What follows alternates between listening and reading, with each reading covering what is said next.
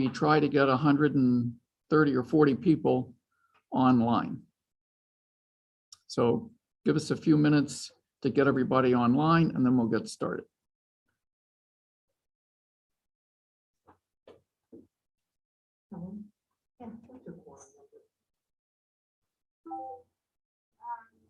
Their phone number, it's like 120. It varies year to year, because the number of delegates vary year to year. We don't think we're gonna have a problem at all. We had 40 over quorum sign up and vote the other day. So. Go ahead, David.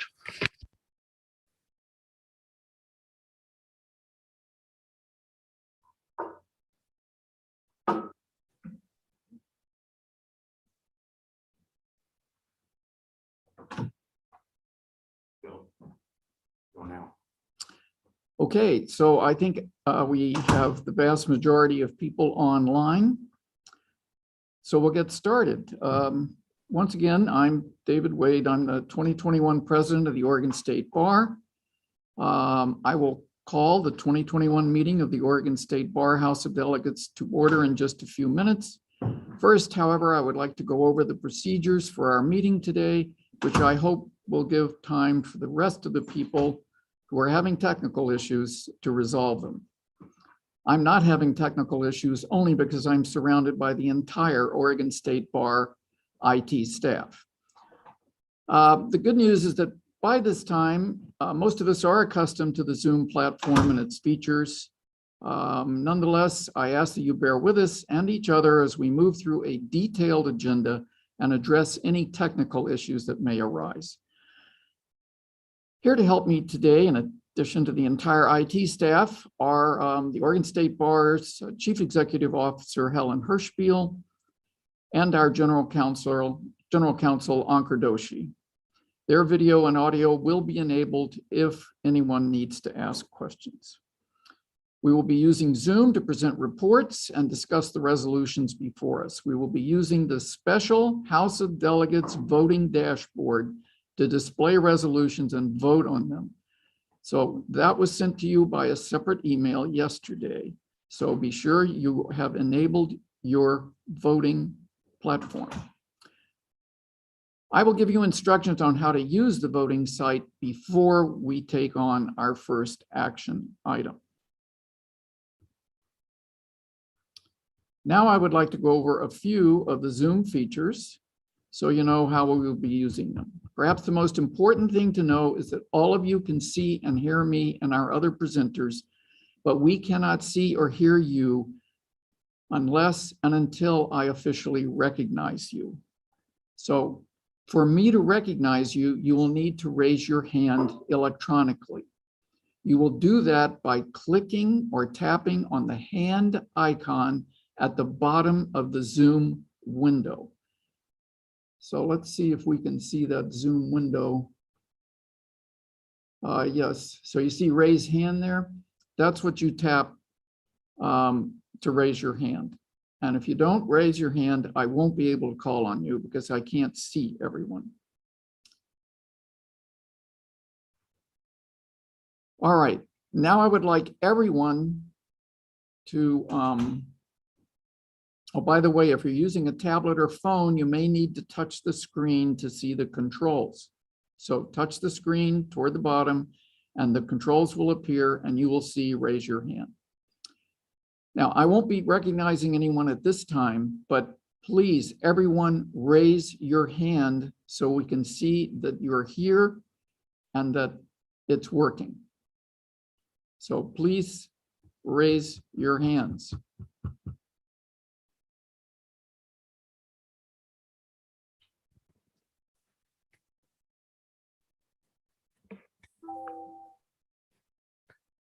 Thank you, everyone. That's excellent. Okay, so seems to be working. All right.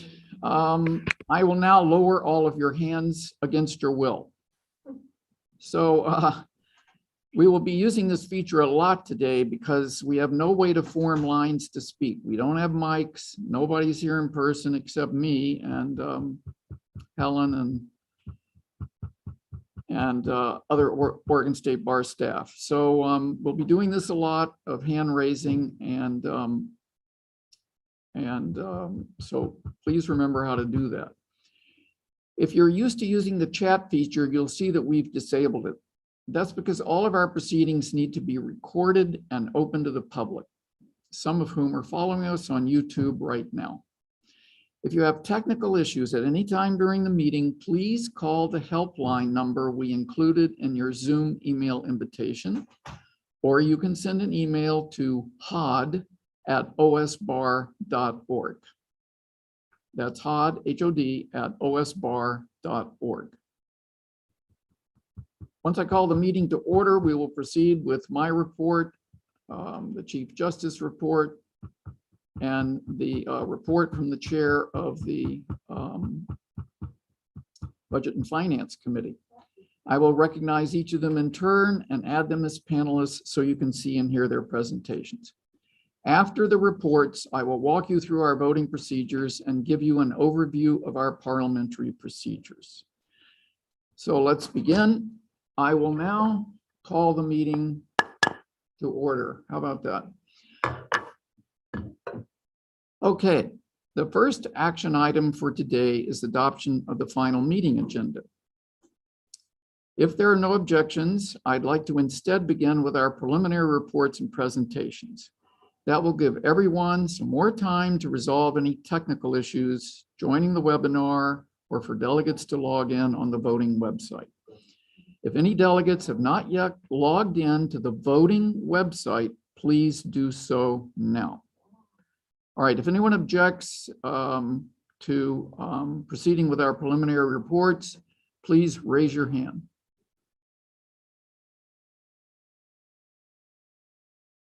Okay, seeing none, we will proceed with our preliminary reports. First is my report as Oregon State Bar President for 2021. I want to say genuinely and sincerely, thank you for all you have done this year to keep things moving. It would be difficult to count how many times during the course of this pandemic people have marveled at the extent to which we all, businesses, families, law firms, have managed to keep moving forward, and it's true. Just keeping the wheels moving has often felt like a feat in itself. What is truly a marvel, however, is to see this state bar reach beyond mere stability to look for ever more innovative ways to meet its public mission, even during these strikingly challenging times. No area demonstrates this more than the creative energy around our access to justice work. Access to justice has been a key area of concern for as long as I've been a lawyer, and that's 44 years. And yet the justice gap remains stubbornly entrenched. In the past few years, we've seen our partnerships across the legal profession and the courts come together to explore new and big solutions. And this pandemic has done nothing to slow down that momentum. Ideas are in various stages of thought, development, or implementation, but this bar is clearly intent on creative problem solving, which is a gratifying part of service to the bar. Just a few examples. We've got 9 indigenous tribes in Oregon that are now better positioned to keep their residents safe thanks to passage of a full faith and credit bill 25 years in the making that finally passed the Oregon legislature this year. If you attended our Celebrating Oregon Lawyers Awards yesterday, you would have heard the awards given to the Indian Law Section and to the Chief Judge of the Confederated Tribes of the Umatilla Indian Reservation for doing that. Second, our public education outreach, which ramped up significantly this year to help Oregonians with housing and COVID-related legal crises, has become the source for updated legal information, even as laws, court rules, and executive orders were changing on the fly. In Eugene and our local newspaper, the Oregon State Bar's public education outreach was always the first website mentioned in articles about the eviction crisis. Third, we have a game-changing public portal in development that could dramatically improve how Oregonians find the right legal help, as well as timely and valid information about Oregon laws and courts.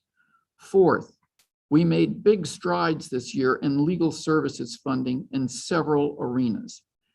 For example, legal aid was able to add 24 new lawyer positions to specifically address the housing and eviction crisis. That's 24 lawyers in 1 year. And credit goes to many people for obtaining that additional legal aid funding. Next, we've got paraprofessional licensing on the table to potentially get needed help to the 85% of Oregonians who find themselves representing themselves in landlord, tenant, and family law matters, probably the most important thing that will ever happen to them in a court. Next, we have the Board of Bar Examiners looking at whether there are mechanisms beyond the bar exam to substantively examine minimum competency while retaining a robust consumer protection. I personally have been working on the committee that is addressing those mechanisms.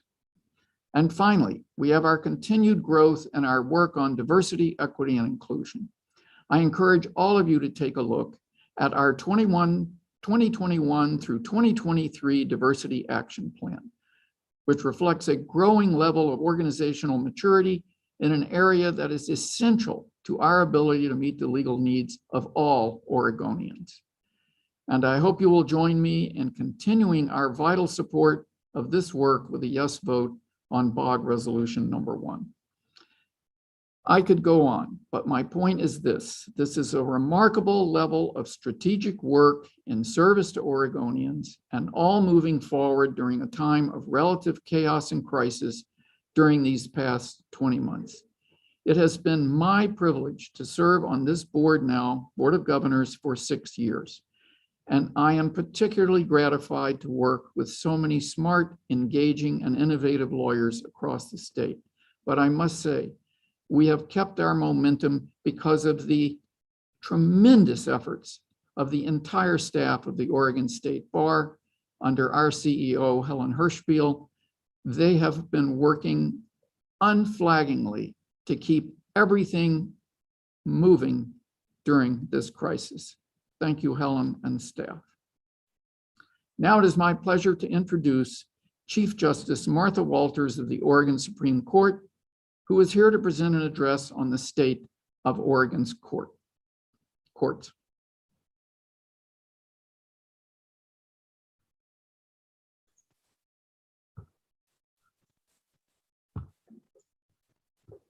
President Wade, that was a terrific opening, and I thank you so much for including me in your meeting today. Yesterday, I was fortunate to be able to announce the Bar's Pro Bono Awards and to listen as you bestowed other awards recognizing the contributions that Oregon lawyers have made to the greater good. It's just tremendous to hear all that you've been doing over these pandemic years. And in these years, the judicial branch has had to confront face on that our system of justice is not always just. And it's inspiring to see the members of the legal profession working to improve access to justice and the bar making it such a huge priority. All of you members of the HOD provide access to justice on a daily basis when you listen and work with your clients toward resolution. You provide access to justice when you explain the law's intent and its complexities to your clients, when you give voice to their legal rights and seek enforcement of legal responsibilities. You improve access to justice and fulfill your statutory mission to improve the quality of legal services when you share best practices, when you teach and mentor other lawyers and law students, when you innovate and experiment with different ways to provide legal services. You further your statutory mission to advance a fair, inclusive, and accessible justice system when you pursue and advocate for ways to make our system of justice more open and less costly and work towards systemic solutions. And you further your statutory mission when you support and work with the judiciary to improve the administration of justice. By statute, the bar and the courts are allies in this endeavor, and I really appreciate this opportunity to tell you a little bit about what our courts are doing and what you can expect in the coming year. We so appreciate the excellent working relationships our judges and professional staff have developed with you, your elected leaders, and your professional staff. And I want you to know how important it has been to me personally and to our courts, your courts, to know that we are working in sync.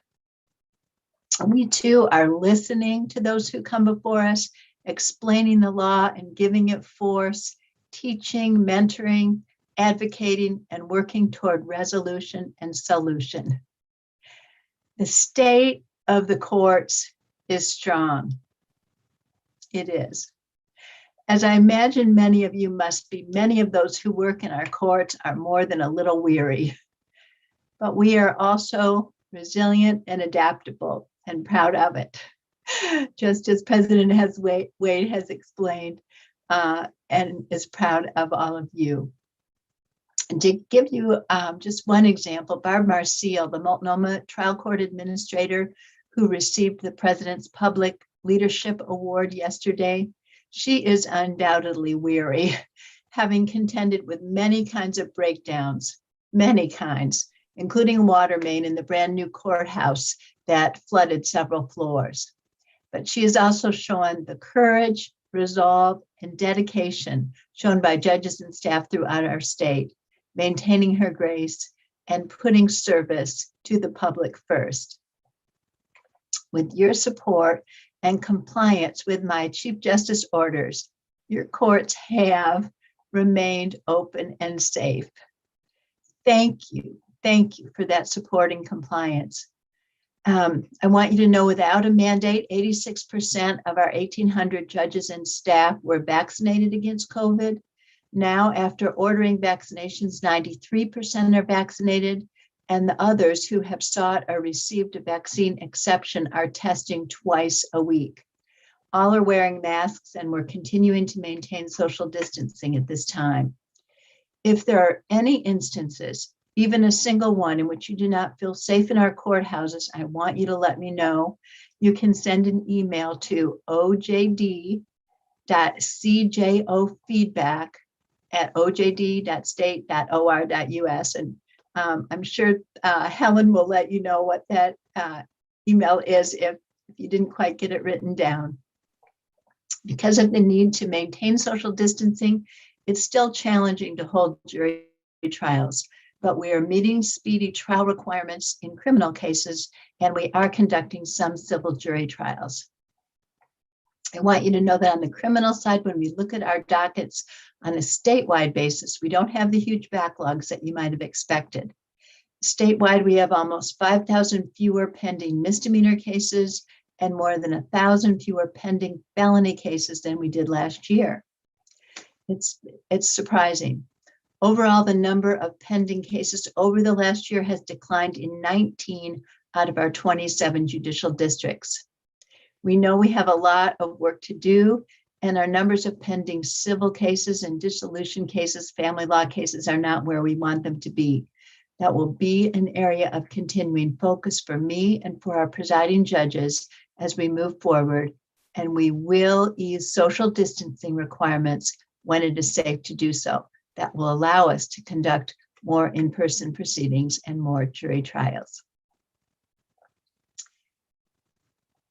Even with the need to focus on core operations over the past year, we, like the bar, have been able to make progress on our efforts to improve the administration of justice.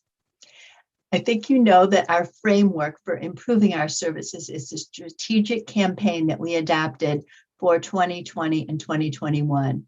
We made 4 commitments to Oregonians with 19 initiatives, and we've made significant progress in each of those areas, having completed 60 to 75% of our work in each commitment area. We do plan to extend our campaign for at least another year to make further progress on our commitments and initiatives. I want to tell you about just a few of our efforts. You heard Mr. Wade tell you about the portal project, and we are working to create and advocating strongly for that project. It's a joint effort of the bar, legal aid, and the courts. We're continuing to work together on admission standards to consider licensing of paraprofessionals and to ensure that we have a diverse bar and bench. We continue to focus on addressing behavioral health needs of people appearing in court, and we will be sponsoring a statewide summit in January to develop ideas to ensure that justice-involved people will have their behavioral health needs addressed. In the last session, the legislature approved a significant change in Oregon's approach to pretrial release. And it's one that focuses more on the risk to public safety and less on the financial resources of those accused of crimes. And we're working to implement that change. We've increased opportunities for reasonable payment plans and payment options based on the ability to pay. We're expanding our online services for e-filing, ensuring that people who are eligible for fine reductions can pay online, and adopting text and other electronic notices for jury services and reminders for court hearings and payment due dates. We're supporting efforts to improve our public defense system by providing data and other support. We're continuing our efforts to replace unsafe courthouses with safe modern facilities like the new downtown courthouse in Portland, particularly concentrating in Clackamas right now. And we're expanding our training in customer service for frontline court staff and on equity, diversity, and inclusion for all of our judges and staff. I want to pause on this one for a moment because I want you to understand and help us think through one of the ramifications of our thinking in this arena. One of the things that you can see when you look through an equity lens, and I see that that's what you do in your bar DEI plan, one of the things you see is how important it is that we look at other people as individuals with much to offer. To really listen to the individuals who come before our courts and to consider their individual circumstances takes time. To do more than move people through our system, to help them really grapple with their problems and make change, lasting change, takes time. If you see things take longer at the counter or in our courtrooms, it may be because we are focusing on procedural fairness, wanting those who come before us to feel heard, trying to assure them that they can have trust and confidence in our courts. At the same time, we know that people want and really need timely decisions. So I'm asking that you help us think about how to both treat people as unique individuals and give them the time needed to do that, and also give them finality within a reasonable time. I'm sure I've spoken with you in the past about the need to ensure that the people of our state have trust and confidence in our courts. If I were a composer, I would probably be one who created variations on a theme. I feel like I'm speaking to you often and I'm probably saying the same things over, but to me, they seem profound. Belief in the rule of law is essential to our democracy. When we went to the legislature last session, we explained the role that our courts play in our democracy, the commitments that we've made to Oregonians, and our willingness to work with the legislature to address the challenges we face as a state.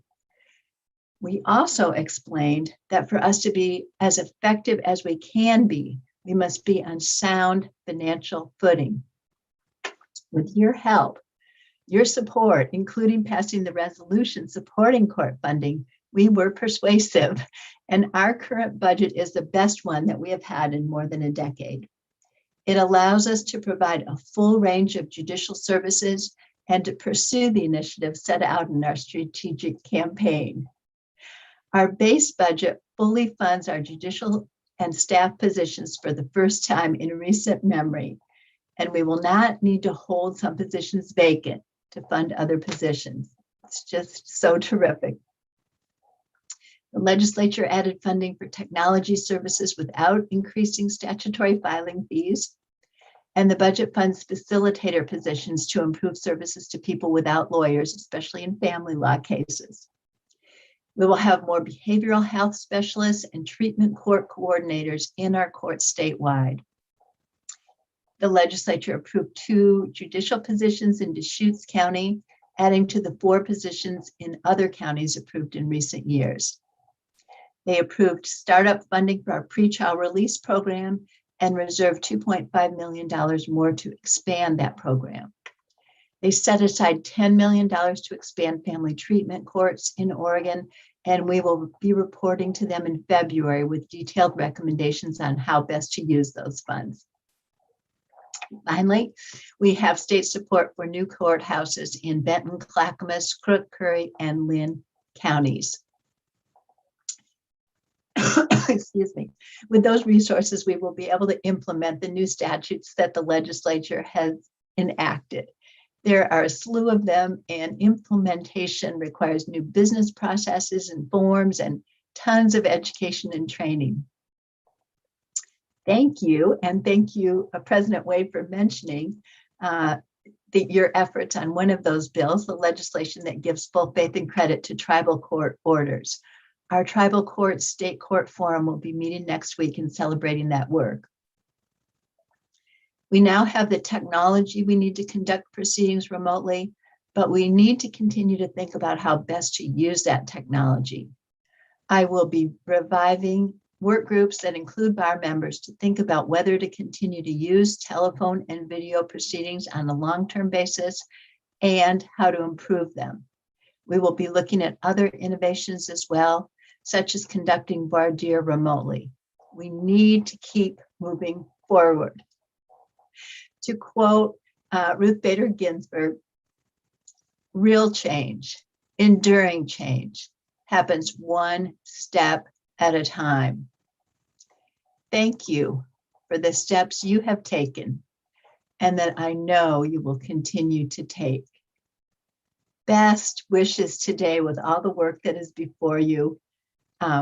Thank you very much for your partnership and the alliances we've formed. And thank you so much for your work on access to justice and in pursuit of your statutory mission. You're just terrific. And I appreciate you and wish you the best today. Thanks.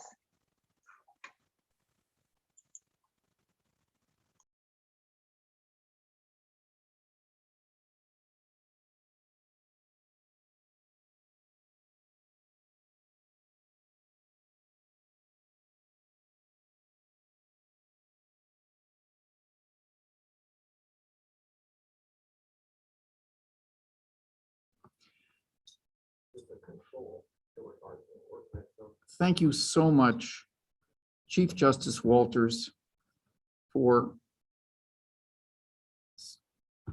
devoting your time to our meeting. And even more, thank you for your superb leadership during these very challenging times. Our next agenda item is the report of the Board of Governors Budget and Finance Committee and notice of 2022 annual fees. For that, let's welcome John Grant, who is in his second year as chair of our Budget and Finance Committee and is a board member from Region 5. John. Great. Thank you, David. And thank you, Chief Justice Walters. And good morning, everyone. So as we keep hearing, 2021 was another pretty extraordinary year for, obviously our country, our state, and certainly our profession. And that's reflected in this Budget and Finance report. So when we began the year, we were cautiously optimistic that what were then new COVID vaccines were going to allow for more of a return to normal in-person operations for the legal profession more broadly, and specifically for the operations of the bar.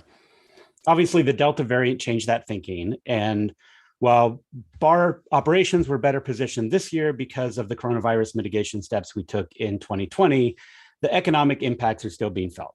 So the following report summarizes our financial results through September 30th, 2021, We have projections for the full year, and I'm going to present them all now. So as a bit of background, overall, there are three main sources of operating revenue for the Oregon State Bar. And the biggest by a long shot comes from all of us lawyers in the form of general membership fees. And these make up 2/3 of the bar's total general revenue. Membership fee revenue is a function of two things: the number of bar members times the amount of the fee. And so you'll no doubt recall that last year, this body approved a fees increase for the first time in 5 years. And I'm happy to report that it performed as expected. On the other part of the equation, we've actually had stronger than expected membership in 2021. And as a result, the total fee revenue collected last year or this year is slightly ahead of our budget, about $23,000 through the end of September. And we're on track to end the year at about $31,000 above our budgeted plan. And that's a good thing because the other two sources of revenue continue to struggle due to the pandemic. The second biggest source of revenue for the bar is program fees for things like CLE seminars, legal publications, the bar bulletin, and conference room rentals. And when we wrote this year's budget, we assumed that in-person events would return in the second half of the year. And obviously, as I speak to you now over Zoom, they have not. And that's caused several of those programs to come in well under budget.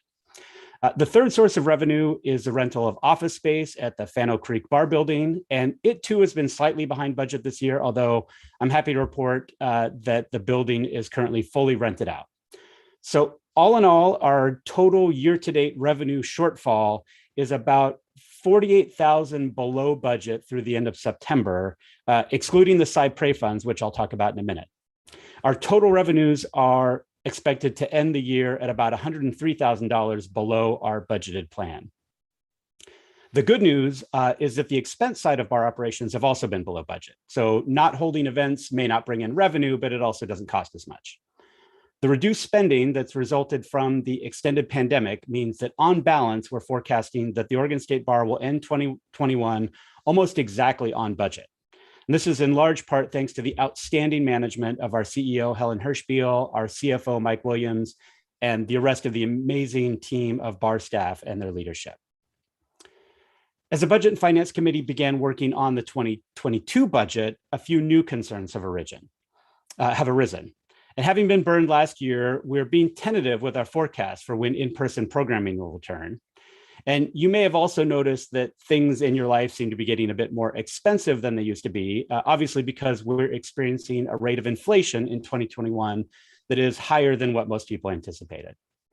Looking at the expert forecasts out there, we are expecting that higher than we're used to inflation will continue at least through the first half of 2022 and maybe beyond. And that, of course, means that bar expenses from payroll and benefits to office supplies will continue to grow.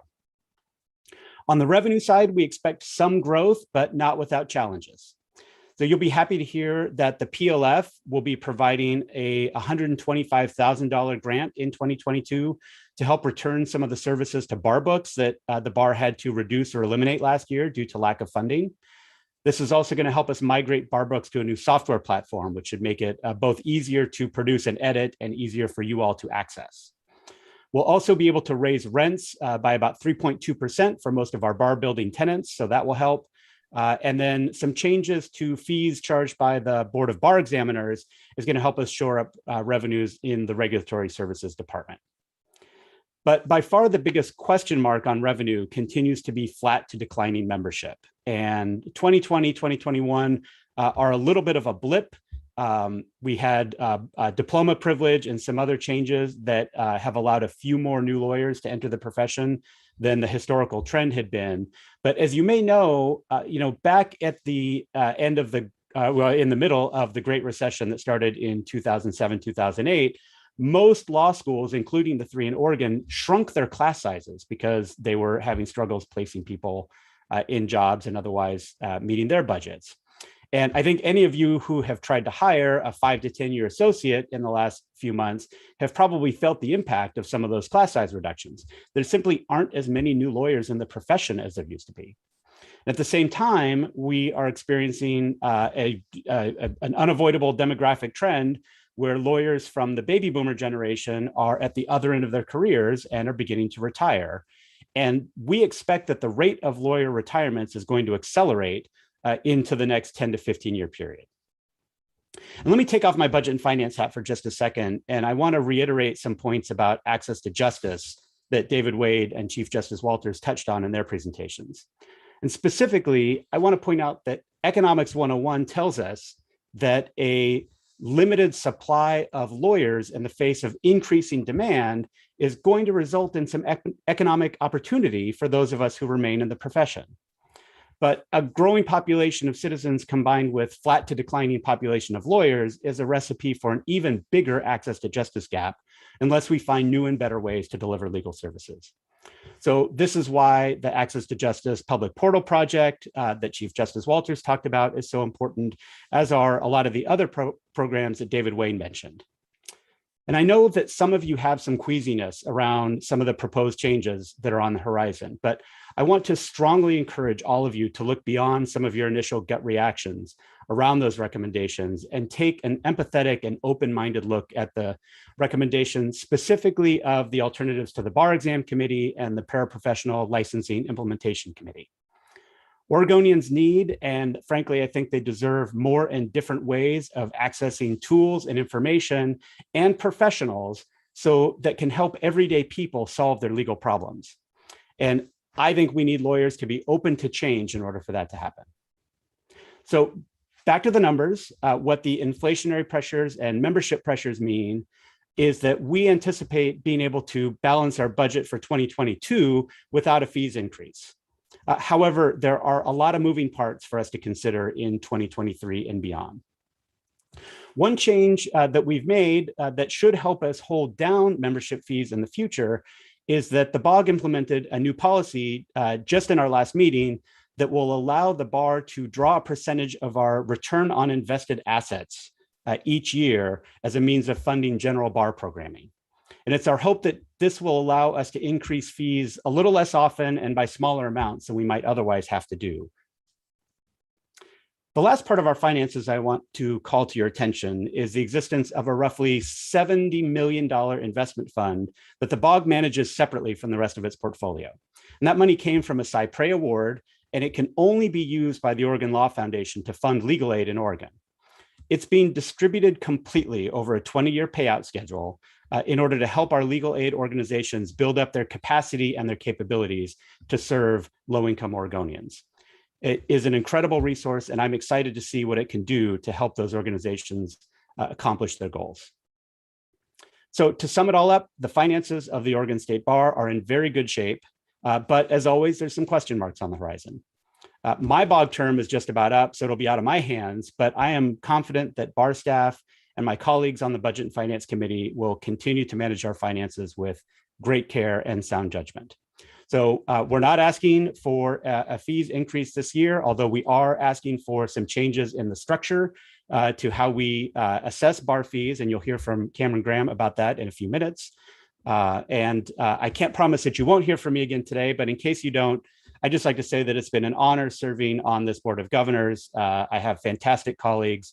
Bar staff is amazing, and I'm really proud to have been able to work with this great organization over the last several years. Thank you.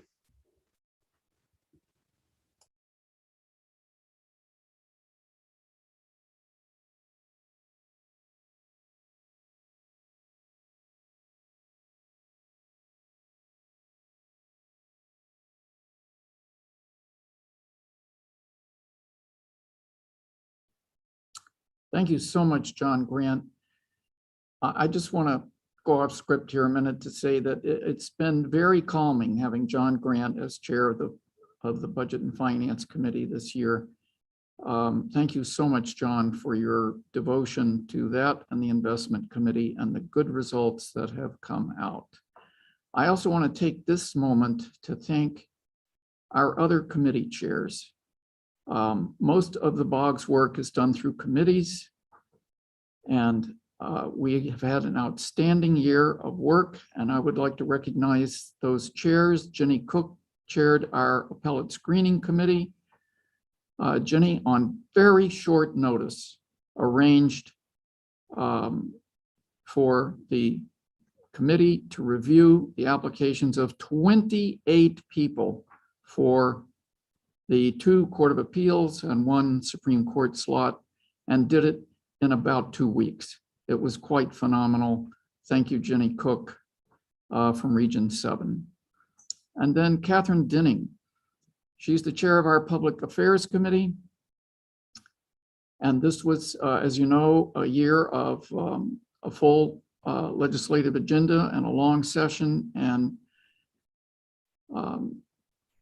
Catherine and our very able public affairs staff, Susan Graby and her staff, guided us through a maze, and I mean a maze of bills that required Catherine to have her committee meet every 2 weeks for months and months and months. Thank you, Catherine, for that.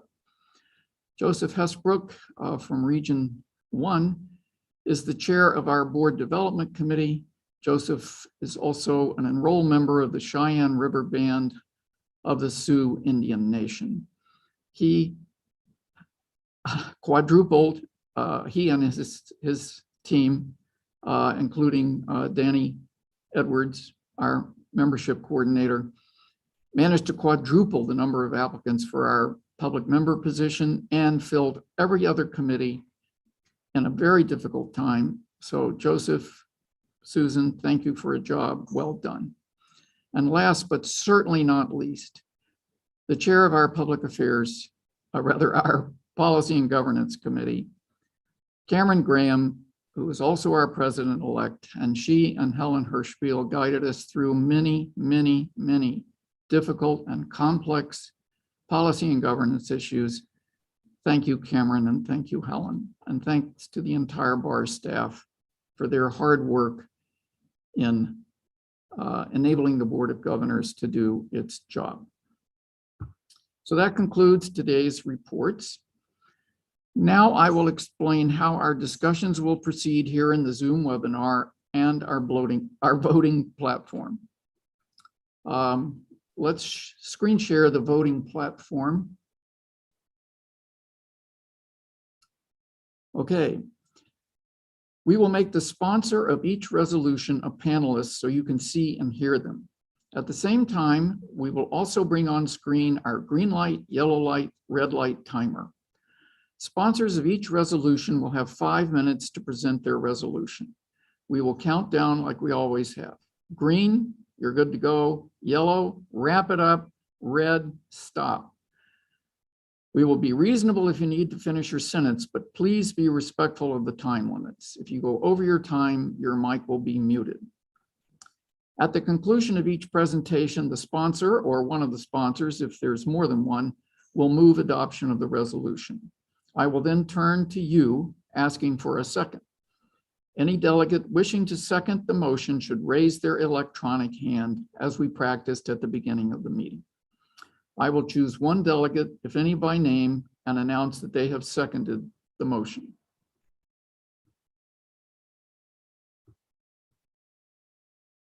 Everybody following me? Okay, once a resolution has been moved and seconded, we can begin debate. All remarks should be directed to the chair. First, I will ask for anyone who would like to speak in support of the motion to raise their electronic hand. Think of this as our pro microphone.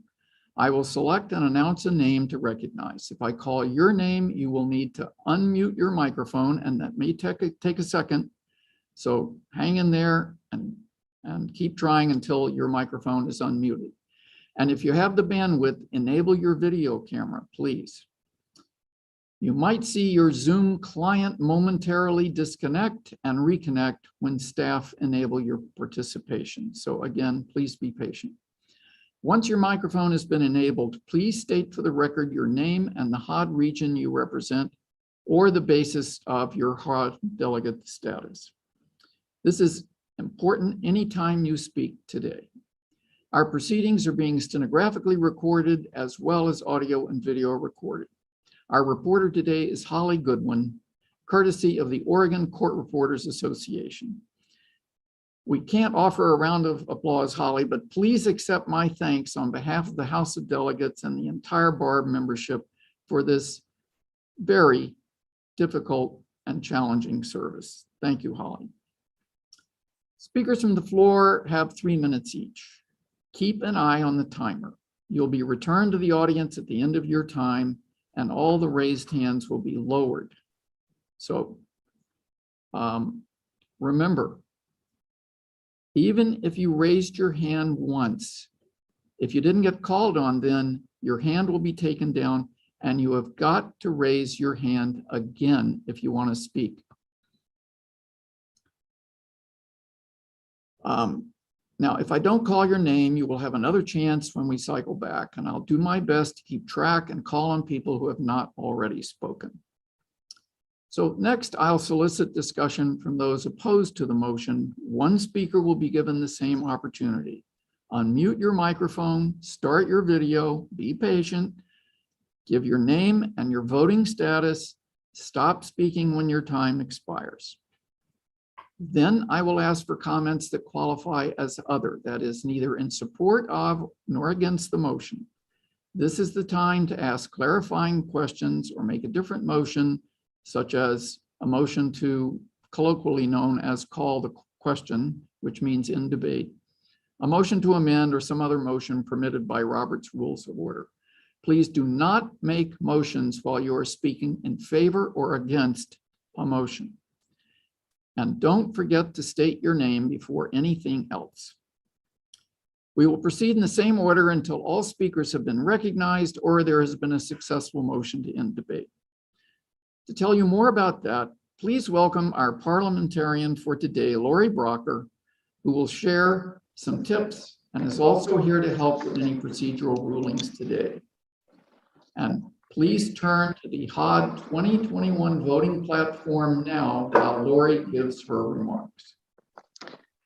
Thank you, President Wade, and good morning to everybody in the meeting. I'm going to keep my mask on because I'm here with a number of other people in the room. The proceedings today will follow the HOD rules and parliamentary procedure according to Robert's Rules of Order, as the President said. On the voting site under the Resources tab, if you select Overview of Procedure for House of Delegates meeting, you should see written information on those voting procedures. If you scroll down the page, you should find the chart that shows the respective priority of common motions. If you want to make a motion, be aware of where it falls on that chart. There are two common situations I'd like to highlight. First, when the main motion is under consideration, any secondary, which includes the subsidiary, privileged, and incidental motions, those may arise. If that secondary motion is placed before the House of Delegates, it becomes the immediately pending question.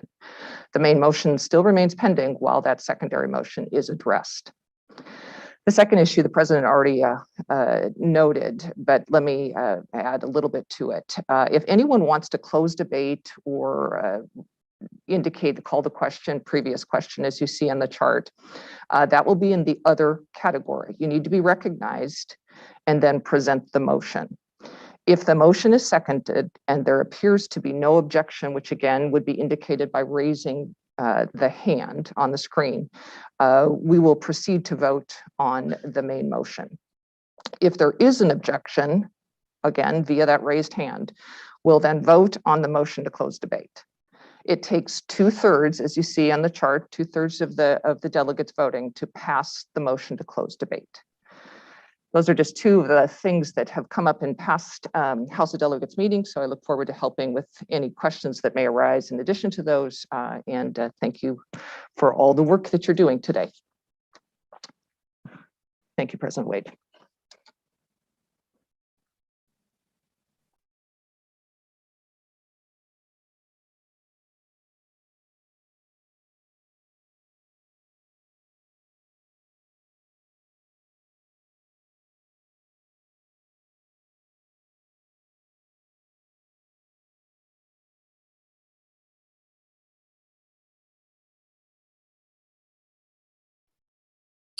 Okay, I'm unmuted now. You see the little delay that we have in muting and unmuting people, and that includes me.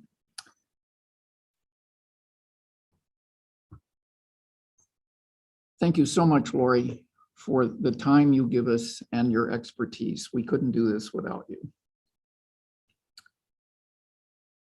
Along with resources for delegates, this is also the platform where you can review resolutions, where we will post any amendments, and where you will vote. I will review those procedures now. If you're not already on the resolutions page, please click the word resolutions on the banner at the top of your screen. Again, we're on the voting platform now. On the left side of your screen, you will see tabs for all the resolutions on our agenda. You can see the text of any resolution by clicking on it. If there's a motion to amend, the text of the amendment will be displayed on this page as well.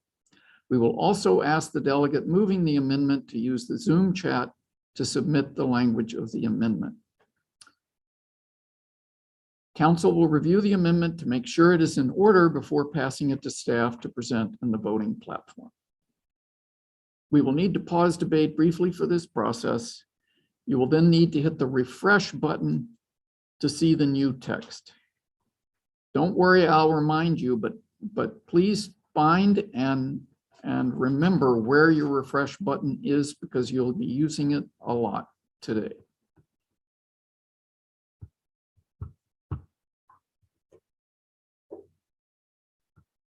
All right, everybody find their refresh button? Okay. Now, when I call for a vote, refresh the page to see your voting options. Again, you see, you have to refresh the page to vote. All right, choose yes, no, or abstain, and click the button to submit your vote. Please note that once you submit your vote, it is final. You can't go back and change it.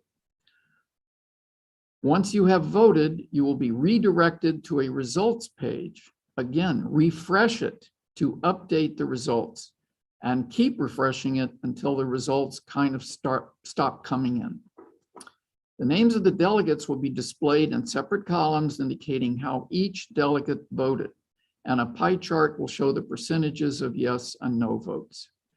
Because our rules call for a decision by a majority of those casting votes, abstentions will not show on the chart. When voting is complete, I will announce the results and move to the next resolution. You should also keep in mind that this is a public meeting and the results can be viewed by the public at hod.osbar.org.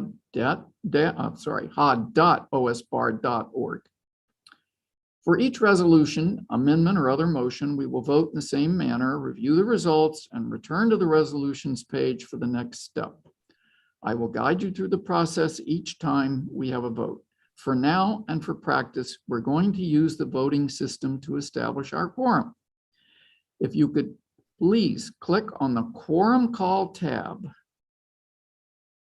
then select the option that indicates you are present and ready to vote. Please do that now.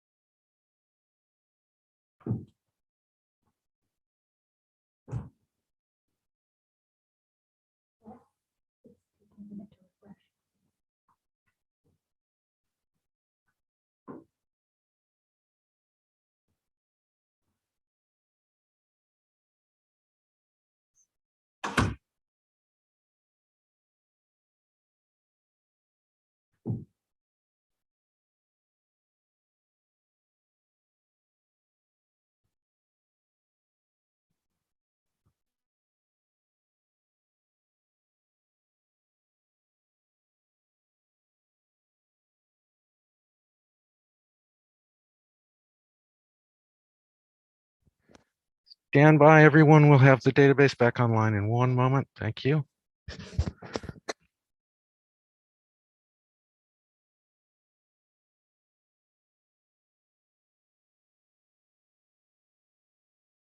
Thank you, everyone. We should be back.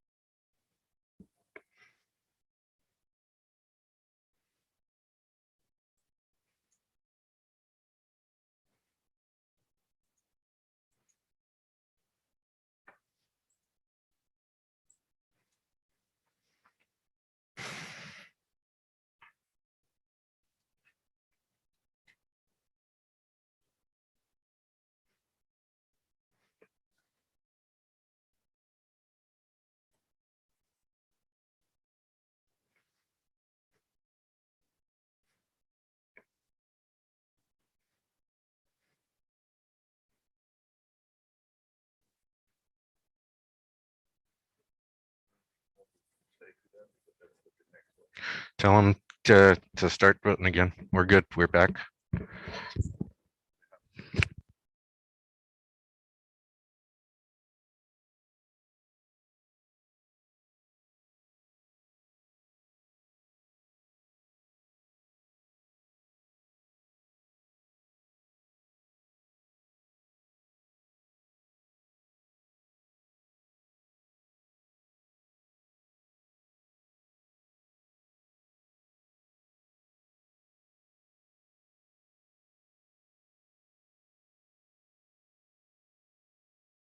I know that, but he needs to let me unmute.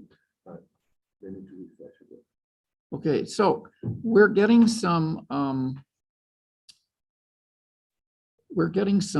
feedback from HOD members about difficulties voting, and IT is working on those.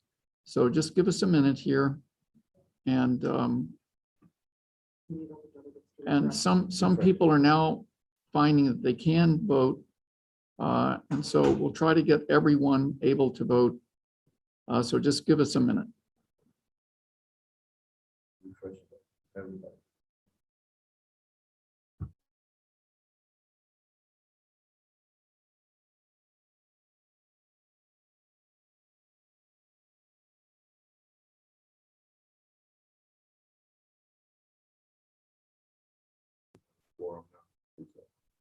All right, so everyone who's having trouble signing on, please refresh, okay? Hit refresh and then try it again.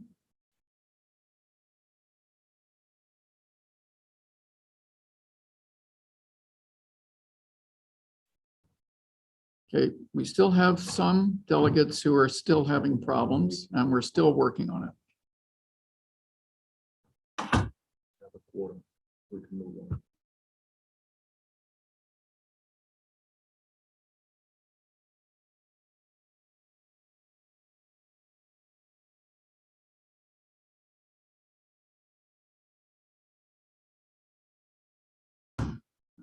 So IT is still working on the few remaining people who are not able to sign in as present. So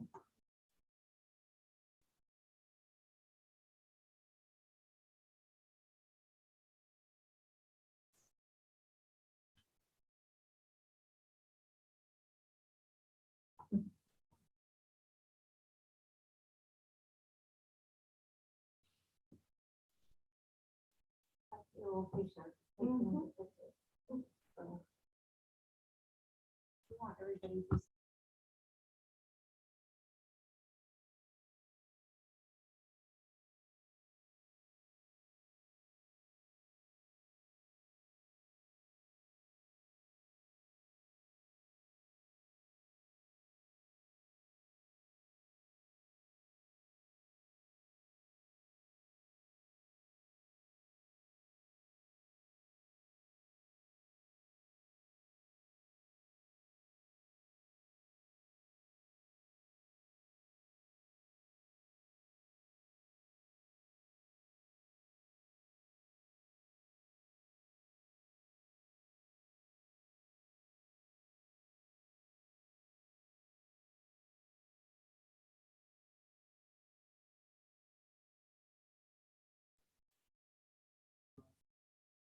There are still a few delegates who are not able to get on, and we're still working on them. So just please be patient. We do have a quorum, way over a quorum, and we have almost everybody on now. Just give us a few more minutes to get the rest of the delegates present, and we'll get going.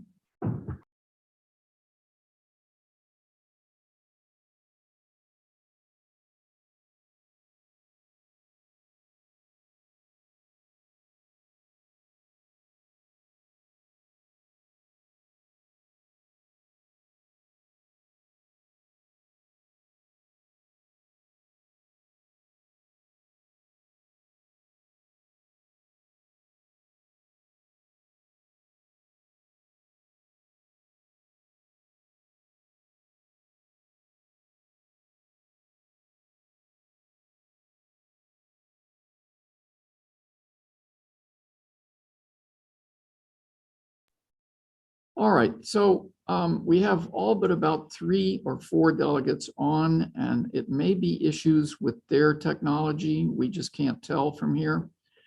So we're going to have to proceed. And to those who are unable to join us, you might want to leave the voting platform and then come back, that is reboot. And see if your system picks up. And I'm very sorry that the 3 who are not joining us are having problems. So again, I suggest you leave the meeting, reboot your computer, and then come back. In the meantime, we have way over a quorum. We have almost everybody here and present, so we're going to proceed.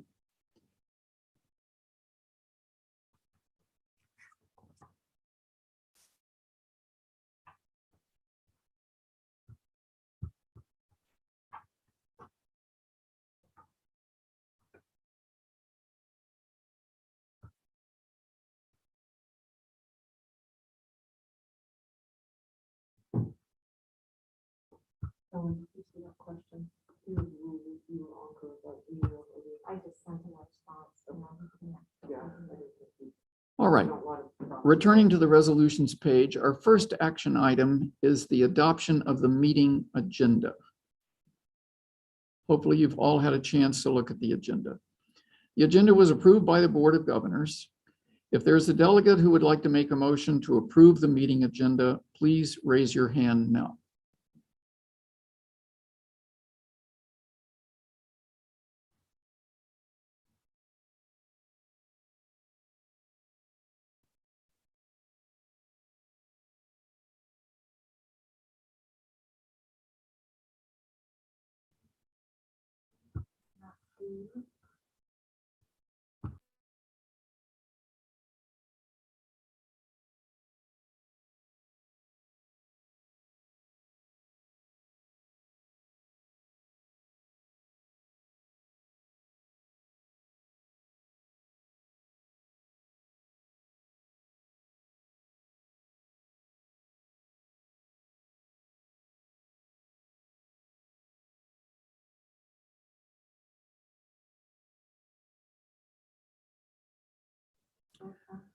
All right, Sonia Maltabano. has moved to approve the meeting agenda. Is there a second?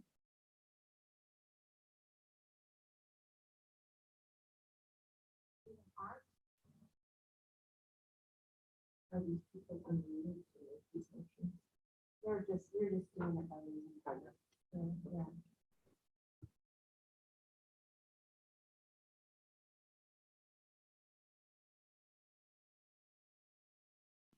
All right, Stephen Arndt has seconded the motion.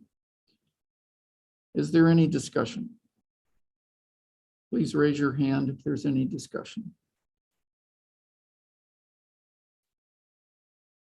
All right, seeing none, this will be our first vote.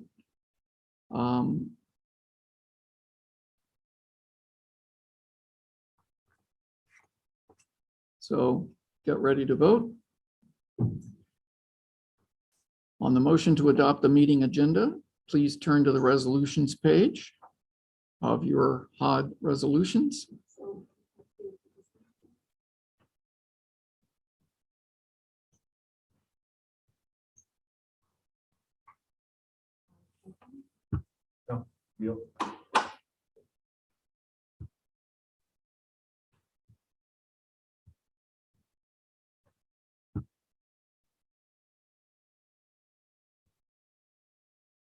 So hopefully everybody is now on the HOD voting dashboard. If you do not see your voting option, please refresh the page. And I'll give you a minute to do that. Remember that your vote is final once you submit it, and the results can be viewed by the public at hod.osbar.org.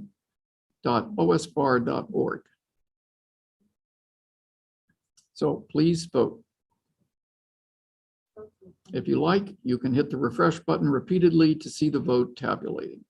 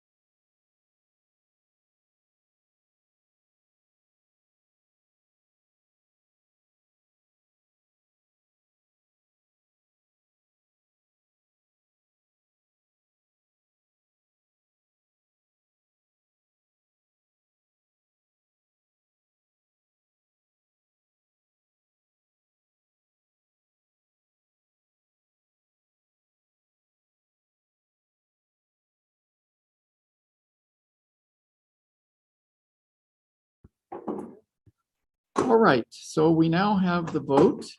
148 votes in favor and 0 votes against. So we now know the voting system works. And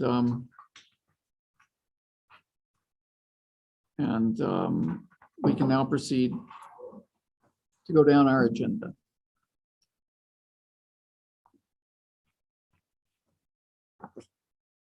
So let's go back to the resolutions page.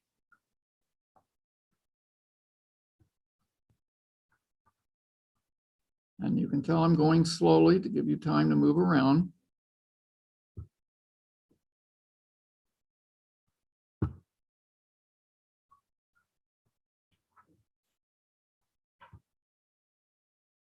All right, hopefully everybody's back to the resolution page.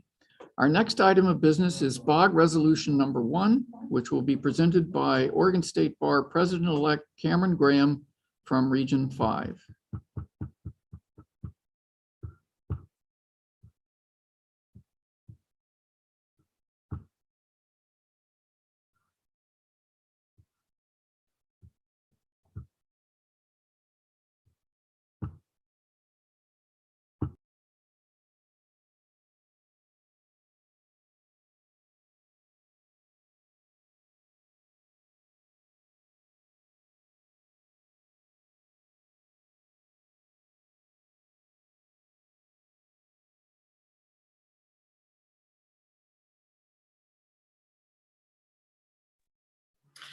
Good morning, everybody.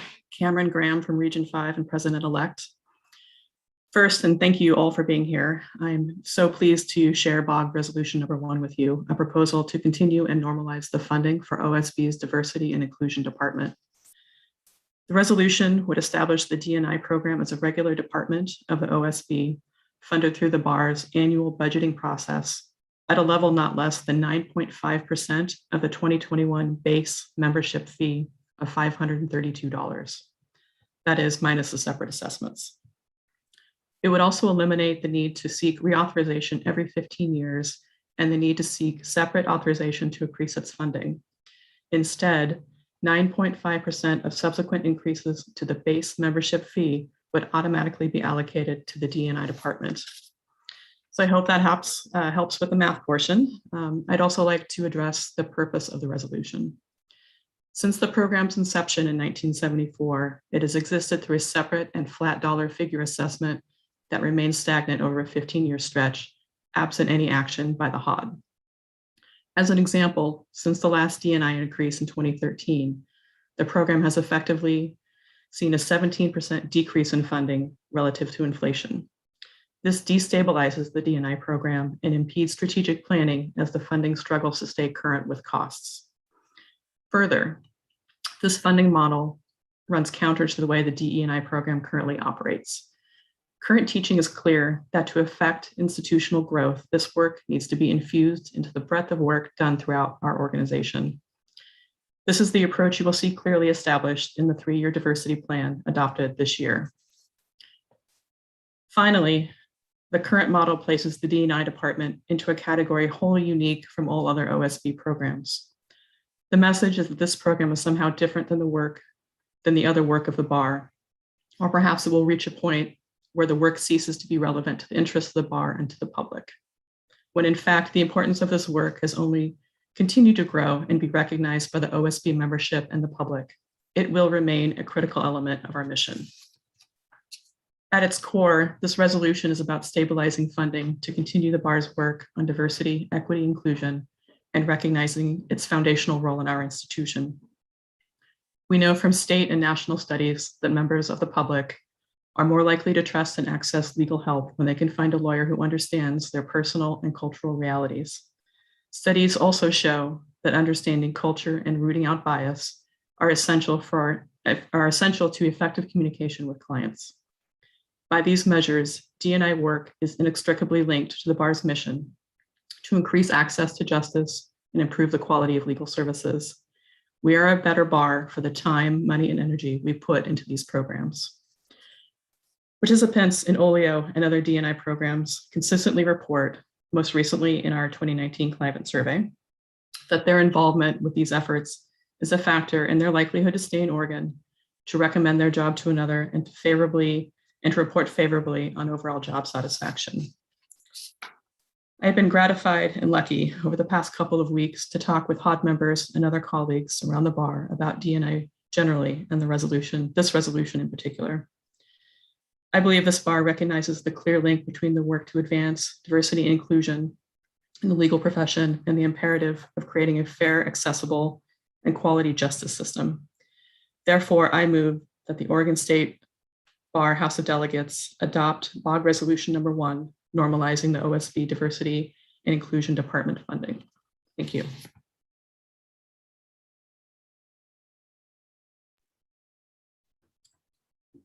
Okay, thank you, Cameron Graham, very much. And I see a hand raised. So I call on Colin Andrews, and his 4th year as a BOG member from Region 5.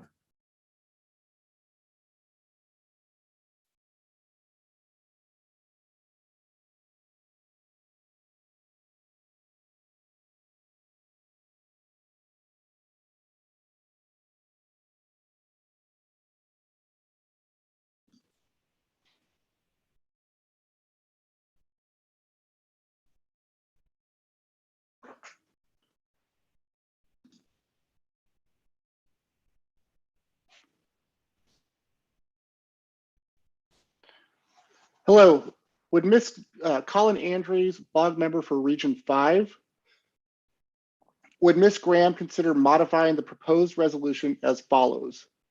Resolved that beginning January 1st, 2022, funding for the Oregon State Bar Diversity and Inclusion, D&I Department, be continued indefinitely, not as a separate assessment, but as a regular part of the base member fee at an amount not less than 9.5% of the overall 2021 base bar membership fee, with future increases to the base bar member fee apportioned at an amount not less than 9.5% for D&I funding.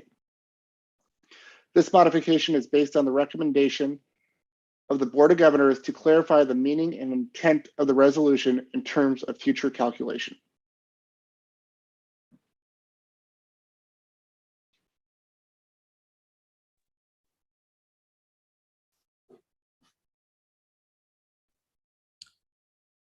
All right, thank you very much, Mr. Andrews. Can bar staff show the proposed modification?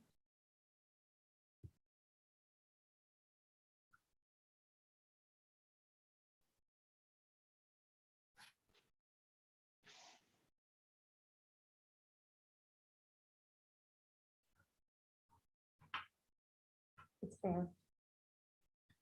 Okay. All right, the modification is at the bottom of the resolution now, just above view background. And the changes are highlighted. So one word overall is deleted and some words base member fee and so forth are added.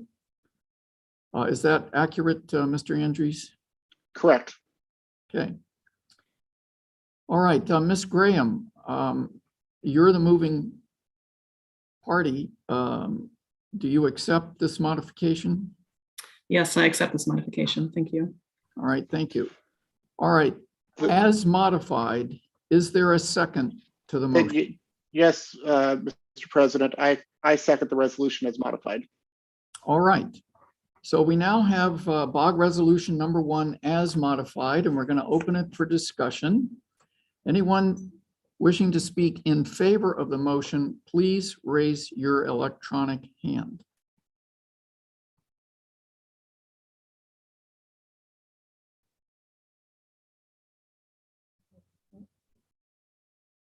Okay, I'm going to call on Juan Constantini.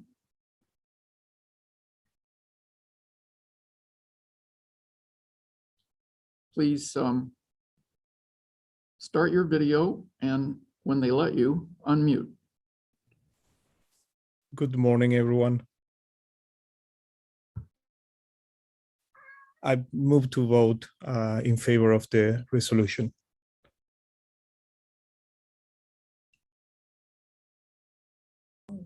Okay, so do you wish to state any reasons in support of your position?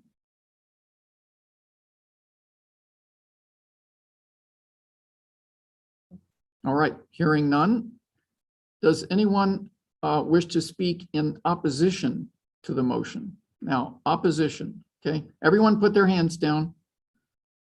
And now, anyone who wants to speak in opposition? All right, I think Greg Rayburn has raised his hand. Mr. Rayburn, please. Okay, Mr. Costantini is saying he was muted before he finished talking. So I'd like to go, sorry, Mr. Rayburn, let's go back to Mr. Costantini so he can finish his presentation from the pro microphone. Okay. Thank you, Mr. Wade. As a member of the bar and as part of the communities that are represented in the diversity and inclusion programs, I believe it's of importance that the bar and the profession as a whole commit to funding these programs that help not only professionals in our state to have access to said programs, but also to show the public in general that the legal profession is committed with inclusion and diversity.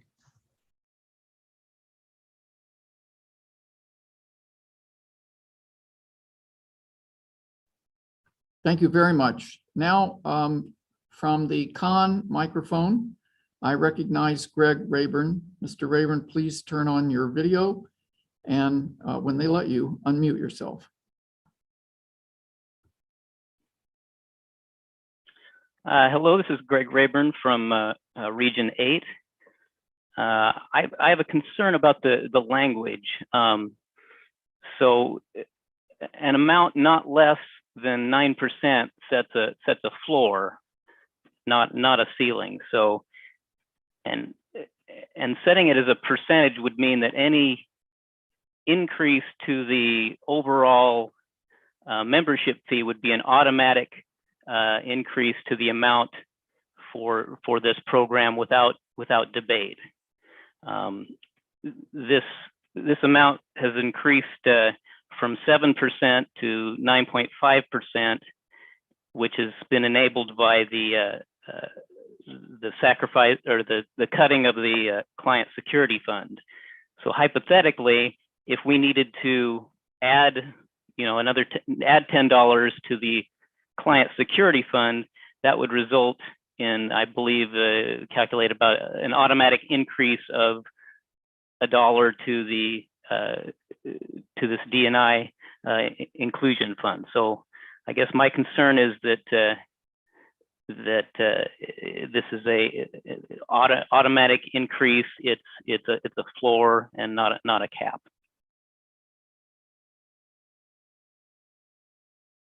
Okay, thank you, Mr. Rayburn. Ms. Cameron or Mr. Grant, do you want to address that issue about what happens if we raise the client security fund in the future? I see Mr. Grant has raised his hand. I recognize Mr. Grant just to clarify that.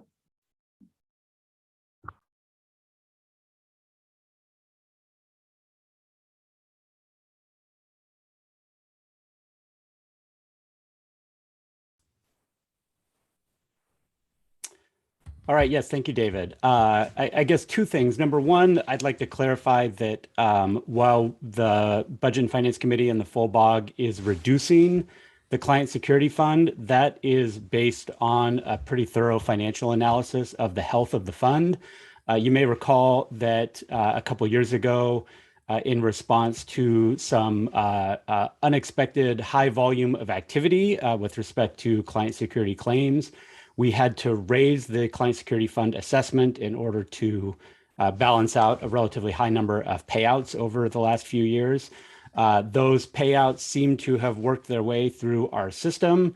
And so in order to maintain the full reserve amount, which is currently $1 million, it actually is going to go up to, I believe, 1.25 million next year. I'm going off the top of my head without my notes, but certainly in the near future.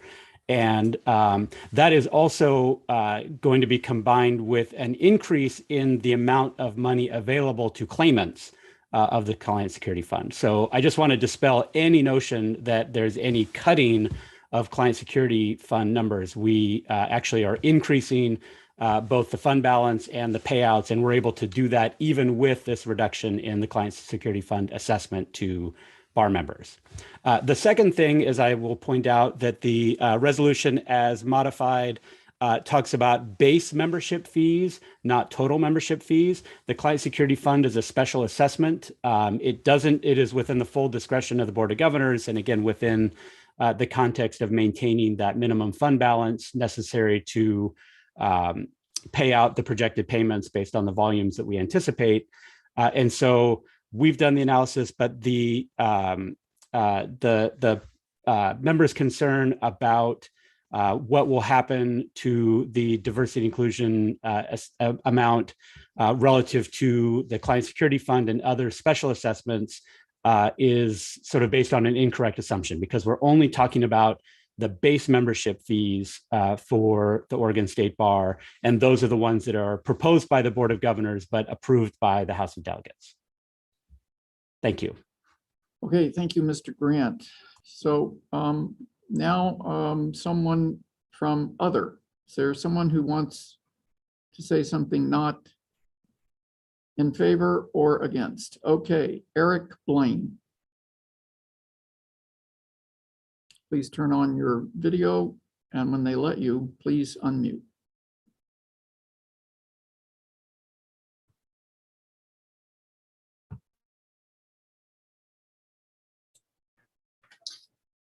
Thank you, Mr. Chair. I apologize, I was late to attend to this. So this may have been something that you've already addressed in the first half hour of the conference. I had a question regarding the effect of the resolution's recitals. There is a recital in this resolution that states, whereas a diverse and inclusive bar and bench are necessary to improve the quality of legal services and increase access to justice to Oregon's increasingly diverse population. My question is whether that recital can be removed. The recital implies that someone's ability to serve a client may depend on what they are, what demographic category they are, rather than who they are, what they know, and how they act. If this recital can be removed, I think that the resolution makes a great deal of sense. I have some reservations about approving this resolution if that recital is in fact the statement that will need to be included as part of the resolution. Thank you. All right, subject to our parliamentarian overruling me, I would say that the only thing the HOD is voting on is the resolution. The whereases are arguments in favor adopted by the Board of Governors, but the only thing the HOD is voting on is the resolution. All right, let's go to the pro microphone. If someone wants to speak, Jan Kitchell. I recognize Jan Kitchell. Please turn on your video and unmute when they let you.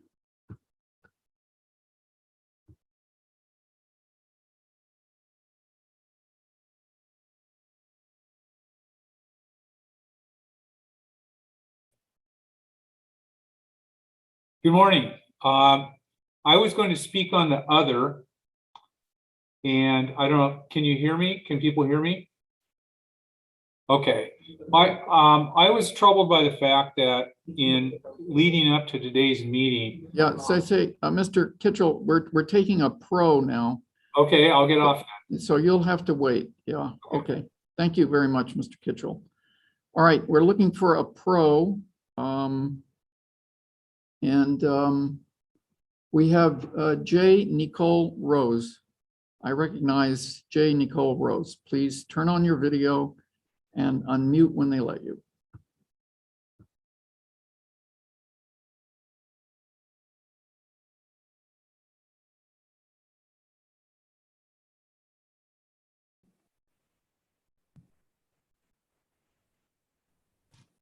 Oh, sorry, I had my video blocked there. Good morning, everyone.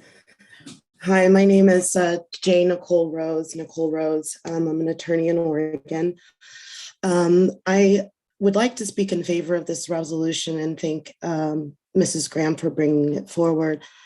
I'm someone who has benefited from these programs such as the OLEO program, and it was connected with many other attorneys in Oregon as I began to practice in Oregon.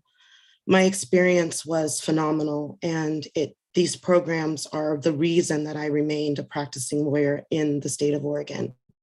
When I first graduated from law school, I had looked at going to other states where I felt there was more diversity.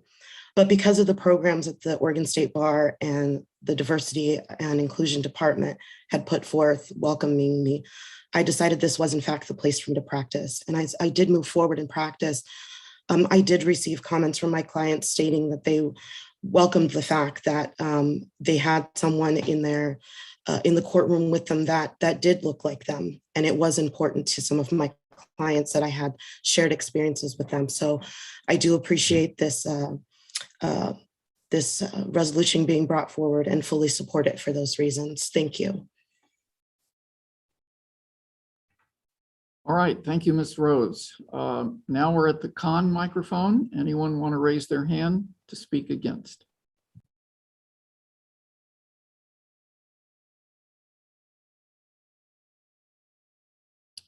Okay, seeing none, we go to the other, and I would recognize Mr. Kitchell at this point.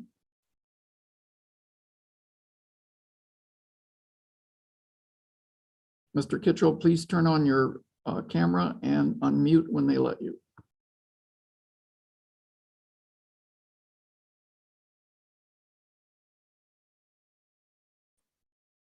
Hi, I'm Jan Kitchell from Region 5. I was troubled because in leading up to today's meeting for the last few weeks, I've been lobbied by several people, and that's great. I was unable to obtain any sort of a report as to how funds have been used in the past, or any sort of a projection as to how funds would be used in the future. I'm familiar with writing grant requests, and it seems strange to me that we really are voting in the dark on this. We don't know how the funds have been spent in the past or how they're going to be spent in the future. And it is $1 million measure that's going to be permanent. Thank you very much. Okay, thank you, Mr. Kitchell. I'm not sure that was another, but I would only state at this point that we do have the 2021 through 2023 Diversity Action Plan, which sets forth a number of programs that will be funded by the DNI funding. And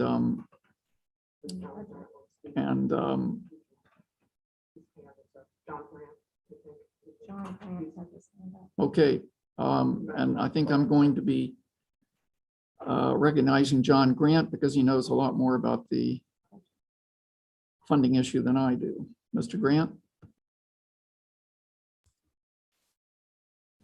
Thank you, David, and thank you, Mr. Kitchell. I just wanted to point out that the budget of the Oregon State Bar, as well as our financial performance reports, are part of our public budget and finance committee meetings, and we have 10 of those a year. And so if you go into the Oregon State Bar website and look up meeting agendas and meeting minutes, you'll be able to see those reports of how funds are being spent. Also, we run a program review of all of the programs that are governed by the Oregon State Bar, and you can see within that review how different programs are applying their resources to meet the goals of those specific programs. And so I don't think it's quite an accurate statement that we would be voting in the dark. There are tons of public information and public documents that are part of the normal course of operations in the Oregon State Bar that make that information readily available. Thank you. Okay, thank you, Mr. Grant. So we're now to the pro microphone, and we have two people raising their hands. So I'm going to call on Yasmin Wadia. Please turn your camera on and unmute yourself when they let you.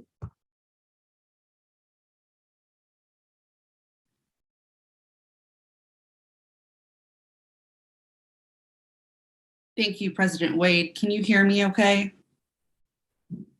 Seeing a nod of the head. Very well, very well.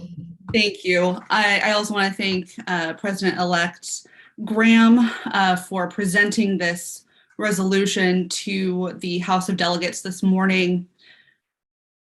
I come to you as the chair of the diversity section of the Oregon State Bar. My name is Yasmin Wadia. I, much like J. Nicole Rose, am a recipient and beneficiary of these programs that are run by the Diversity and Inclusion Department. I want to note one thing, in addition to programs including the Opportunities for Law in Oregon, as well as the Employment Retreat and the Clerkship Stipend and Public Honors Fellowship that the D&I department run and fund, that the Diversity and Inclusion Department also runs the Justice Across Oregon programs, which permits law students to explore summer opportunities, legal opportunities in less populated areas of Oregon, in which we know that there is a need for attorneys and for diverse attorneys. And much like J. Nicole Rose, I also have had clients comment on feeling at ease or comforted by the fact that there may be someone who understands their background or looks like them in the courtroom. This is an access to justice issue, and I support funding the Diversity and Inclusion Department and supporting this resolution in order to continue retaining diverse attorneys, as well as continuing to support diversity and inclusion. Thank you. Thank you very much, Ms. Wadia. All right, we'll now go to the con microphone. Anyone wishing to speak against the motion, please raise your hand. All right, seeing none, we'll go to the other microphone. Does anyone wish to speak other than for or against? And I see Victoria Dethlov. So I call on Victoria Dethlov. Please turn your camera on and unmute yourself.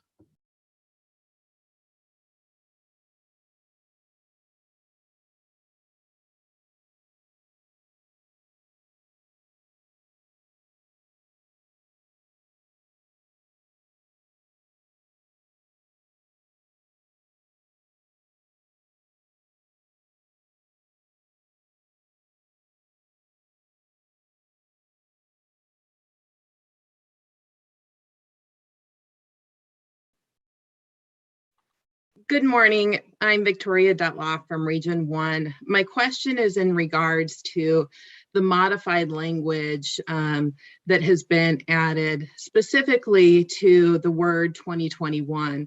And my question is whether or not adding 2021 to this language would anchor the 9.5% to the 2021 base fees, or if that would be for subsequent years. And so I would like some clarity on that. Thank you. All right, John Grant or Cameron Graham, do you want to address that?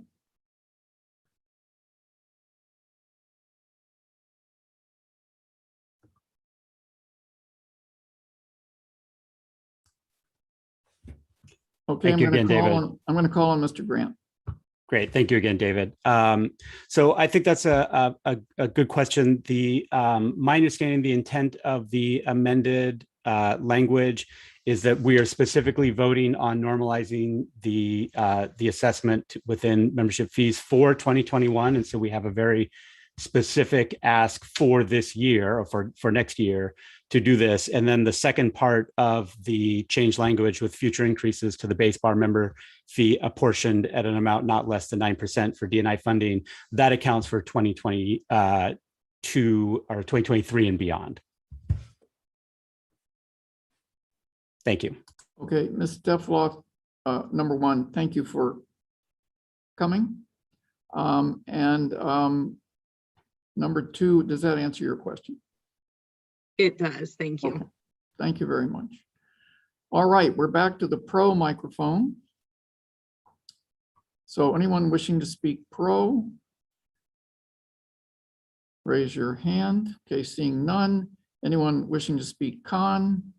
I see one, Greg Rayburn. Okay, so Mr. Rayburn, do you wish to speak con? No, I think pro. Well, I'm just going to recognize Mr. Rayburn. You can speak either pro, con, or other. Or you can put your hand down, one of the two. Greg Rayburn, Region 8. Yeah, I actually meant to speak on other, I think. But I wanted to clarify that when I spoke earlier, that my example for the client security fund was just an example. As I understood it, you know, raising the portion of the fee for any of these assessments would result in an automatic increase to the DNI. And I'm not against the DNI program per se, or a permanent indefinite increase, but I'm just concerned about the wording. I would like to get a further clarification from Mr. Grant. He said something about it being the base membership fee, but as I look on the fees on page 3 of the agenda, it seems to me, for example, if the LRAP assessment went up by $10, then based on the language of the member fee, apportionate amount not less than 9% for DNI funding would result in an automatic increase of about $1 for DNI funding without any debate or any whether it needed or not. I'm done. Thank you. Okay, I see your confusion, Mr. Rayburn, but I would just say that in my reading of this, the 9.5% increase applies only to the base member fee. It does not apply to the LRAP fee, and it does not apply to the client security fund fee. That's the way it's written now, as modified. So I think that's the situation. Mr. Grant, did you want to add something? Thank you, David. Just confirming that is the understanding well, and thank you for calling attention to page 3 of the agenda, because that line item on page 3 that is specific to base active fee, that is the amount that we're talking about having the 9.5% tie-in for the diversity inclusion amount. Okay. All right, so thank you very much. Does anyone wish to speak pro, con, or other? Raise your hand. All right, well, we've got quite a few. So let's go to the pro mic. So everybody take your hand down, and then if you want to speak pro, please raise it again. All right, Victoria Walker.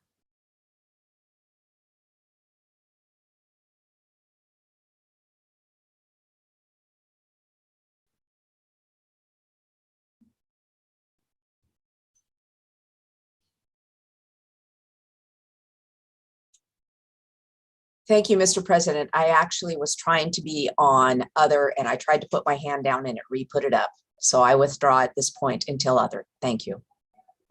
Thank you. Thomas Christ.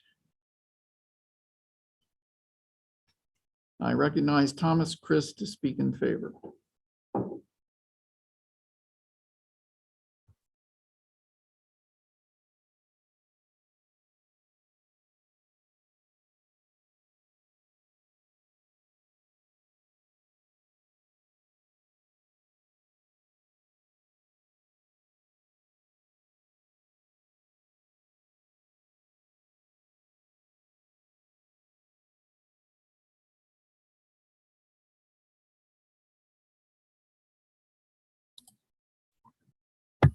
I'm sorry, President Wade, but I was also trying to speak as an other, not as a pro.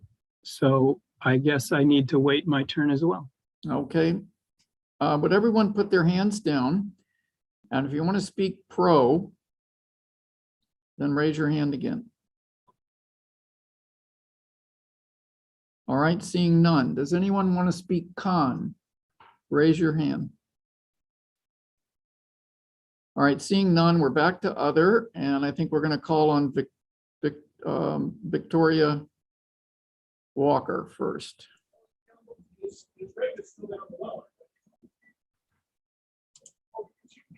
Good morning. Can you hear me? Yes.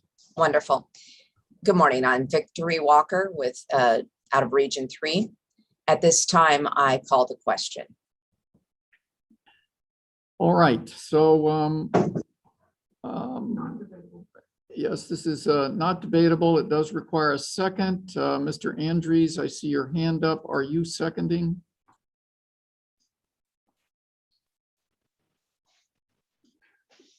Yes. Okay, so we have a motion and a second to call the question. That means to end debate. And there's no discussion on a motion like this, and it passes if a majority are in favor of it. I'm sorry, it requires 2/3. My mistake. That's why we have a parliamentarian in the room. It requires a 2/3 vote to stop debate. So everybody go to their voting platform, refresh. And I'll give everyone a minute to do that.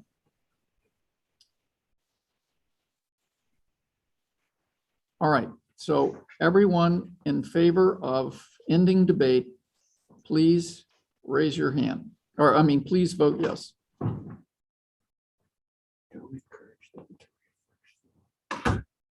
encourage them.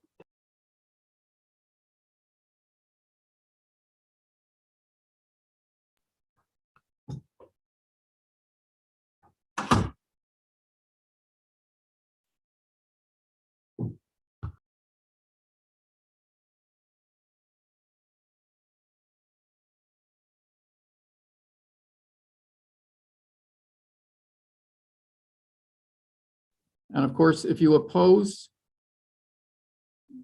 ending debate, vote no.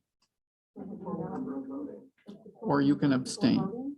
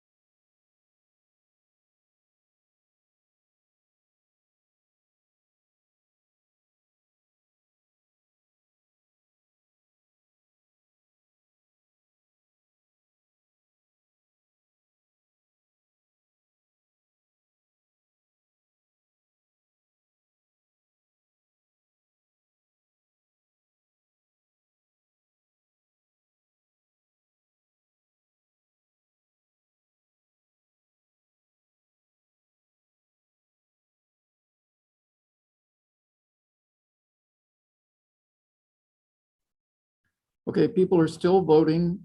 We've had a few technical problems, but let's let everyone vote. And IT is working on the technical problems.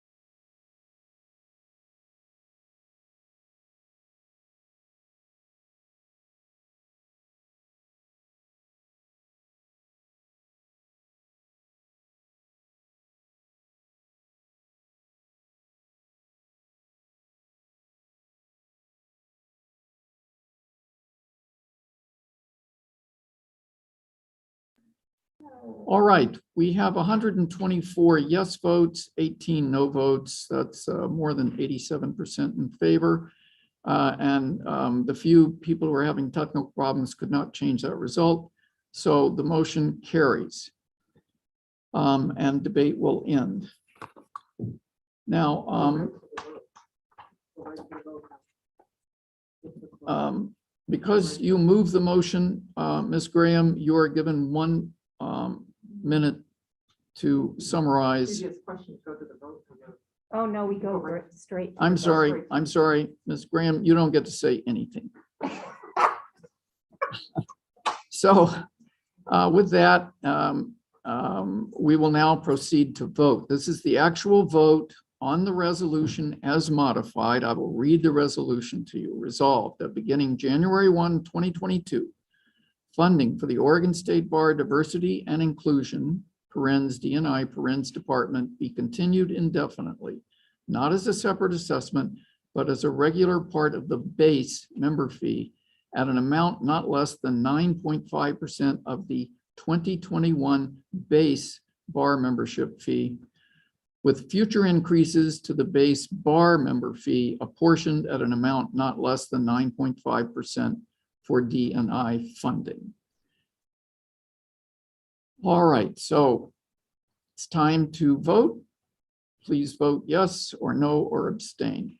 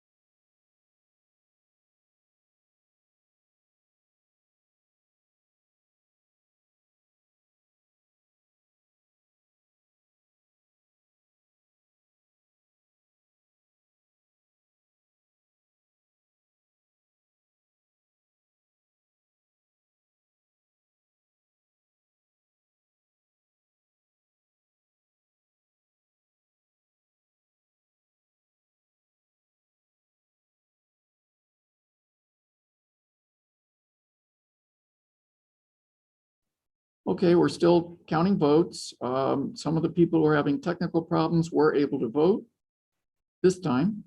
So things are getting better. Unfortunately, your bar president has an error establishing a database connection. So you're in good company. You're obviously not being singled out.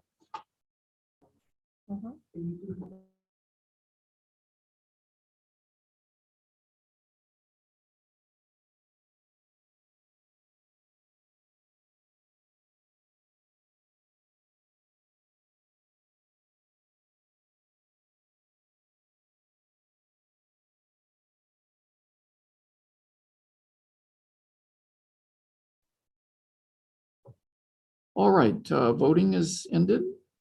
And the vote was 128 in favor, 7 against. The resolution, or rather the motion to adopt the resolution as modified passes.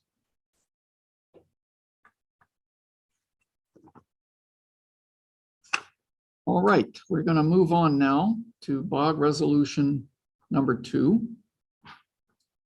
And before we do that, I would ask that Ms. Walker, Mr. Grant, Ms. Graham, and others, yeah, turn off their video.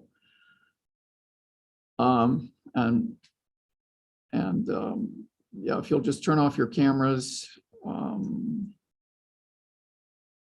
so that we can go to the speakers for the next resolution. All right, so we're moving on to BOG resolution number 2. And so please go to that resolution on your platform.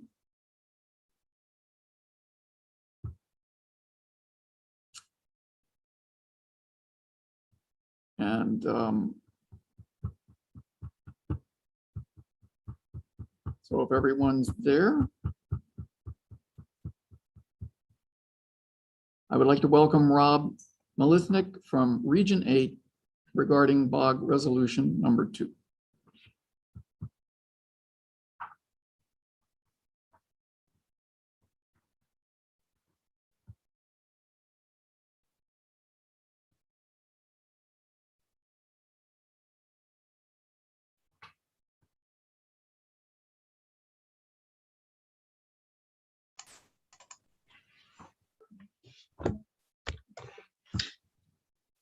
Thank you, Mr. Wade. Can you hear me? Very well. Okay. Well, good morning. My name is Rob Melesnik, and I'm a member of the Board of Governors from Region 8, and I rise today to introduce BOG Resolution number 2, a modification to Rule 5.4A4 of the Rules of Professional Conduct. And this resolution seeks to provide clarification to the rule that allows fee sharing with nonprofit organizations. Rule 5.4A4 provides a long-standing exception to the general fee sharing prohibition. The exception allows lawyers to share fees with a nonprofit organization that employed, retained, or recommended employment of the lawyer on that matter. This exception is based on the recognition that sharing fees with nonprofit organizations is less of a threat to the lawyer's independent judgment than sharing fees with other non-lawyer entities because it is not motivated by profit. Currently, the rule specifies that a lawyer may share legal fees with a nonprofit organization if court awarded. This resolution would strike the term court awarded and replace it with awarded by a tribunal. This change would make it clear that legal fees may be shared if awarded by a tribunal outside of a judicial court. Nonprofit legal aid organizations often assist members of the public with claims before administrative agencies, such as Social Security and disability cases. They sometimes also refer these cases to pro bono lawyers. In such administrative proceedings, awards for attorney fees may be made by an ALJ or other administrative tribunal. Often, lawyers want those fees to go to the referring nonprofit organization. Lawyers are uncertain about whether the fees can be given to the nonprofit organization, however, because Rule 5.4A4 specifies that only court-awarded legal fees may be shared. Court awarded has no specific definition within the rules of professional conduct, but can reasonably be interpreted to only include judicial bodies and not administrative agencies. This resolution would clarify this issue. Under the current rules for professional conduct, tribunal is defined as including a court, an arbitrator in a binding arbitration proceeding, or a legislative body, administrative agency, or other body acting in an adjudicative capacity. The proposed change also reflects the intent of the rule to allow lawyers to share fees awarded by administrative tribunals, not just judicial bodies, with nonprofit organizations. The Legal Ethics Committee and the Board of Governors recommend the adoption of this amendment to the Rules of Professional Conduct. This change has also been adopted by 2 other jurisdictions to provide the same clarification. Therefore, I move that the Oregon House of Delegates adopt BOG Resolution number 2, the modification to Oregon RPC 5.4A4 to enable fee sharing with nonprofit organizations when fees are awarded by a tribunal. Thank you. Thank you very much, Mr. Melisnik. All right, is there a second? Please raise your electronic hand. All right, Philip Johnson has seconded. All right, so now it's time for discussion. Anyone wishing to speak in favor of the motion, please raise your hand.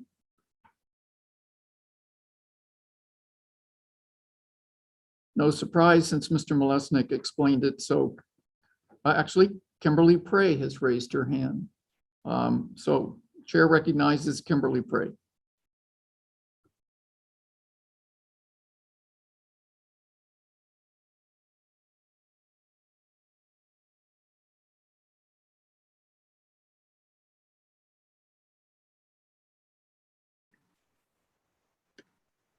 Hi, thank you. My name is Kimberly Prey, and I'm the chair of the nonprofit organizations law section this year.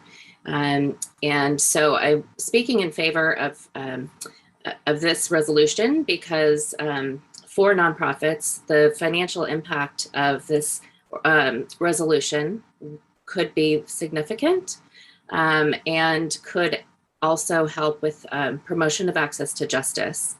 Just as Mr. Molesnik said, that the bar did not find that there were any reasons not to share with a nonprofit organization, just as you would share with lawyers. So I thank you for your time. Thank you, Ms. Prey. Does anyone wish to speak against the motion? Please raise your electronic hand.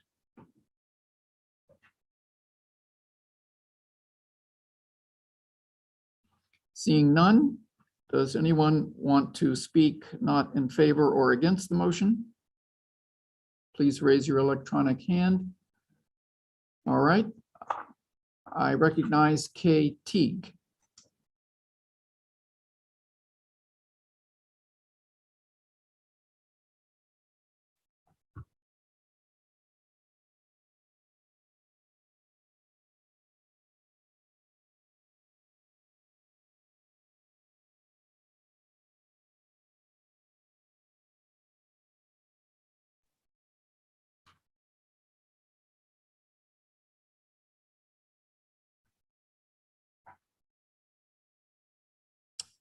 Ms.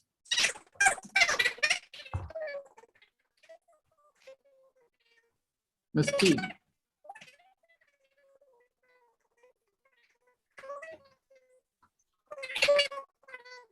Ms. Teague, I can't hear you. Try again.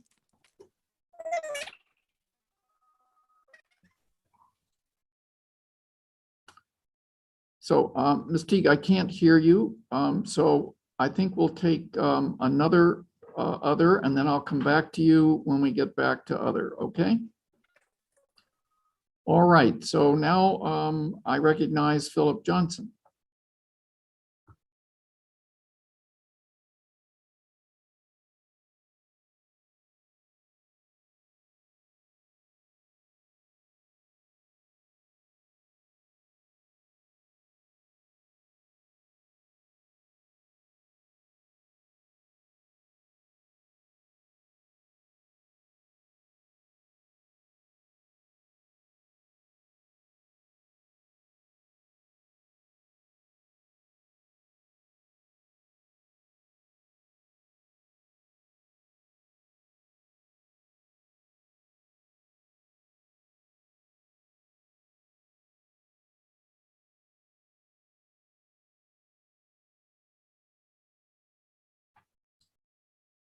Mr. Johnson, when they let you, yes, okay. Whoa. Oh, sorry. Here we go. We're still on number 2, right? Yes, and you're at the other microphone. Yes, I would, well, there's a lot of people. I was gonna call the question. All right, Mr. Johnson has called a question. Is there a second to calling the question? You will have to raise your hand. All right, Lisa Miller has seconded. And there's no debate on this motion. It requires a 2/3 majority. So please wait 1 second. And as soon as I get the thumbs up, we'll start the voting. Okay, please start voting. Yes, no, or abstain. It requires a 2/3 majority.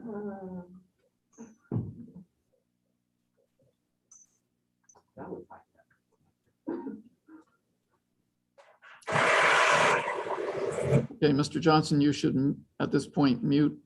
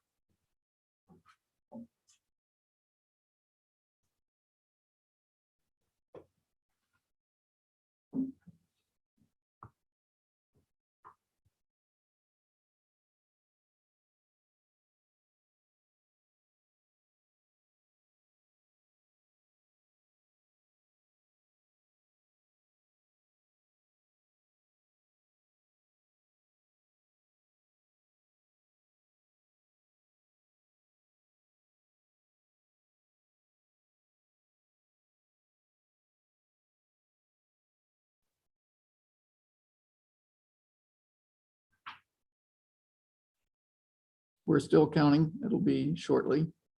All right. So we have 97 yes votes, 4 no. That's more than 2/3. No. We need 118. That's all who voted. That's just who voted. Okay, that's right. So we have 97 votes in favor, 4 against. That's way more than 2/3 of those voting. And the question is called. So now we will proceed to vote on resolution number 2. And this will take a second, so please wait till I get the go ahead to start voting.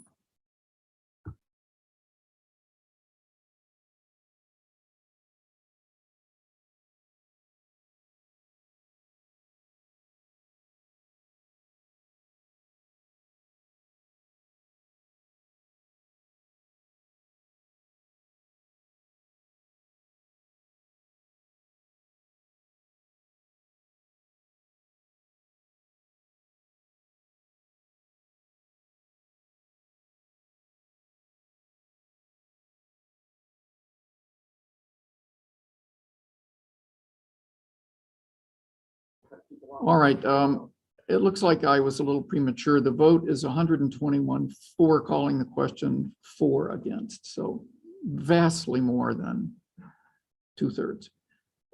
But I still need to get the go ahead to start voting on resolution number 2, so hang in there.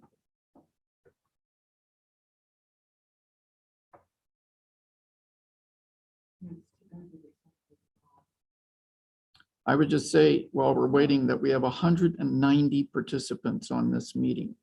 So that's a lot of people to manage for our IT department, but so far so good.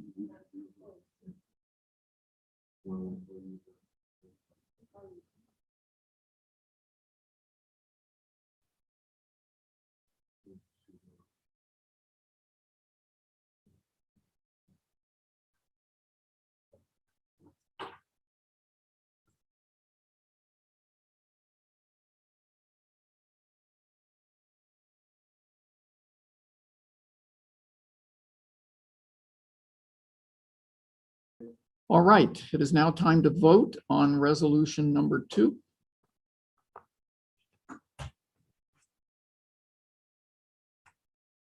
So please turn to the resolutions page of your HOD voting dashboard, hit the refresh button, and then vote. Yes, no, or abstain.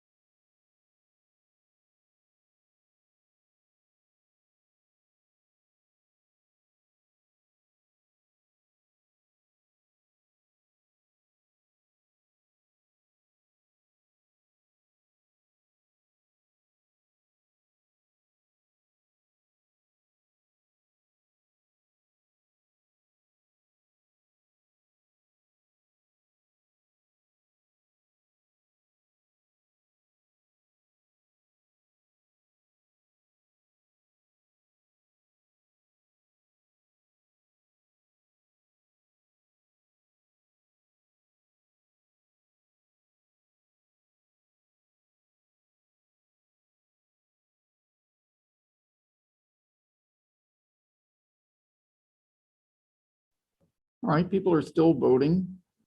But we're going to close the vote here in about 1 minute. So if you're going to vote, vote now.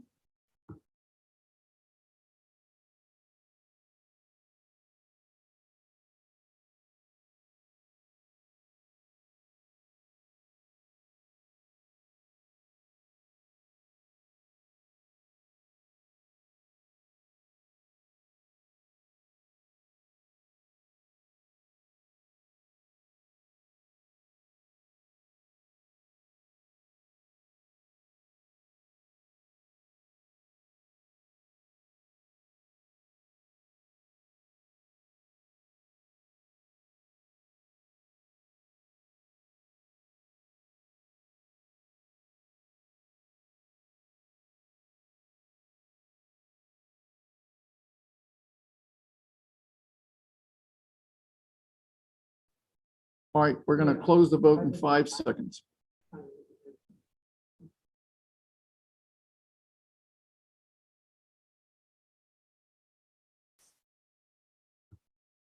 Okay, the voting is closed and the result is 151 in favor and 3 against.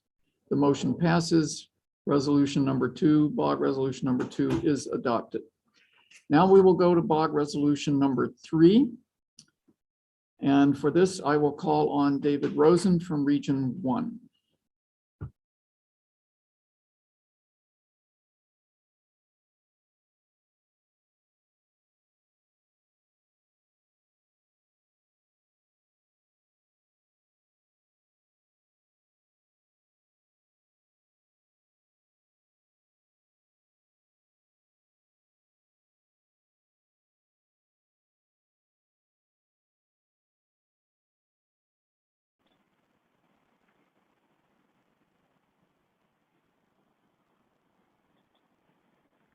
Thank you, President Wade.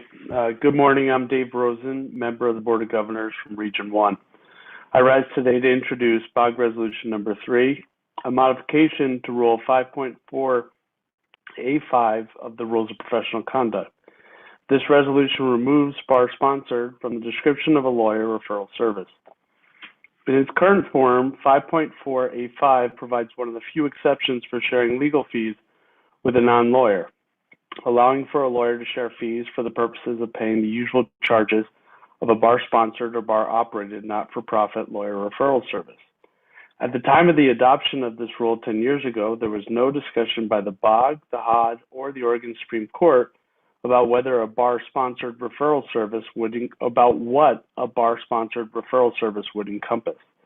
There is no definition for bar-sponsored within the Oregon Rules of Professional Conduct, and no other jurisdiction has a similar provision.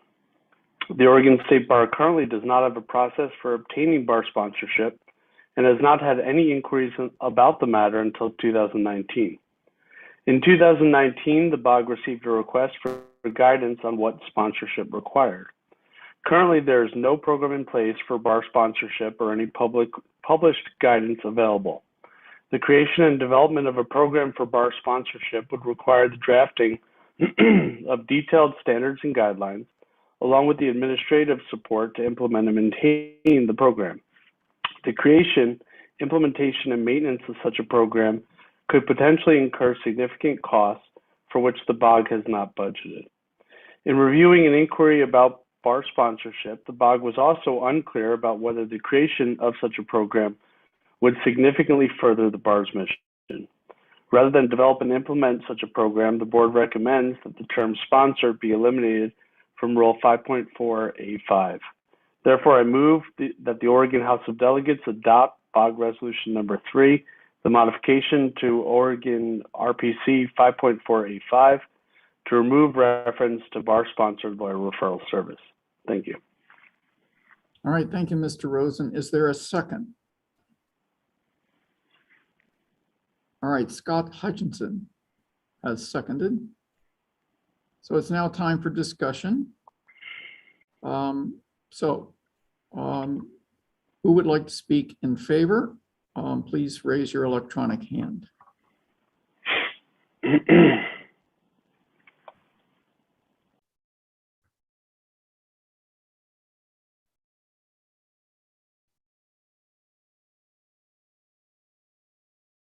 Okay, I don't see anyone speaking in favor. Who would like to speak against? Please raise your electronic hand.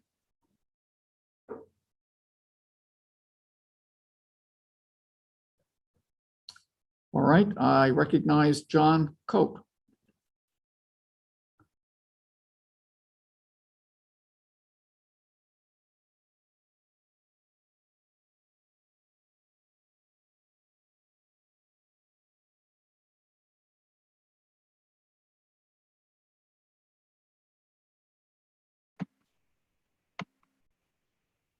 Good morning, everyone. I am the chair of the solo and small firm section. My name is John Cook. I am a resident of Region 7. But first of all, I want to say that I, respect the Oregon State Bar Lawyer Referral Service. Can you all hear me? Thank you, sorry. First of all, I want to say I respect the Oregon State Bar's Lawyer Referral Service and what it provides. I also recognize that there may not be a process in place yet, or even a budget to move forward with what a bar-sponsored lawyer referral program might look like under this section of the ORPCs. However, I do respect, I think, the innovation of organizations, and particularly the Commons Law Center, to come up with an initiative, to create a program like this, because I do think lawyer referral programs touch on access to justice and diversity and inclusion. And although the bar does a great job through its lawyer referral service, I think there's room for more innovation. And I would like to keep the door open, I think is my main point for that innovation.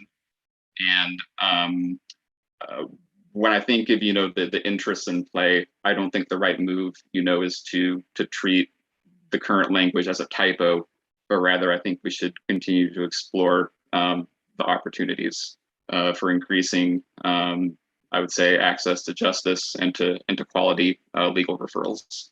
So thank you.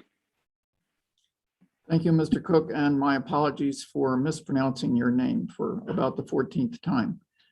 All right, does anyone want to speak from the other mic that is not for or against?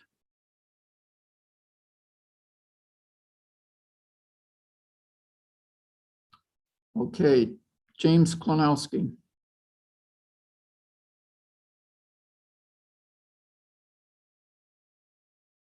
And I think that's James Klonowski, sorry.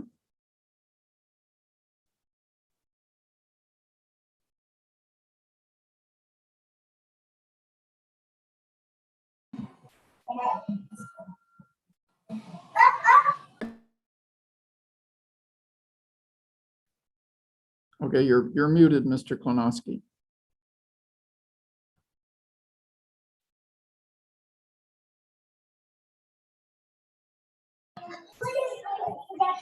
Oh, can you hear me okay? All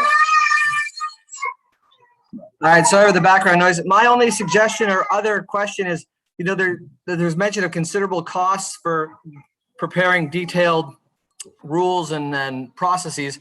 We have a record number, or at least a large number of attorneys in this particular HOD that spend their time, and volunteer to help make the bar run more smoothly. Couldn't this program be run, or at least initially set up through voluntary contributions by attorneys to get it going, which would save considerable costs and potentially allow it to, as was said earlier, innovate as the Oregon Bar has done so many times for better access to justice. Thank you. Okay, I'm going to treat that as a pro and see if anyone else wants to speak other.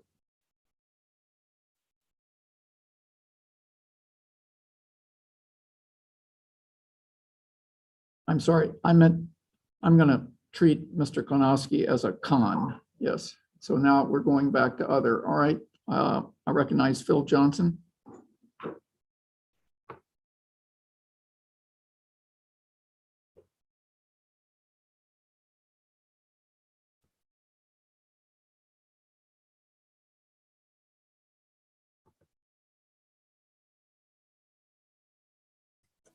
Hi, everyone. Hopefully you can hear me okay. Yes. So I apologize if there's any noise in the back. My house is a construction zone. So I am just trying, I am speaking as other here because I received a very persuasive argument against, and I haven't really heard from the bar other than we have never really done this before as to why it would be, why we should delete this language. I kind of support the idea that was proposed. Let's try and innovate. So I guess my question in terms of other is, the bar has indicated a significant cost if this was developed, but I haven't seen anything about the cost. And I am moved by the opportunity to have something other than just the lawyer referral service. So I guess I'm an other kind of leaning con, but I'm like wondering if the bar could, or Mr. Rosen could, like, it's going to be a significant cost to create this. Well, like, why? I mean, like, you know, I just would like to know. Thank you. All right, I'm going to let Mr. Rosen address that. Sure. Thank you, President Wade. And thank you for the comment. In my view, the bar has undertaken some long-term planning with regard to access to justice issues. And I'm a huge proponent of trying to lessen the gap that currently exists. And so this is not an anti-access to justice position. This is more, we've got limited resources and we've got to decide, do we want to take a shotgun approach or do we want to take a focused approach? One of the particular approaches that all major players like the bar, OJD, and Legal Aid have been working on is this portal that President Wade mentioned earlier on. This portal will serve to assist individuals who are in need of an attorney but cannot afford an attorney with resources and attorneys that are part of the legal referral service, modest means, and legal aid. In creating this portal, it will also beef up the opportunity that lawyer referral service will have in terms of outreach. So my feeling on this in particular is, let's not spread out the wealth and take a shotgun approach. I think it's important that we recognize what might work best and move forward in that direction, as opposed to distributing resources across the board and not being able to do everything. Okay, thank you, Mr. Rosen. I think we're now at the pro microphone. Does somebody want to speak pro? Okay, I call on Joseph Piucci.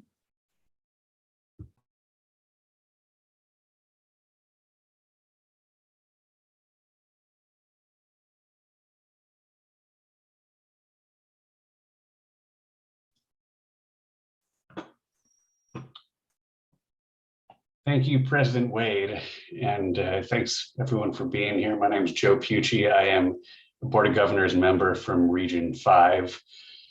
And I'd like to provide a little clarification here in addition to what Mr. Rosen just said, and also in response to Mr. Johnson's pointing out that there was a letter sent by the Commons Law Center to encourage people to vote against this. And just as a little background, one of the things that the bar and the Board of Governors considered in considering Commons' request to become a bar-sponsored referral service was whether it was actually necessary for the Commons Law Center to become a bar-sponsored referral service to receive referral fees from lawyers. And because they're a law firm, because they're a law firm that can receive referral fees through their lawyers, through any of their lawyers. It's not actually necessary for them to become a referral service in order to receive referral fees from the cases that they refer out. What they were trying to do, it seems, is to remove lawyers from the equation and have it be a staff-run process that could generate revenue. And so one of the things that we considered was, do we need to create a whole new program to allow nonprofit law firms to receive referral fees when in this instance, they can already do it if they do it through the existing framework. So that's one other consideration, and it was the tipping point for me and my vote on that. But the other things that Mr. Rosen suggested are also true. Do we need a whole new program? Do we have the infrastructure to implement that program? Why was this here in the first place? And the answer is no one really knows why it was here in the first place. So in light of all of these considerations, this was a reasoned request. It was something that was well considered, and we came to this conclusion after considering all the options. So I would ask everyone to vote yes on this measure. All right, now the con. Does anyone wish to speak con?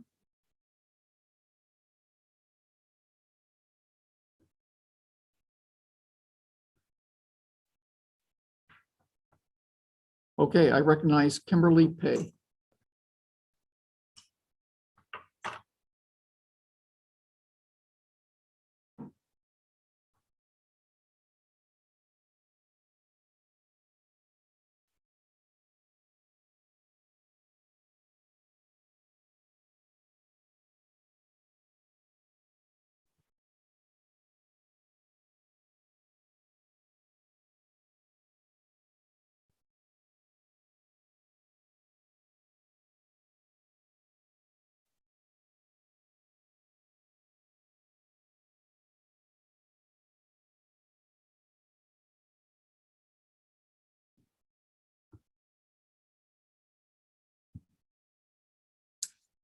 Hi, everyone. Thank you for the opportunity to speak. My name is Kimberly Prey, and I am the chair of the nonprofit organizations law section of the Oregon State Bar.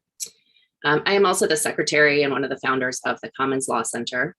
And I would like to clarify the misstatement just mentioned by the former speaker, that the Commons Law Center sent a letter on April 2019 asking the bar to let us know if there's a reason or a process to become a bar-sponsored lawyer referral service. The Commons Law Center has no plans currently to become a lawyer referral service. And by merely asking the questions, we have been waiting for 2.5 years for the BOG and its committees to get back to us with respect to how to do that. And in my view, deleting the term bar sponsored from this rule would enable the Oregon State Bar operated lawyer referral service to be the only lawyer referral service permitted in the state, thereby protecting a program that generates nearly $1 million in annual revenue for the Oregon State Bar. And this strikes us as anti-competitive, unnecessarily limiting, and counter to the access to justice elements of the bar's overall mission and functions. We believe the proposed change would unnecessarily consolidate power over lawyer referrals with the Oregon State Bar and create an administrative bottleneck whereby the effectiveness of lawyer referral services in Oregon is 100% constrained by the limitations of the Oregon State Bar lawyer referral service. Moreover, the proposal by the Board of Governors contradicts the recommendations of its own study committees and those of its general counsel's office. Both the Oregon State Bar Futures Task Force and its Referral Fees Committee broadly endorsed the expansion of lawyer referral services in Oregon as a means for increasing access to justice. In 2019, the BOG narrowly declined to amend the same rule of professional conduct to allow for-profit lawyer referral services. And one of the mediating factors was the bar's ability to sponsor nonprofit lawyer referral services to serve the committee's access to justice goals.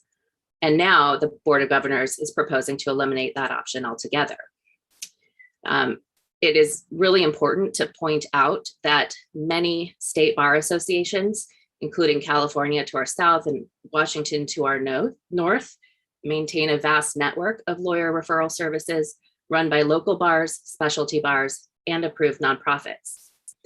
And in Washington, the Washington State Bar Association does not operate its own lawyer referral service, but it instead relies on local bar organizations to serve the needs of their constituents. Okay, we've come to the end of your time. Thank you very much, Ms. Prey. All right, we're now at the other mic. I'm going to recognize Timothy Williams.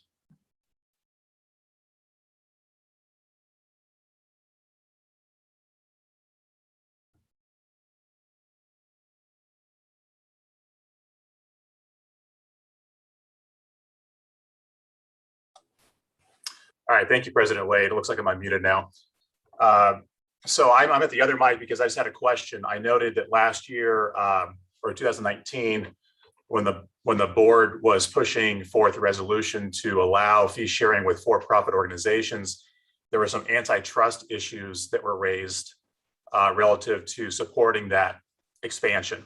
I'm not an antitrust lawyer. I don't know much about antitrust law. I'm just curious whether or not, and perhaps shouldn't ask the question, but one observation I have is whether in restricting the fee sharing ability of lawyers and here nonprofits, if that creates antitrust liability potentially for the Oregon State Bar. So that was the one concern I had that was raised. I'm not sure how to address that explicitly, but I just wanted to raise that for anyone's discussion. Thank you.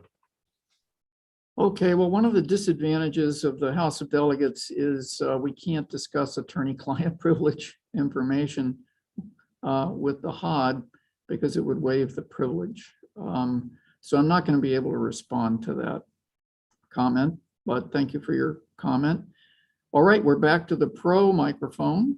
Anyone wish to speak pro?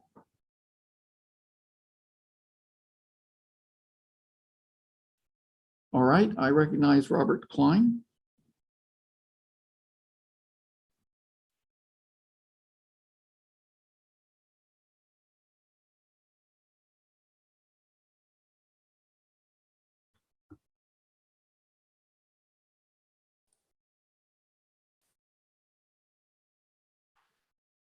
Great, thank you to the chair. Rob Klein, I'm an elected delegate in Region 5. I'm in favor of resolution number 3 for the reasons that were articulated by Mr. Rosen and Mr. Pucci. The Commons does great work. Just a point of clarification here, Ms. Prey said that the Referral Fees Committee, quote, broadly endorsed the expansion of lawyer referral services in Oregon as a means for increasing access to justice. I served on that committee for more than a year, and I don't believe that statement is actually 100% accurate. While the majority that were on the Referral Fees Committee did approve of proposed changes to RPC 5.4 to allow fee sharing for for-profit entities, it was very controversial. And in fact, the committee was unable to reach a consensus about whether it was a good idea at all to allow lawyers to share fees with nonprofit referral services. Some members on the committee felt that it would have the opposite effect, as the referral services cut would ultimately get passed on to clients, which would increase the cost of legal services. Others thought that it would discourage lawyers from taking low-value cases because the fee referral service would cut into their margin. And members on the committee raised a host of concerns about referral fee sharing. One, the fact that the potential client's case and confidential information could be sold to the highest bidder, including out-of-state aggregators with little or no experience in Oregon courts. Two, that for-profit referral services could threaten a lawyer's independent professional judgment by pressuring them to resolve cases in a certain manner or in a certain amount of time. And three, the bar has no regulatory authority over for-profit lawyer referral services. So I just wanted to clarify here, I don't think it's accurate that the Referral Fees Committee broadly endorsed the expansion of lawyer referral services in Oregon as a mean for increasing access to justice. Thank you. All right, thank you, Mr. Klein. We now go to the con microphone, and I recognize John Grant. Mr. Grant, you'll have to disclose your conflict of interest, your potential conflict of interest. Yeah, thank you, David. And I did not mean to raise my hand for the con microphone. I wanted, and I will disclose that I am a member, both a board member of the Commons Law Center and also of the Board of Governors. And so I will be abstaining from any action on this matter. I did want to just point out in response to Mr. Johnson's question a few minutes ago that the Board of Governors and the bar have done no formal analysis on the financial projections of this matter in either direction. So there are no actual presentations. It is a matter that has not been looked at yet. Thank you. All right. That was sort of an other, but I think I'll go ahead and call for an other.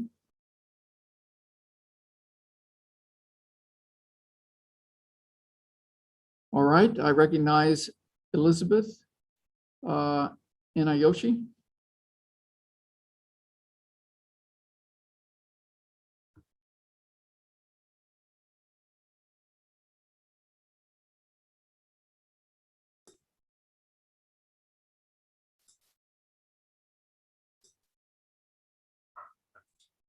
I'd like to ask a question about what the bar's own conflicts of interest might be in regard to this.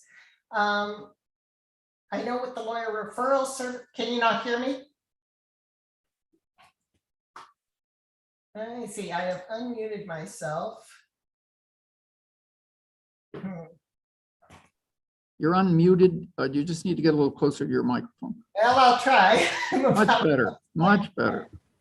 Okay, I have a question about the bar's own potential conflicts of interest in this, because of course we all know the lawyer referral service takes 12%, I think it is, cut for any attorney fees.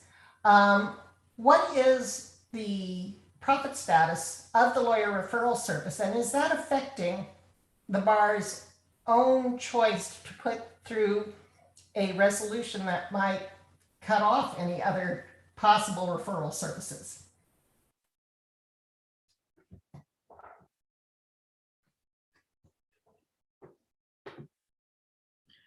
All right, so we have that question on the table. Does anyone want to answer that?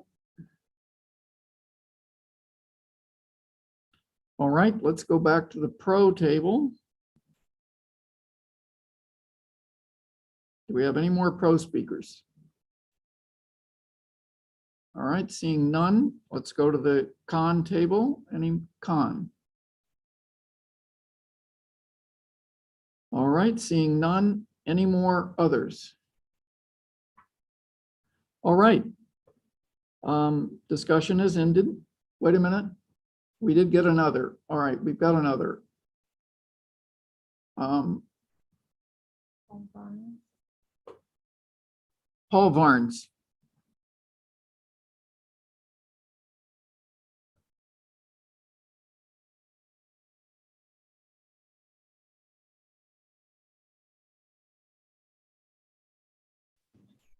Paul Ames, Region 4, call the question. Okay. Is there a second to call the question? I'm sorry I mispronounced your name, but it's far away from me. Paul Okay. Ames, thank you. Is there a second to the motion to call the question? Yes, there is a second by Tyler Yeoman Millette. All right. Again, this requires a 2/3 vote to pass. So we're now ready to vote. Please vote yes, no, or abstain. And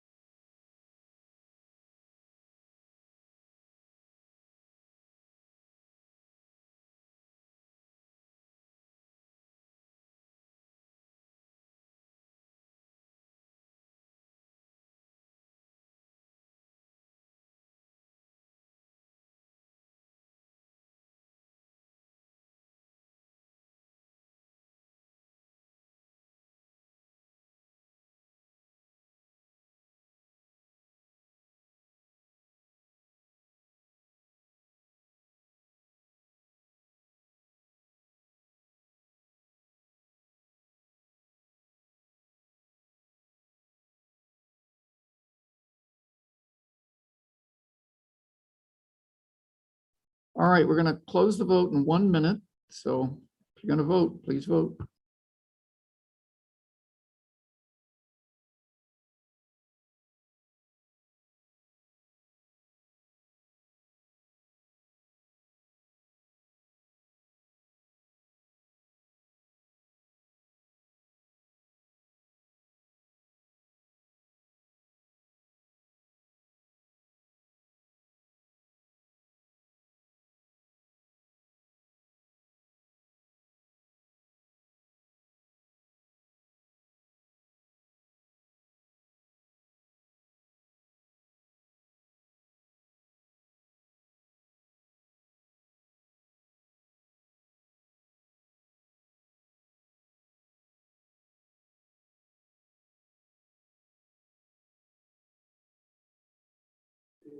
All right, we're gonna call the vote in 5 seconds. So voting will close in 5 seconds.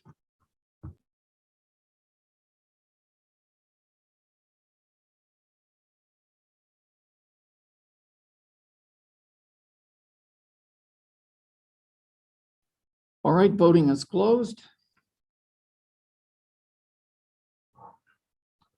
And the final tally is 132 in favor of the motion and 11 against. So the motion passes. BOG resolution number 3 is adopted. No, that was just to close debate. I'm sorry, I'm out of my mind. That was to close debate. That's why we have parliamentarian, and the vote was 135 to 11. Okay, my error. All right, so now we're going to vote on the BOG resolution number 3, but just give me a minute here because we just finished that vote. We've got to reset here. We are reset. We are reset. Okay, so we're now ready to vote on the substance. I'm very sorry. We're now ready to vote on the substance, which is BOG resolution number 3 to delete bar sponsored from the ethics rules permitting lawyer referral services.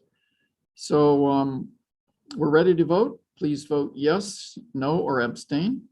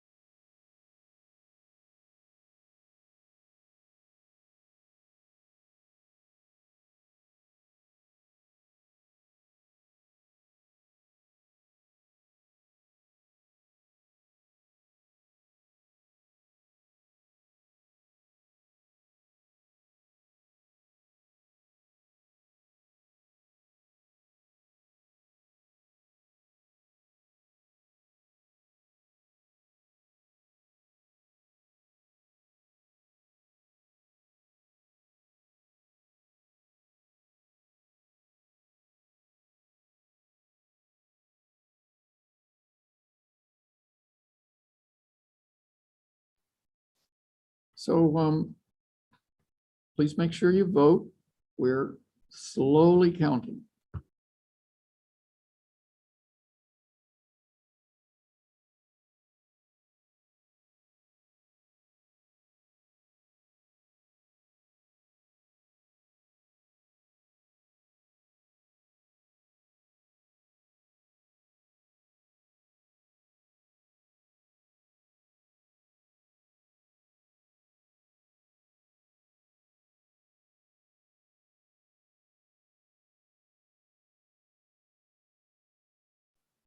All right, we're going to close voting in 1 minute. So if you're going to vote, vote now.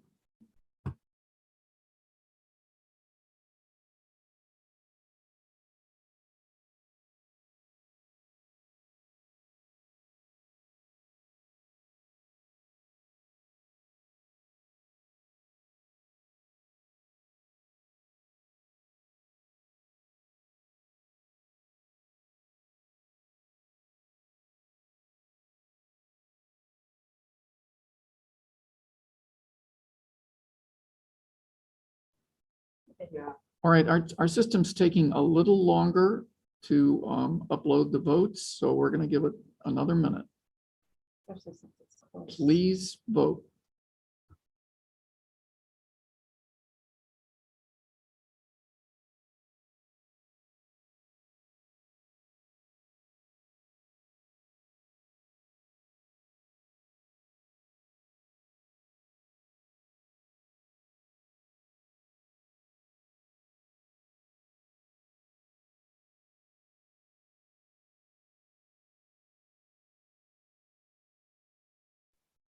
All right, our system is taking more time because the vote is a lot closer.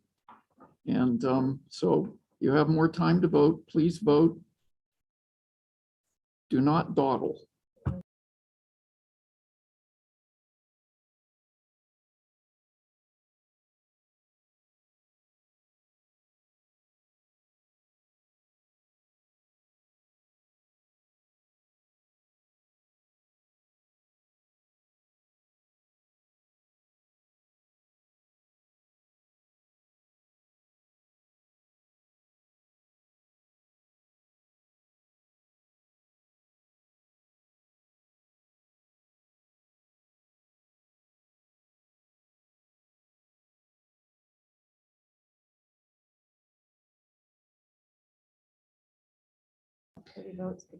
People are still voting, and the system is slowly updating.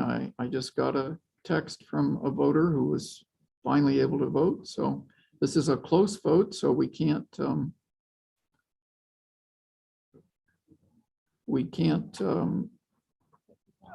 cut off voting until everyone's had a chance to vote.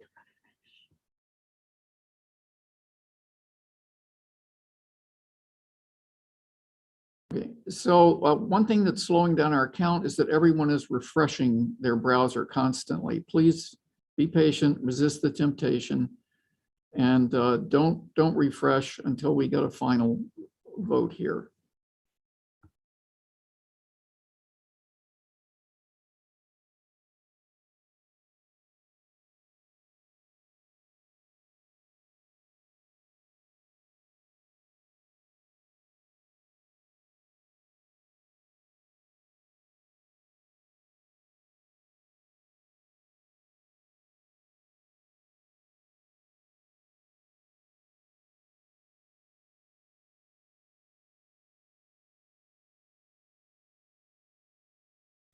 Okay, I see that people are now being able to vote, so we're going to wait another few minutes here so that people who are having technical difficulty can vote.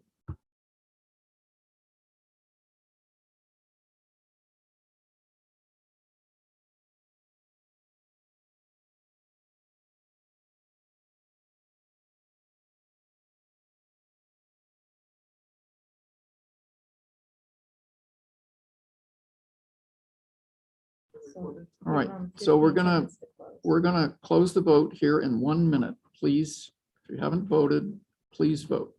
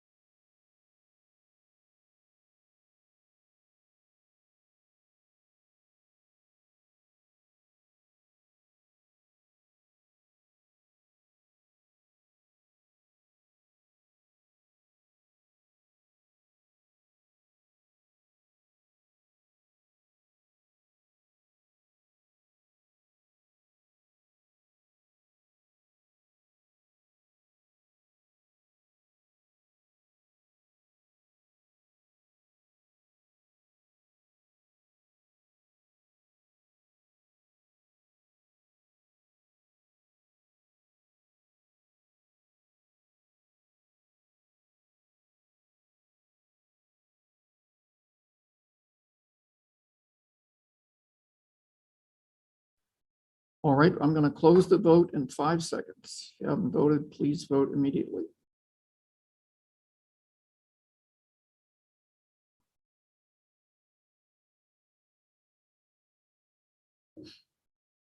Okay, voting is closed. And we'll get the final tally. And it is 88 in favor and 65 against. So the motion carries. BOG resolution number 3 is adopted. I do want to remind everyone that BOG resolutions number 2 and 3 are changes to our ethics rules, and only the Supreme Court can make changes to the ethics rules. So both of those will go to the Supreme Court for review. All right, we're now down to BOG resolution number 4. And I'm going to call on Leanne Donaldson from Region 5.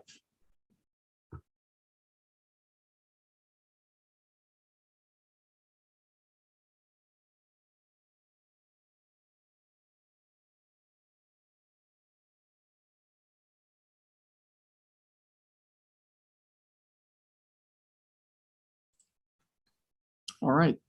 Thank you, Ms. Donaldson.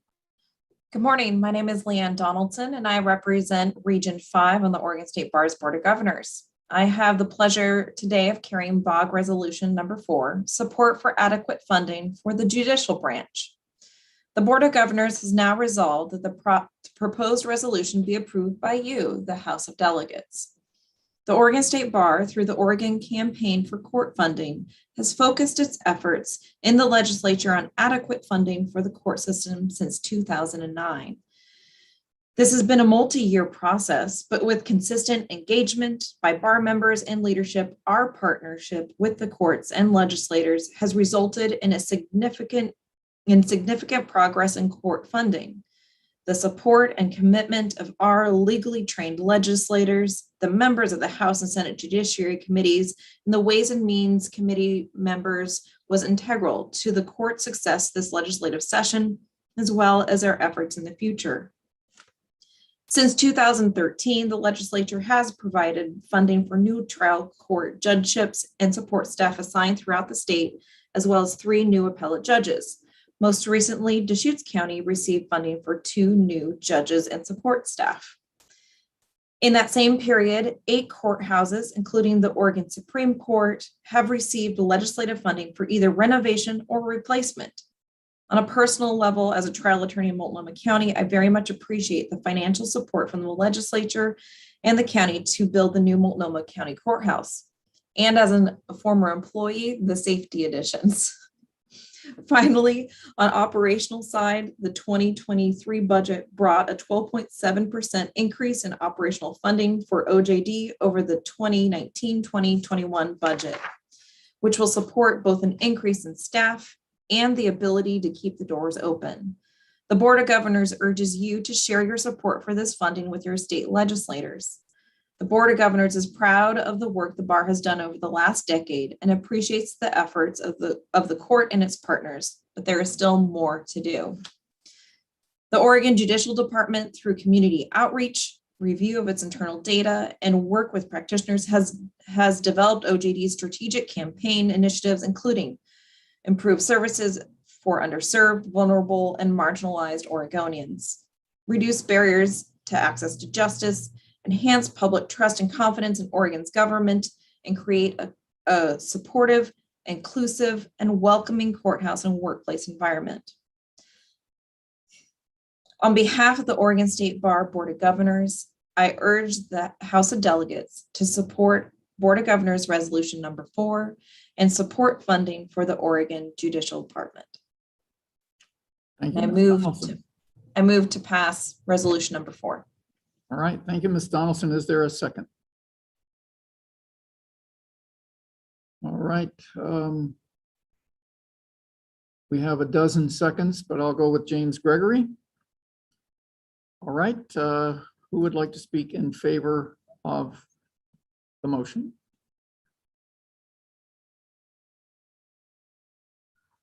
All right, I guess Ms. Donaldson did such a convincing job that the pros are happy. So how about anyone wanting to speak against?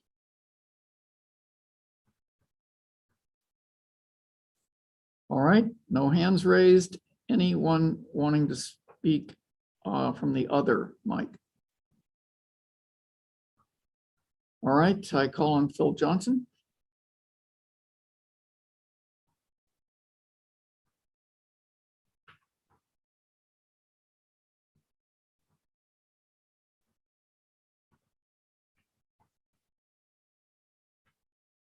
There we go.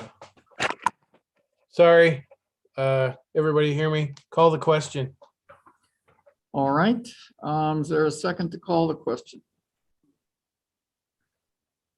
Okay, there's about 10 of them. So I'm just going to randomly pick Douglas Kremer. All right, we're going to vote in a second here as soon as I get the signal to call the question on BOG resolution number 4.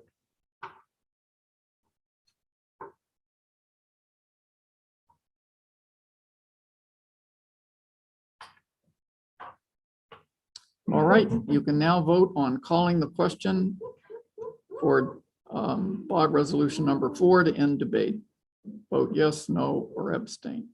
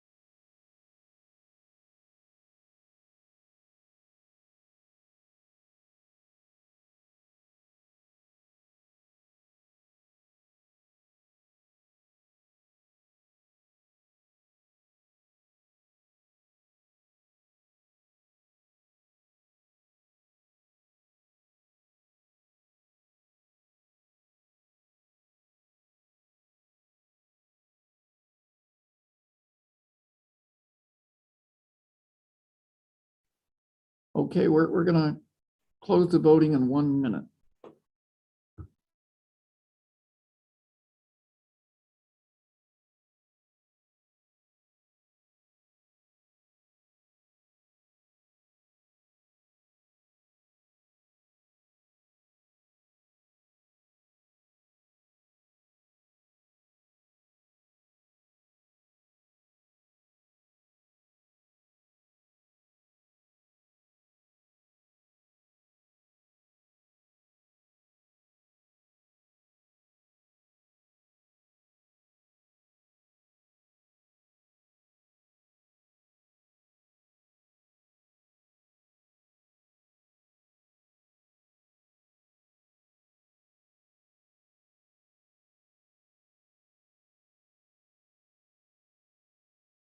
Okay, 5 seconds.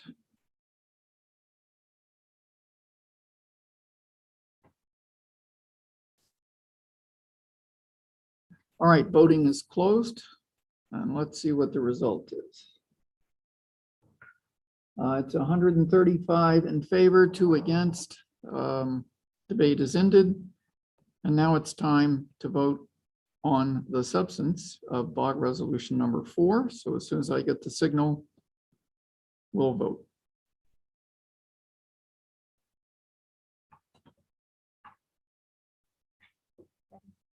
Okay, so we're now ready to vote on the substance of BOG resolution number 4 to support adequate funding for the judicial branch. So please vote yes, no, or abstain.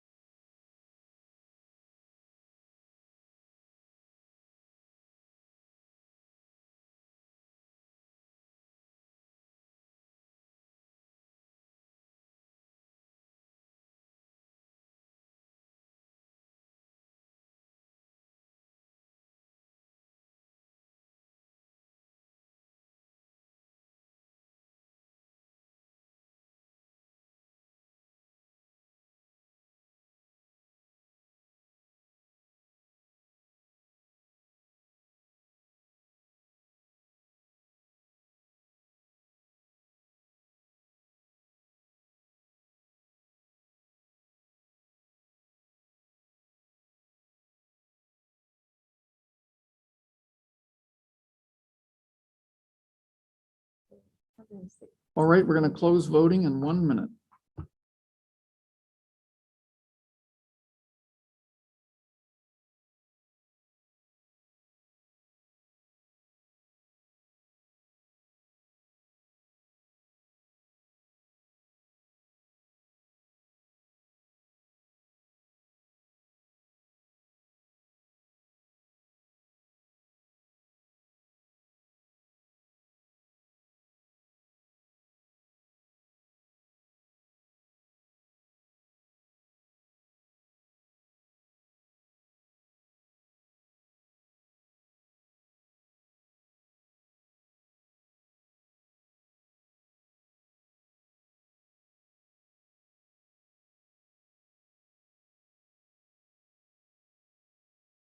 All right, we're going to close the vote in 5 seconds.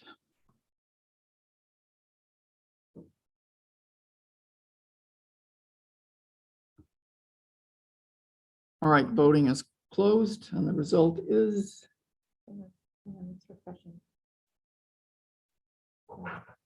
142 in favor, 1 against. BOG resolution number 4 carries. And I think we've worked pretty hard so far, so we're going to take a short break here. Please be back at 12:15.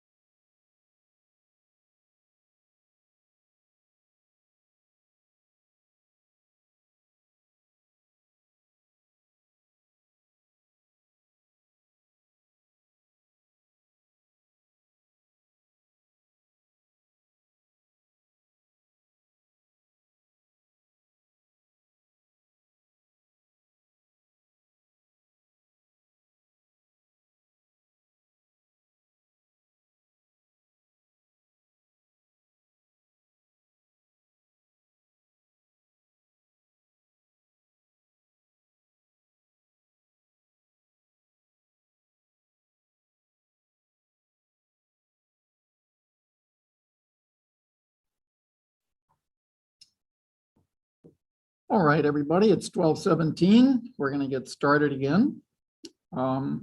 We've held on to over 90% of our participants, and I want to thank everybody for coming and hanging in there.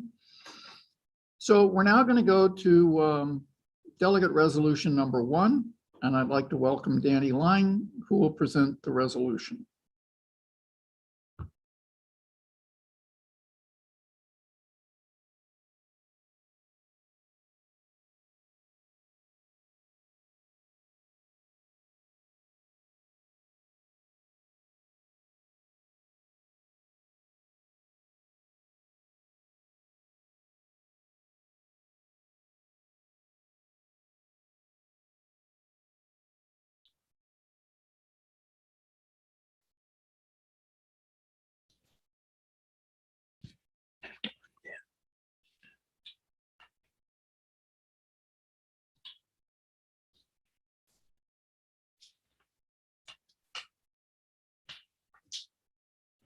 All right, Mr. Lang.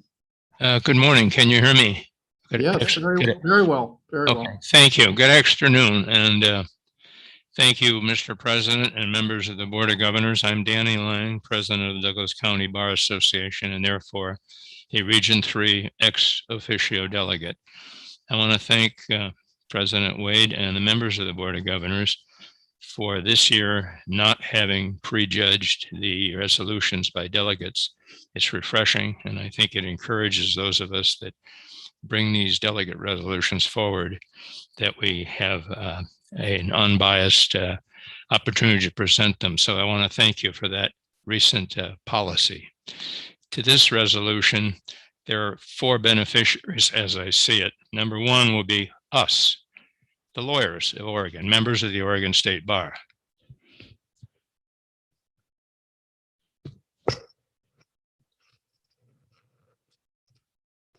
And so we are now required to have various specialized CLE programs in order to renew our license to practice. We have child abuse, elder abuse, mental health was added earlier this year. And so I think it would be refreshing if we could order a package that would contain all of the requirements and they'd be pre-approved, so we wouldn't need to worry come January of the reporting year. Do I have something in there that's going to be rejected? Am I going to fall short of the required hours of the required topics? I'm also aware that some of our sections, many of our sections produce really quality programs. And so I think what we could be doing is having internal for the Oregon State Bar and keep the money here in Oregon. What do I mean by that? I mean that here's a box for the National Business Institute. My latest invoice, $346. That's $3,500 that went out of Oregon because the resources weren't here for CLEs that would be approved and recorded. Ironically, they can get pre-recorded, pre-approved hours. We could be doing the same thing. And then where's the money go? Well, I think that our next presenters will be explaining the need for funding of the Oregon Law Foundation. So after the costs of production, which I don't think would be that significant using our sections, we would be able to produce these programs, and after the costs, we would be able to take that money and use it as additional funding for legal aid in the Oregon Law Foundation. President Wade mentioned that I believe at the beginning, there were 27 new legal aid lawyers. Well, there approximately, that works out about 1 per county. In Douglas County, we have 1 legal aid attorney for a population of 107,000 people. The need is so great. So this would be another leg of the table for funding. Moreover, I think it would get more interest in sections. We'd have more people joining sections. I know a lot of lawyers who just look at the bar as, well, it's our licensing agency, and so be it. But participating in sections is fun. It's interesting. You meet a lot of great colleagues. So I think that it would be a kind of a non-economic benefit that would also be there of engagement, of having us lawyers enjoy our participation within the Oregon State Bar.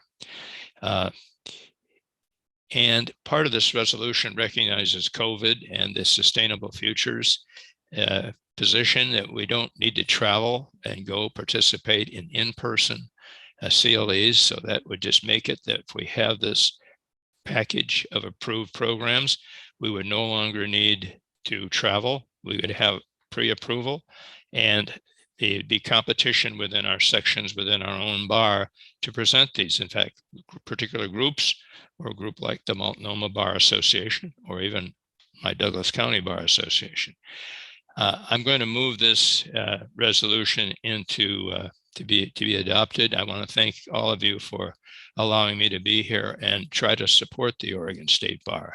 I think this will be a major benefit for legal aid, the Oregon Law Foundation, our clients, our low-income clients, and we'll all get this will catch on. This will take a little time, but I think people will enjoy it. It'll create more camaraderie, more interest in the bar. Thank you. All right, thank you, Mr. Lang. Mr. Grant, you've raised your hand.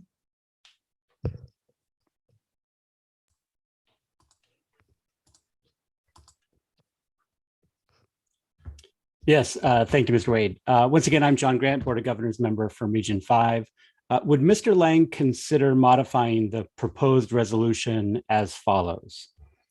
Be it resolved that the Oregon State Bar Board of Governors, through a committee of its choosing, which may be a standing committee, study the proposal originally set forth in HOD Delegate Resolution number 1, such study to include testimony from interested parties, and then report back with its findings at the 2022 House of Delegates meeting.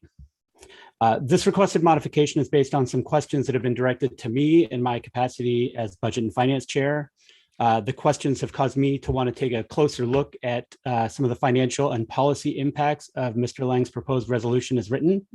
And I would like to have more time for the Budget and Finance Committee and bar staff to study the proposal and then present a report back to this body in a year. Mr. Lang and I have had several good and fruitful conversations to that effect. Mr. Lang, would you accept that modification? Thank you, President Wade. Yes, I do accept the modification, and I move the adoption as modified. All right. Is Great. there a second for the resolution as modified? Yes, thank you. I would like to second the resolution as modified. All right. So those in favor, No. wait a minute. You send it to announce up for discussion. Ask staff to. That's post right. it. I forgot. So I'm going to ask the staff to post the modified resolution, and then we'll begin debate.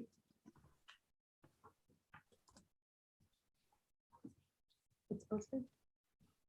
All right, it's posted for everyone to look at on the resolutions part of your voting platform.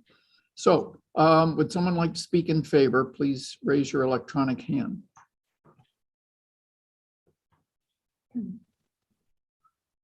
Well, Mr. Lang, you've done a convincing job. All right, does anyone want to speak against?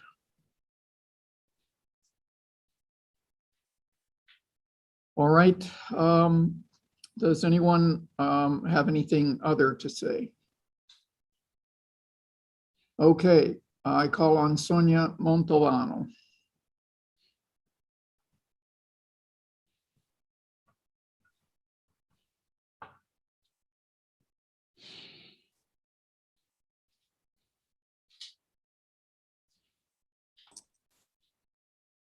Hi, this is Sonia Montalbano, representative from Region 5. I just have a question. Does I had a question about what the financial impact this would be on other aspects of the bar, because I'm aware that the bar gets funding for a number of programs from the sale of CLEs. And so is my understanding now correct that this committee is going to be one to look into the financial impact on that? Mr. Lang, do you want to answer? Yes, as John Grant spoke earlier, he and I have conferred about this. And what we're going to need to determine is the volume the potential market and the marketing, and then what the costs will be per program, and then the pricing. So we're hopeful that the pricing would be reasonable through higher volume, through our members statewide getting behind it, wanting to support legal aid while satisfying their CLE requirements. And therefore the costs would come down, and then the revenue above that would go to fund legal aid. So it wouldn't be a drag. It wouldn't cost the bar anything, the way I see it, the way I believe it'll work. Once we get volume, once people say, hey, I like this, I like to buy my CLE in a box, and we're not sending the money to another state, to Wisconsin, where National Business Institute is. We'll keep the money here in Oregon. And in the long run, I believe it'll enrich the Oregon State Bar, because it'll carry its own costs. It'll bear its own costs. And then what would otherwise be profits or revenue in excess of costs will be given to the Oregon Law Foundation. I hope that answers the question. I think that's what Mr. Grant's amendment is intended to achieve. Thank you. Okay, thank you very much. Mr. Grant agrees. Now we'll go back to the pro microphone. Okay, seeing none. Anyone want to speak con?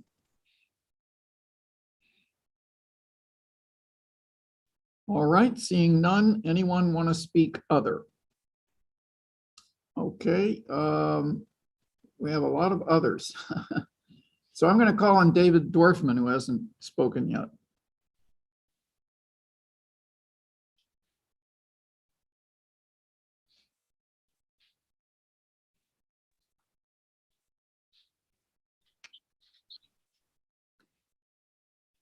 Hi, can you guys hear me?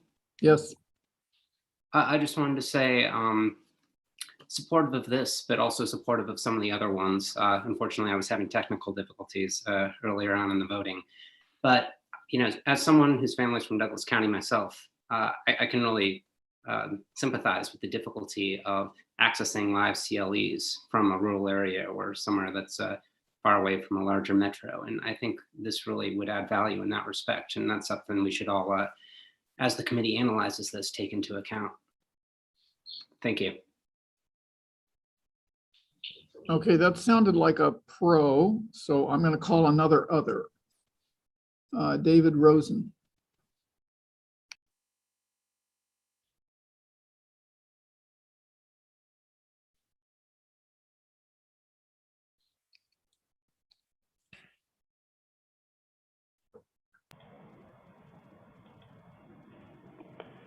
Thank you, President Wade. I'm trying to start my video, but it doesn't seem to be working. I'll just proceed, and if IT wants to start it, by all means.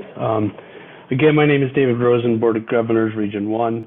I'm also president of the Oregon Law Foundation. The Oregon Law Foundation would like to formally thank Mr. Lang for thinking the OLF when crafting this resolution, for his thinking outside the box, and for his consistent support for access to justice throughout all these years. While the Oregon Law Foundation does not take a formal stance on this resolution, we do worry about the unintended effects of this resolution on Oregon State Bar sections, affinity bars, and nonprofits who do rely on current CLE revenue. Moreover, there's a simple cost-free program already in place to help the OLF that this body should be aware of as it considers the current resolution. The most immediate and substantial way that members of this body can support the OLF is to move their IOLTA account to a leadership bank or credit union. These leadership banks and credit unions pay above market rates on IOLTA deposits, which in turn means more funding for legal aid and the OLF's other grantees. And so by way of example, at current interest rates, for every $10,000 of IOLTA funds in a leadership bank or credit union, you raise approximately $100 a year. If you average $100,000 in your IOLTA account over the year, you're sending nearly $1,000 to the Oregon Law Foundation. And this is simply by actively choosing where you bank, nothing more. And to give you all the big picture, at current rates, if all Oregon lawyers move their trust accounts to leadership banks and credit unions, all of which is on our website, there would be over $1.25 million in more funding for our grantees every year, creating $1.2 million simply by choosing where you bank. I'm more than happy to talk to anybody who's of interest, but I thought it was relevant as we consider this resolution to consider what already exists and how we can make a difference with the program that already exists. And again, thank you, Mr. Lang.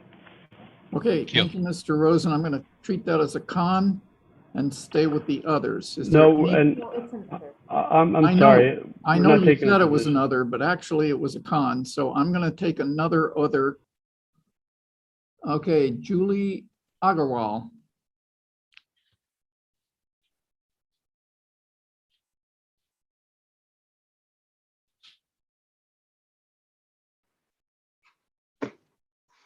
Thank you, President Wade. My name is Juhi Agarwal. I am an attorney in Portland, and I am here as the chair of the Civil Rights section. I have a question about the effect of directing the committee to come back in 2022.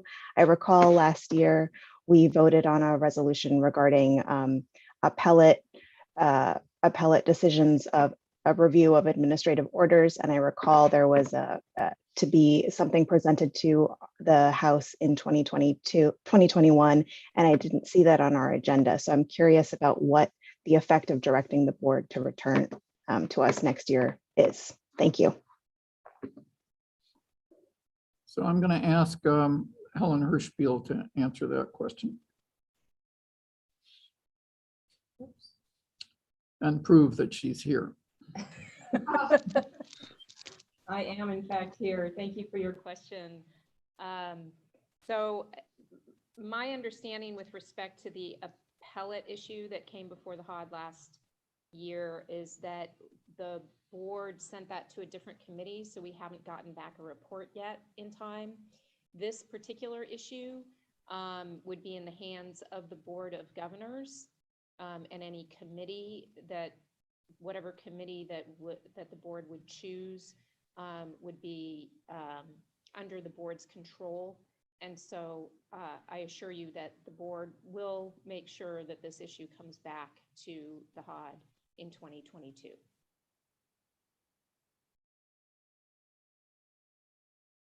Thank you very much for that question, and thank you, Helen, for that explanation. All right, let's go to the pro mic. All right, seeing none. Con. All right, seeing none. Other. All right, recognize Christopher Hill.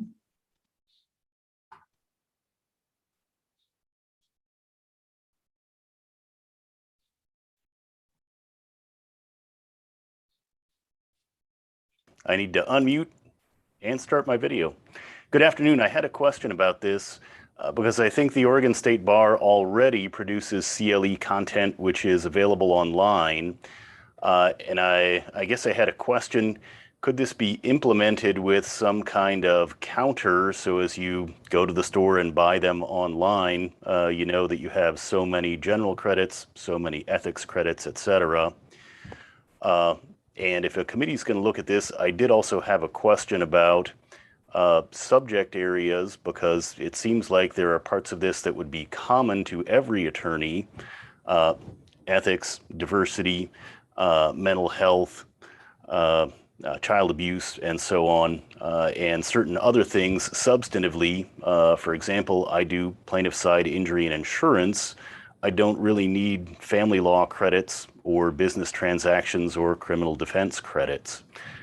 So I guess phrasing it as a question for an other, could the committee look into that as well? In other words, a package of the, I'll characterize them as extras versus the substantive things. Mr. Lang, do you want to respond? Yes, I thought of that, and I would hope that we could actually have a menu that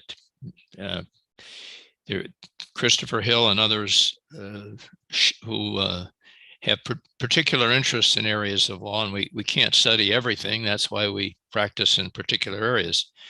That you'd have a menu, and there's nothing stopping you from going out to an outside vendor and buying something that maybe the Oregon Bar didn't have, but this would give us a competitive edge, and we could try to provide other areas of enough of a smorgasbord eventually that you would find all 45 hours of interest without having to take something as maybe you do now. In other words, I think now there can be a problem where we sign up for something that's not particularly useful, but to get what I call filling or breading hours to be breading on our CLE requirement list beyond the mandatory. Just so I think that I know if I'm allowed to participate in this committee, that's a topic I want to participate in. And again, I think if once the membership really appreciates what we're doing in a collegiate sense, there'll be more and more interest, and so there'll be more and more volume, and we'll have more and more selection. And of course, you yourself can preside, be a CLE presenter and join in the bar's momentum in that sense. I really enjoy the CLEs and I like to do them in our local bar. So I understand your concern, and it's something that I believe will be favorably handled through the program that I envision to where we're going. Thank you. Thanks. All right. Any pros? Any cons? Any others? All right, Mr. Lang, you may sum up 1 minute. Thank you. As lawyers, we tend to talk too much. So I think this is, I'll accept that one, been hashed enough. So God bless. Thank all of you HOD brothers and sisters and members of the board and members of the bar. And I hope this helps overall our bar and our Oregon Legal Aid Foundation and our clients, that we can better serve them, the low income people especially. I'm very devoted to them. I hope this is supportive and another leg of the table. Thank you. All right, thank you, Mr. Lang. Thank you very much. And we're now going to vote, but I haven't gotten the signal yet. So I went over and visited next door, and there's a staff of 6 people over there running this meeting. It's quite the brain trust. So let's see when they're ready. They're ready. So you may now vote. No, we don't have to call the question. Once no one else wants to speak, we call the vote. So we're now going to vote yes, no, or abstain on delegate resolution number 1 as modified to appoint a committee, either standing or unique. And I'm going to read this to you because it was modified. The Board of Governors, through a committee of its choosing, which may be a standing committee, study the proposal originally set forth in HOG Delegate Resolution number 1, such study to include testimony from interested parties No, it's right there. and report back with its findings at the 2022 HOD meeting. So that's the resolution as modified. Please vote yes, no, or abstain.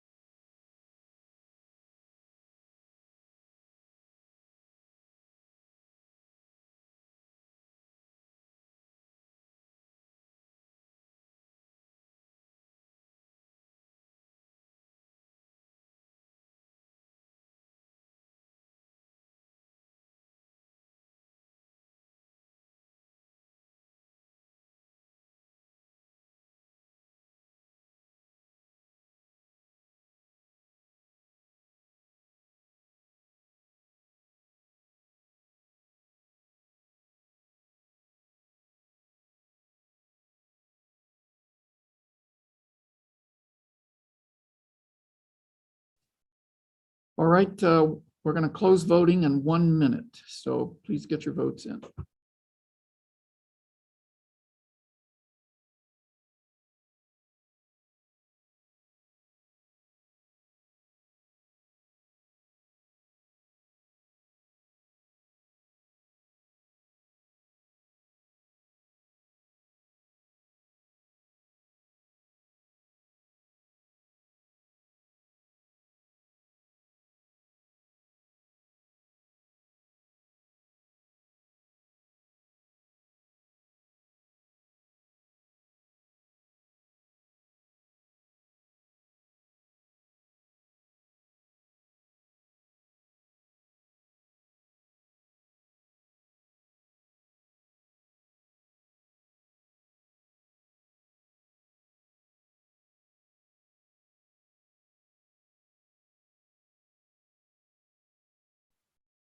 All right, we're going to close the vote in 5 seconds. So if you haven't voted, please vote.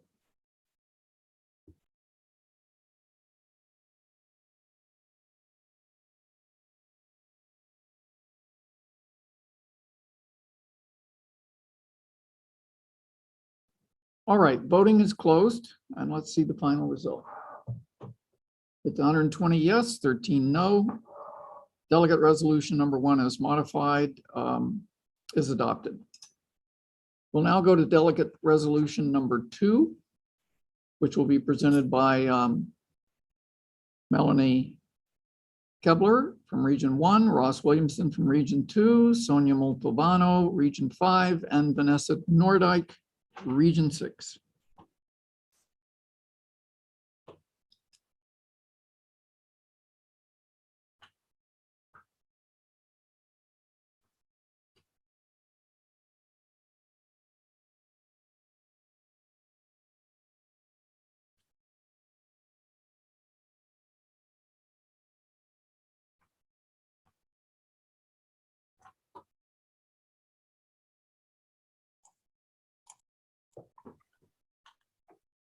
Thank you, President Wade. My name is Melanie Keebler. I'm the HOD delegate from Region 1, and I'm happy to introduce this item and then have my colleagues speak further to it. I'm an attorney, obviously have been an attorney for a number of years, and in my time as an attorney, I've been a longtime supporter of the Campaign for Equal Justice and the access to legal aid and civil legal services for low-income folks in our state. This is actually CEJ's 31st anniversary, and I'm urging you today to vote in favor of this resolution.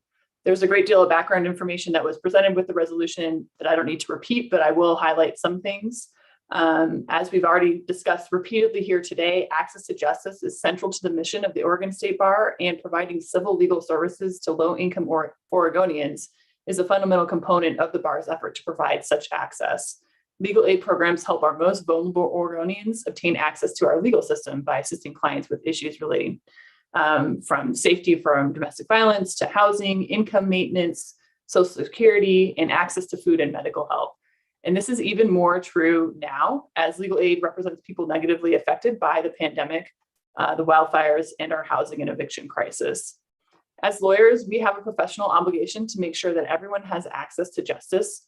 It's important that our system of justice functions fairly, and studies show that the public's perception of the justice system improves if they have access to a lawyer. So it's in all of our interests to improve access to justice. And I will pass the baton now to Sonia.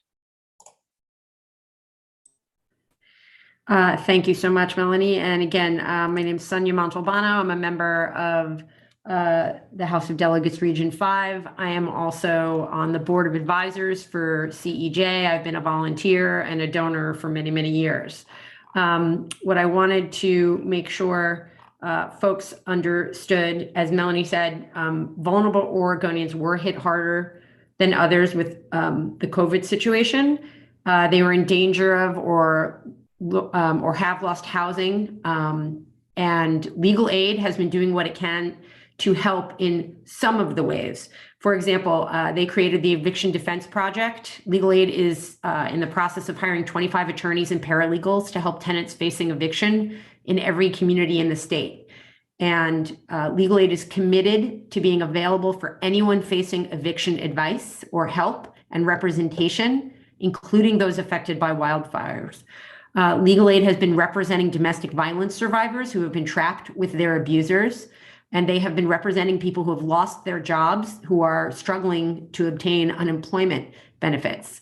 But I am saying that we are doing some of what we can, because the Legal Aid Task Force created in 2014 found that for Oregon to have minimally adequate funding, minimal, we need to be funded in the amount of at least $30 million a year.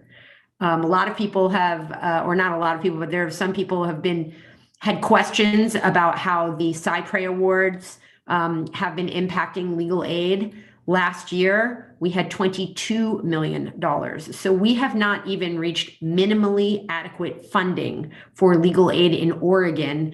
And yet, and that study was done in 2014, the need for legal aid services has increased dramatically. We have also lost some donors last year. That was understandable because of COVID and people had some challenges, but we lost approximately 800 donors. And so what is important is that if anyone can give anything in any amount, now is the time. We're working to get our donor numbers back up. And I think it's a sign of value that Oregon lawyers appreciate and care about access to justice for all. And then I will now move to give the floor to the next individual who's supposed to speak. So I believe it's Ross. That's right. Thank you, Melanie and Sonia. I'm Ross Williamson, a delegate from Region 2, and I will sum up. I see the yellow light. As a HOD member, you may ask me, Ross, but what can I do to support legal aid? And I would say, good question. Here's what you can do. You can vote in favor of this resolution. CEJ uses this resolution to gain other support from other entities. You can also contribute to this CEJ. I would encourage you to contribute at your local event in your town or entity, or get hooked up with your local event. We're in the midst of fundraising right now, and so you can attend your local event. And I have the red light, and so I will sum up by saying, please support this resolution. My name is Ross Williamson, and I move for delegate resolution number 2. All right, thank you, Mr. Williamson. Thank you, Ms. Keebler. Sorry, I mispronounced your name. And thank you, Ms. Montalbano. And we're missing Vanessa Nordike, but if she comes up, she can speak at the pro mic. All right, so would someone like to second the motion? All right, Jan Kitchell seconds the motion. Well, a lot of people want a second, so I think we should probably recognize Sonia Montalbano as the person seconding. And I'm also informed that Vanessa Nordike is in trial, so we miss her, but she's paid her dues. Anyway, we now have a motion and second for delegate resolution number 2. The pro mic is open. Jan Kitchell, do you want to speak in favor?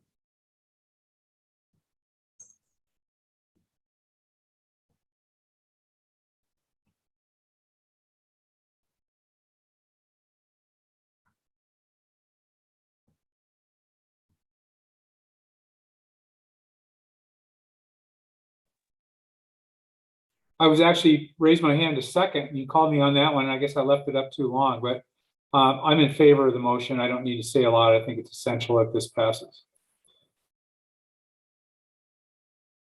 All right, thank you very much, Mr. Kittrell.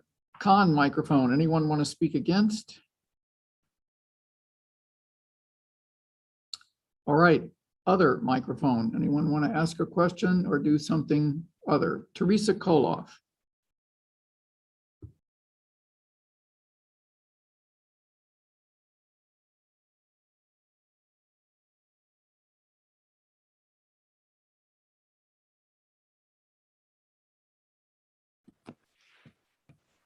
Okay, can you hear me? Oh, here. Yes, we can. I have a video. Okay, I'm going to vote for this, but I do need to put in 2 comments. And one is, Having been a landlady for the last, whatever, many years, but especially the last 18 months, I can assure you that they have had a very rough time and they've not been able to access funds and paid mortgages out of their own money. And I'm not arguing at all that people who were hit hard by COVID and couldn't pay rent were also hit hard, pardon me, across the board. And I'm glad that legal aid is there helping, but I'm a little concerned that there's just not been a word of or reach out to those who are just small landladies. The other thing I want to say is that a while back when I was on the BOG and President Wade was there, we worked really hard for years pushing for centralized legal notice, which would have been a more stable way when we knew for a fact that we were not having adequate funding of legal aid. And, for political reasons, it didn't go forward, even though it passed twice through the HUD. So what I'm asking is that we continue to look at ways that will fund legal aid without, this kind of charade every year about, do we support legal aid? Well, of course we do. So I will vote for it, but I just had to say that. All right. Anyone else want to speak pro? Anyone else want to speak con?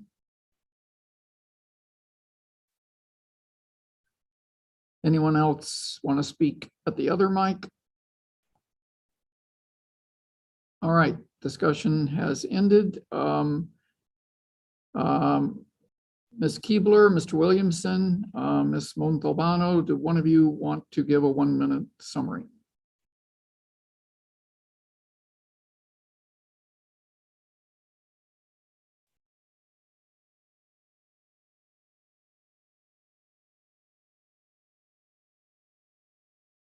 Okay, so they have waived their summary and they'd like to go ahead with the vote. So here we go.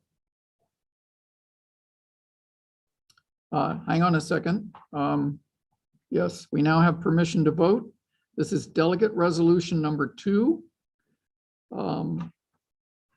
to adequately fund legal services to low-income Oregonians.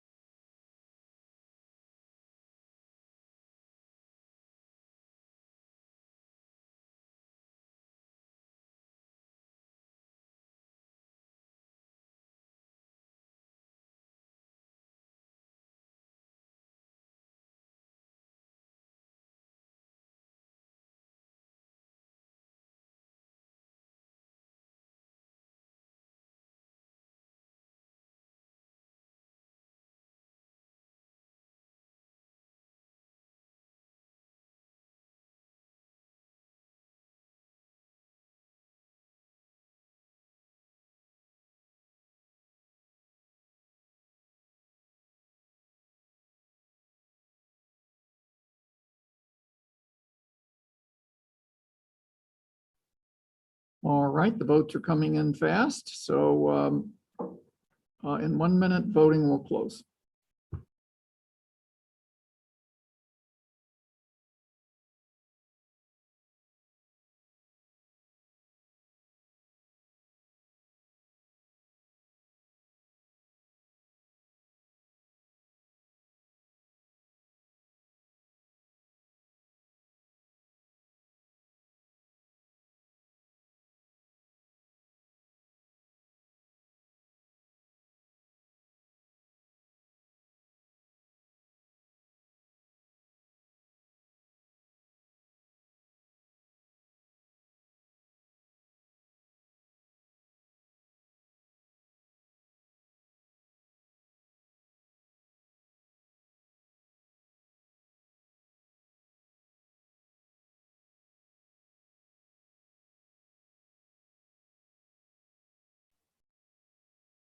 All right, in 5 seconds, voting will close.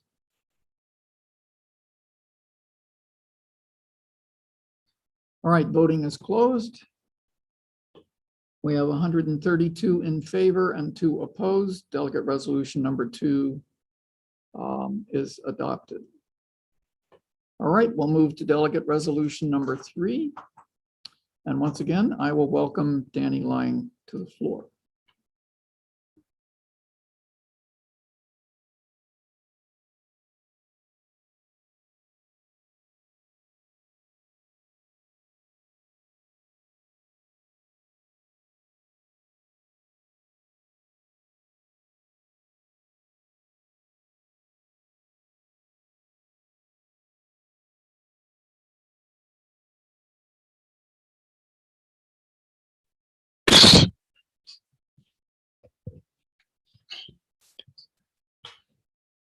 Okay.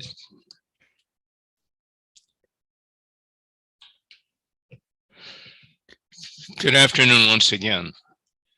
This is Delegate Danny Lang, ex officio delegate by reason of president of the Douglas County Bar Association. And I had the experience after 4 decades of practicing law to try my hand at an appeal. Instead of using retained appellate counsel, which has always been my practice, because the cost of appeals I've found, basic ones, are anywhere from $10,000 to $30,000. That's way priced out of 95, 98%. I'm going to say 100% of my clients in Douglas County. I don't know of anybody that can afford a $30,000 appeal, which may wind up in an AWOP, but that's for another topic. So one of the first obstacles, cost of a certified transcript, even though in the appeal that I did, it was really about the findings of fact and conclusions of law. The transcript wasn't really particularly useful or even necessary, but that was $2,800. So what I'm looking at is what our bar bulletin brought up in the July 2021 edition. And the feature story is examining the pro se justice gap. And the key word here is innovations. And as the article points out, one of the things that the bar is doing is having an implementation committee, of which I'm on the advisory committee, to have paralegals, paraprofessionals provide legal services at lower cost. Well, let's look at maybe how we can redo appeals so that there is access to appellate justice that does not exist now. So what my proposal is we use innovations. A volunteer committee, start at the bottom, just start and say, how can we have a standard form, something very digestible, something lay people can phrase their issue, get their question, not limiting them to maybe consulting with a paraprofessional or paralegal or with an attorney, but they can navigate the process, the protocol. And so I'm thinking in terms of a committee of volunteers that would create a protocol, a way for people that don't have the means to take an appeal. Because when there's an injustice, it's tyranny if they can't appeal it. And there's sometimes it's obvious error. We need to open the doors to the appellate court and not have a financial barrier, a technical barrier. I'll comment on that. In the appeal I did underneath the Court of Appeals, I added one line and my appeal was accepted, and then it was rejected an hour later. I had to file it as an amended appeal. Didn't change the appeal at all, just deleted about 8 words. Then I had to reserve the other 2 parties, not with 1 copy, but with 2 copies within a certain period of time. So that was $14 of additional mailing and 22 or so pages that had to be resent to delete 1 line, and now it's an amended appeal, amended opening brief. Well, it wasn't amended. I mean, you could read through it and search for it. It just took away 8 words that were surplusage. With that kind of, I'm going to call it nonsense, puffery, that's what I think the folks in 1776 got away from the monarchy. So let's have a committee. Let's go innovative and say, how can we get folks that have been aggrieved in our trial court system, how can they, and in our administrative law system, how can they get access to justice? Well, let's go with this and have a committee come up with innovations. I therefore move adoption of delegate resolution number 3, and I'm volunteering to serve on whatever committee is formed. Thank you. All right, is there a second for delegate resolution number 3? Okay, we have several seconds. I'm going to go with Elizabeth Inayoshi. All right, anyone wish to speak in favor of delegate resolution number 3?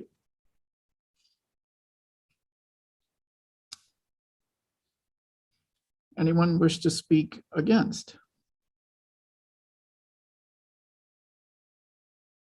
Anyone wish to speak on something other than pro or con?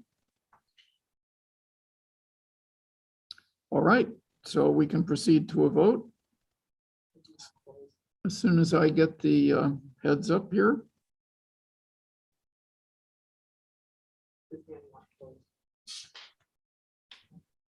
Did you hear that? 1 minute closing. Oh, I'm sorry. Mr. Line, did you want to give a 1-minute closing? Thank you for the invitation. I think the matter speaks for itself. We need to do this. Thank you. Okay, thank you. Thank you to our parliamentarian who's keeping me in line. And it's not easy. All right, so we're now voting on delegate resolution number 3 as originally proposed. So vote yes, no, or abstain.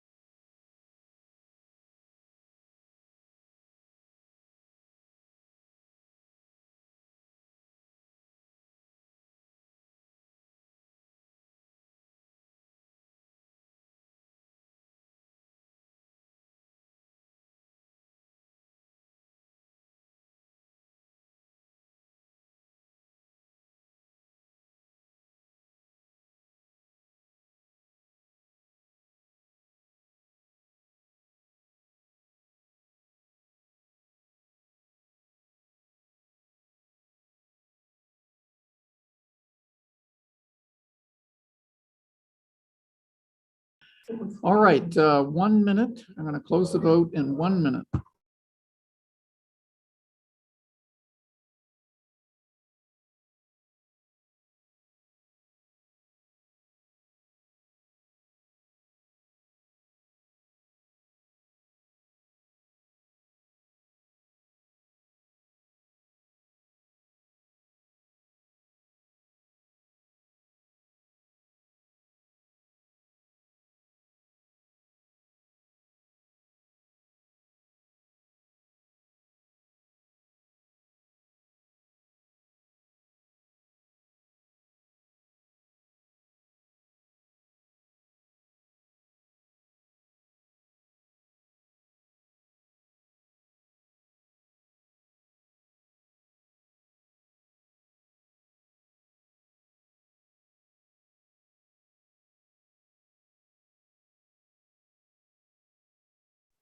Okay, 5 seconds and we're closing the vote.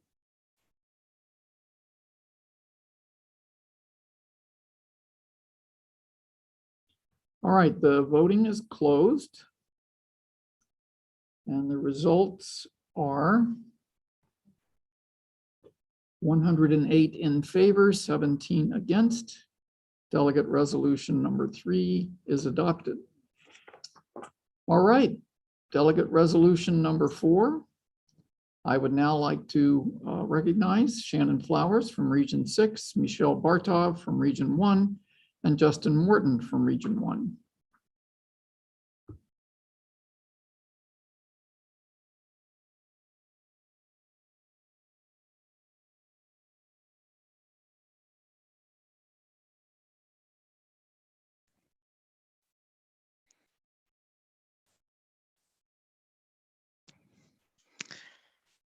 Hello, everyone. I'm Shannon Flowers. I'm a delegate from Region 6. I've spent most of my legal career at the Office of Public Defense Services, first for many years in the Appellate Division, and currently I serve as the Interim Juvenile Chief Trial Counsel, supporting existing programs and working on an agency restructuring plan directed at improving how we deliver public defense services in Oregon. As you all know, our federal and state constitutions and statutes guarantee the right to competent and ethical court-appointed counsel where fundamental liberty interests and other important rights are at stake, namely in criminal, juvenile delinquency, juvenile dependency, civil commitment, and other related proceedings. There have long been salary and resource disparities between public defense providers who are on the front lines working to fulfill those guarantees and attorneys representing the state. We've studied this issue more than once, and we know that those disparities hinder public defense providers' ability to zealously advocate for their clients and protect their rights and interests. This is true now more than ever with the added challenges presented by the COVID pandemic and associated backlogs in our courts. Right now, many public defense providers are faced with caseloads so high that they are challenged to meet with their clients early and consistently, thoroughly investigate and evaluate their cases, and provide competent and zealous representation at critical stages. This in turn leads to attorney burnout and providers leaving public defense, which only exacerbates these problems. The House of Delegates has long supported a strong public defense system and increased financial resources for public defense providers, and we should continue to do so in this time when doing so is so critical to ensuring justice for some of the most vulnerable among us. I move for approval of Delegate Resolution 4. Thank you. Thank you very much, Ms. Flowers. Is there a second for the motion? Michelle Bartov seconds. So who would like to speak in favor?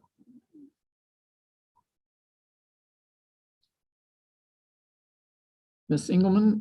Inglesman, would you like to speak in favor?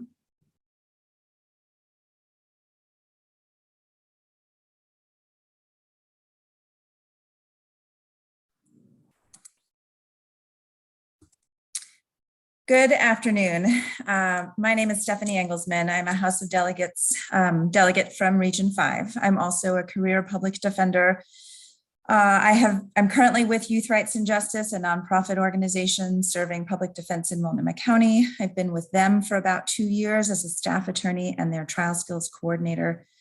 Before then, I was with Metropolitan Public Defender's Office, the largest public defense firm in the state and certainly in Multnomah County. I was there for 12 years.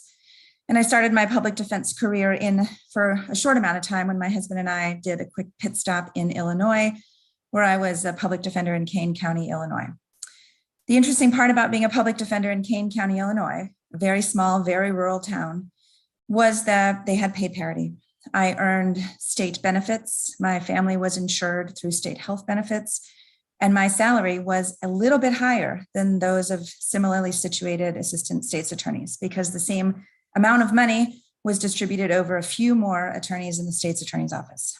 When I moved back to Multnomah County with a couple years of experience, which in the public defense world is a lot of experience, I worked tirelessly, very hard, but my salary, both when it started and when it ended, when it capped out at 10 years of public defense services, my salary capped out at less than the starting salary for Multnomah County District Attorney, a baby district attorney.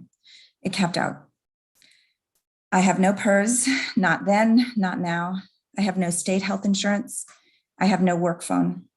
when I was at the public defender's office with MPD to insure my husband, my family, and my children and myself, it would have cost over $1,000 per month. That was less than some of the legal assistants working there very tirelessly for many, many years made in an entire month. Oppositionally, in the district attorney's office, it costs $0 per month to insure a family, including children. The turnover in the public defense system, as Ms. Flowers mentioned, is high. Retaining those of us with experience is hard. Caseloads are extraordinary. Funding properly both the public defense attorneys and support staff ties right into access to justice and diversity and inclusion. We cannot laud ourselves as progressive if we continue to have a system where the public defenders and their staff are so underfunded that many of them have second and third jobs and are on public assistance. We have a governor who was a former public defender. We have a Democratic majority in the state legislature. It is time to act, and I support this resolution. Thank you for your time. Thank you, Ms. Ingelsman. She needs to move the resolution. Oh, she was just a pro. Time for a con. All right, there is no con. Are there any others wanting to ask questions or make a motion? Seeing none, Ms. Flowers, you can sum up. And would you make sure that you officially moved the resolution? She did. Okay, you did. So now you get a minute to sum up. I don't think I have anything additional to add. Ms. Ingelsman's comments were directly on point. She speaks from her own lived experience with this, and I think she speaks for lots of public defense providers in Oregon. All right, thank you very much. We will now proceed to the vote as soon as I get the signal.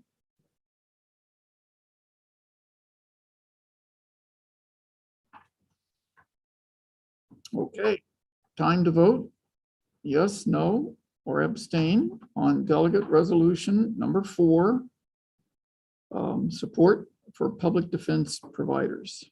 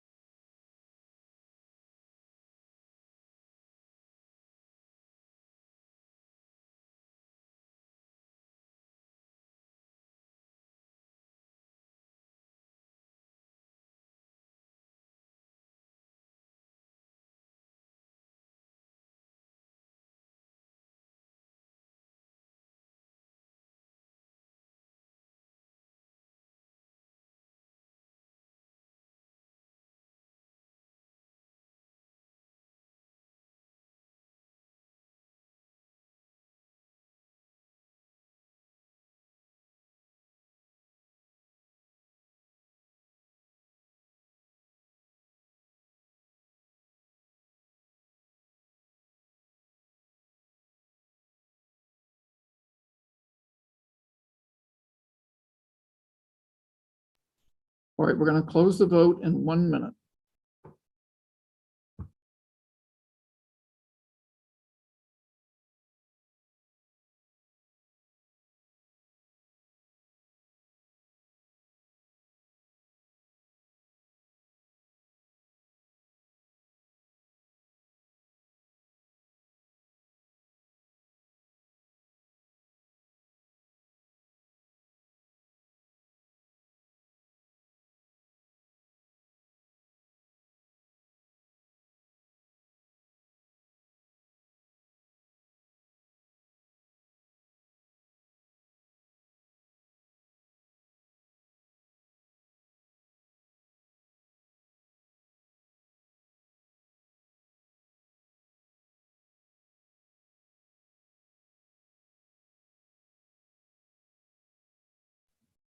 Okay, 5 seconds.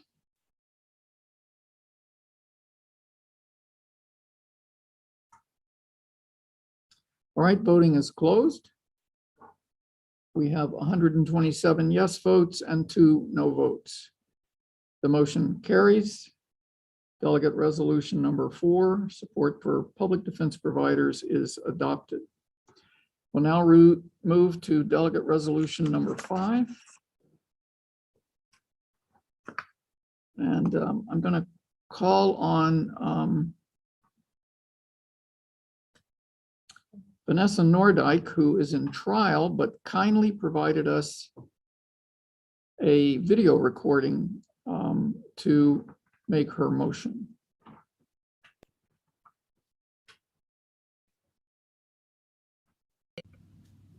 Good day, President Wade, members of the Board of Governors, members of the House of Delegates, and Oregon State Bar staff. My name is Vanessa Nordyke, and I'm a delegate from Region 6. I'm in trial this week and cannot deliver this message live. I look forward to seeing all of you in person in the future. But for today, it is my honor to present Delegate Resolution number 5, directing the Oregon State Bar to convene the Wellness Summit Conference of Stakeholders. The need to address wellness in our profession is urgent. The American Bar Association's national survey of about 12,000 lawyers countrywide found staggeringly high rates of depression, anxiety, and substance abuse. We know that there are countless lawyers who are also struggling with burnout, and we also know some lawyers who have ended their lives by suicide. When I served as your bar president in the year 2018, I made wellness a top priority. I championed the creation of mandatory mental and substance abuse CLE requirements for all of us, with the support of my board and the bar staff. I also started conversations about wellness all over the state. And during my travels, lawyers and judges started to share their stories. Stories of colleagues who had ended their lives by suicide. Stories of colleagues who had found redemption through sobriety, and much more.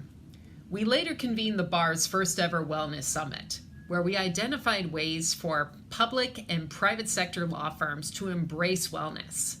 And many have done so, as we know from past Bar Bulletin articles. But our work is not done. We have a lot more to do if we are really going to embrace wellness as an entire profession across our state. As you may know, the pandemic has increased mental health challenges across all demographic groups, including children. We know from recent Bar Bulletin articles that the pandemic has pushed many of our peers to the brink. We know that the pandemic has exposed structural inequities in our profession and in the communities we serve. We don't even know yet what remote work will mean for our long-term ability to stay connected and to train our next generation of lawyers and judges. With all the curveballs being thrown at us, now is the time to convene a summit of stakeholders to ask the hard questions and to take real action on the wellness challenges that are facing our profession. Proposed summit topics include informing well-being efforts through diversity, equity, and inclusion principles, looking at ways to reduce stigma and shame, finding ways to increase help-seeking behaviors, addressing the vicarious trauma that runs rampant within our profession, as many of us are exposed to a deluge of cases of child abuse, gruesome physical injuries, sexual assault, and much more. So for all these reasons, colleagues, I'm asking for your support and I'm asking for your vote on my resolution. And therefore, I move adoption of Delegate Resolution number 5. Thank you. All right. Thank you, Vanessa Nordyke, former president of the Oregon State Bar. Does anyone wish to second the motion?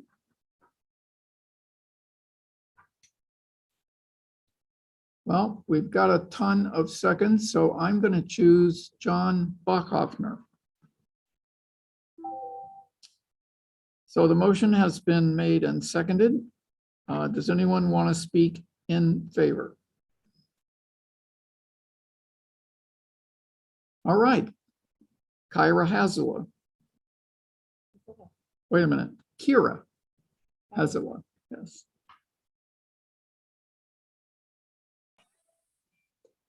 Hello, President Wade. Can you hear me? Yes. This is Kira Hazilla, Director of the Oregon Attorney Assistance Program, here at my first House of Delegates meeting to express our support at the OAAP for this resolution and also to answer any questions that might come up in Ms. Nordike's absence. As we know, lawyer well-being is integral to many of the important topics that this body has discussed today. And the research, as Ms. Nordike indicated, on lawyers, judges, and law students is clear that our legal community is impacted by mental health and substance use challenges, as well as toxic levels of stress at levels far exceeding the general population. Oregon has been a national leader in well-being efforts in our legal community due to the hard work of many people in this virtual room and many actions of this body. We absolutely support the resolution and encourage the House of Delegates to consider it. Thanks so much. Thank you so much, Kira, for coming to speak with us. All right. Anyone wish to speak against the motion? All right. Are there anyone who wishes to speak other? All right, I recognize Eric Blaine.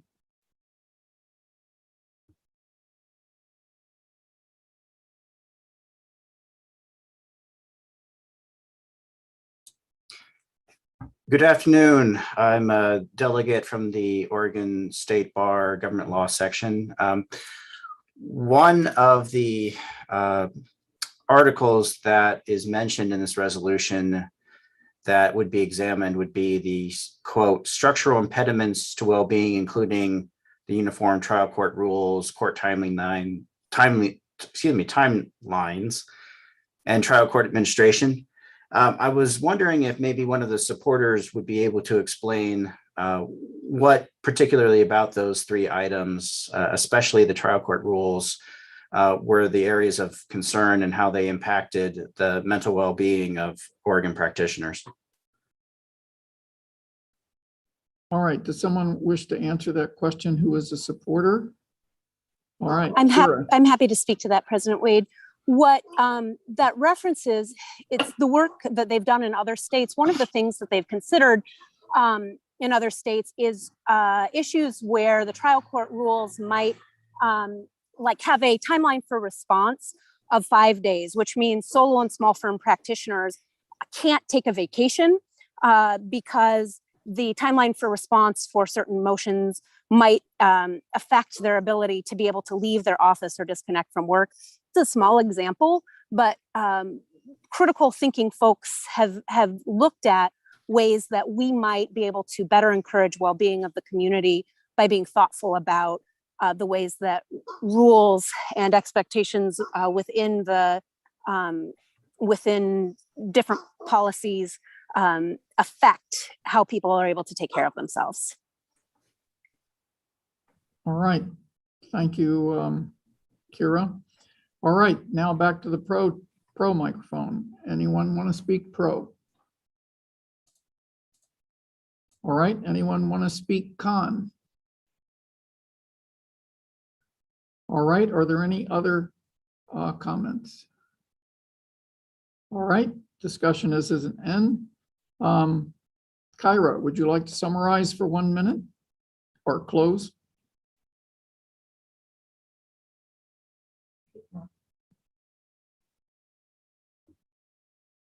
You're still on mute. You're still on mute. Thank you, President Wade. I was unprepared for summarizing and closing. What I will say is that there are so many people working so hard in these efforts, and I really appreciate the House of Delegates for considering these issues and thinking about what our next steps forward might be. All right, thank you very much. And thank you for your service at the Professional Liability Fund. All right, it's Discussion is over, so as soon as I get the signal, we'll vote.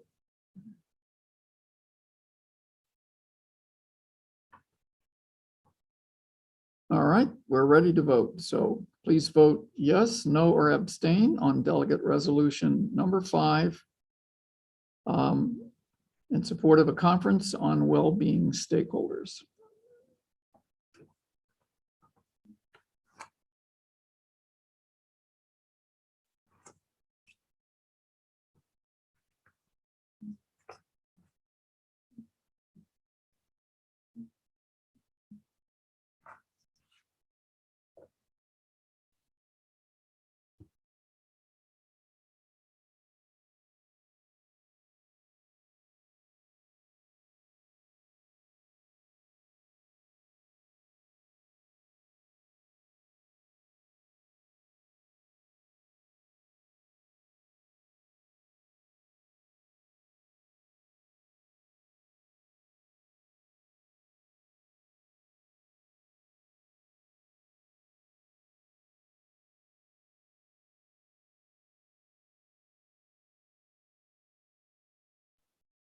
All right, we're going to close the vote in 1 minute. So please vote as soon as you can.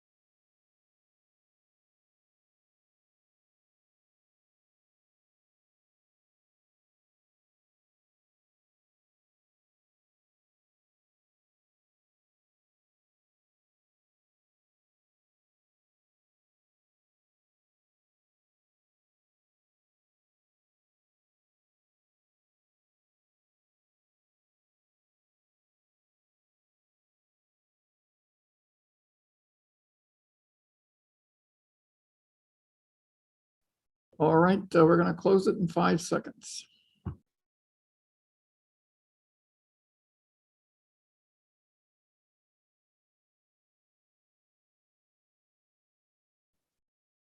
All right, voting is closed. The result is 120 in favor and 2 against. The motion carries. Delegate resolution number 5 for a conference on well-being stakeholders is adopted. We will now move to BOG resolution number 5. And I'm going to recognize this, by the way, does not require a vote. This is our in memoriam presentation. And I'm going to recognize for this board members Gabe Chase, Matthew McKean, and Joseph Hesbrook. They will honor the colleagues we have lost since the last HOD meeting.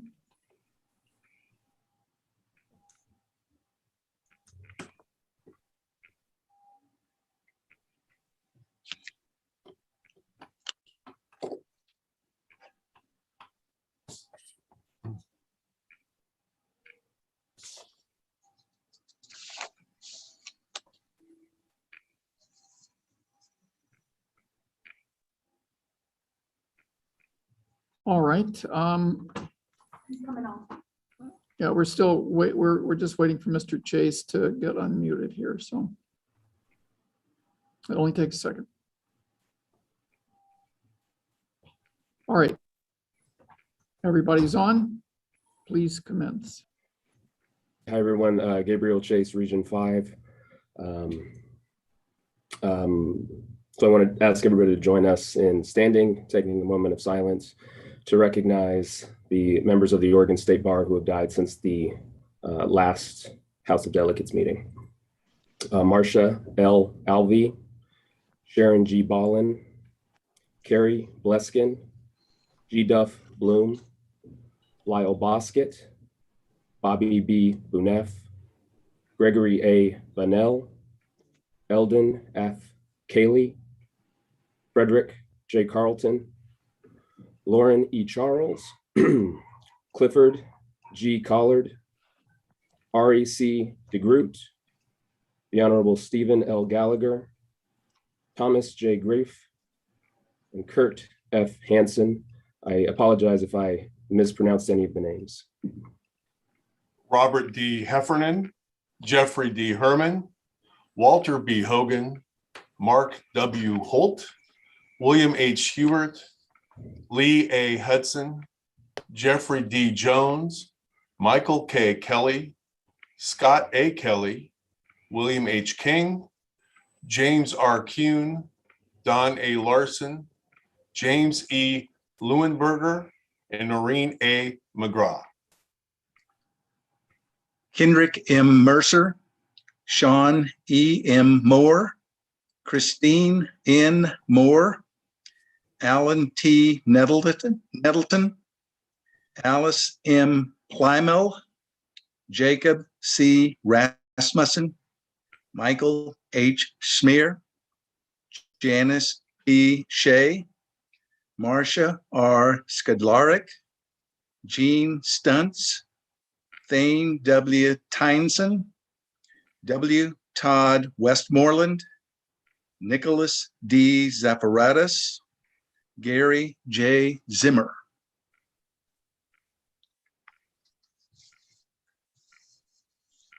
Thank you very much. Everyone may be seated. Thank you, BOG colleagues, for that very meaningful moment in this meeting. And now please take a moment of silence.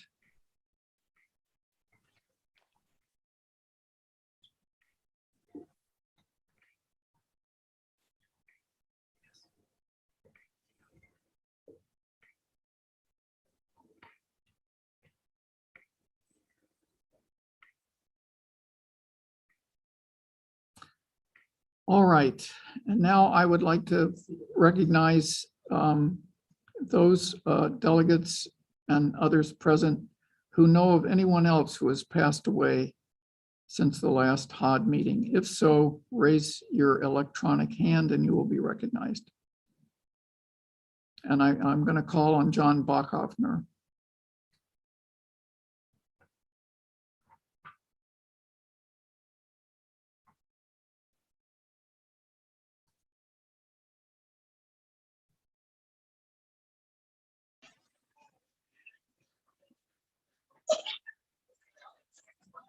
Sorry. I wanted to report that my business partner, Tim Ramus, passed away very recently. All right, I'm very sorry, Mr. Bachhoffner. And thank you for that. I also want to recognize Walter Sweek and Richard Lang, who passed this year. And from Sonia Montalbano, we learned that Scott Sorensen Jolnick passed this year.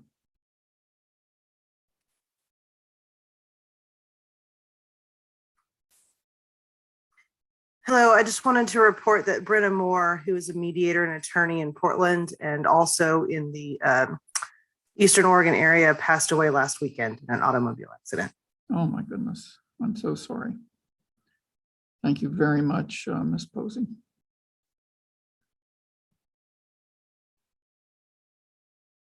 All right.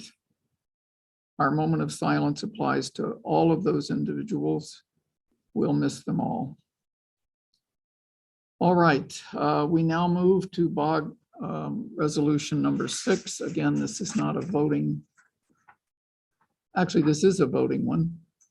And I'm going to recognize Colin Andrews from Region 5.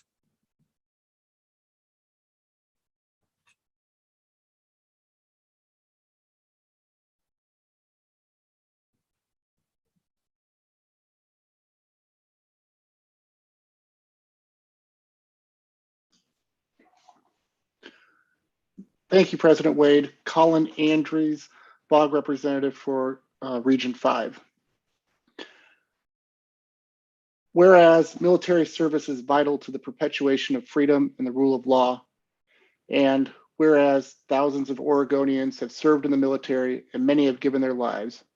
Now, therefore, be it resolved that the Oregon State Bar hereby extends its gratitude to all those who have served and are serving in the military, and further offers the most sincere condolences to the families and loved ones of those who have died serving their country. Thank you. Thank you, Colin. Is there a second to the motion?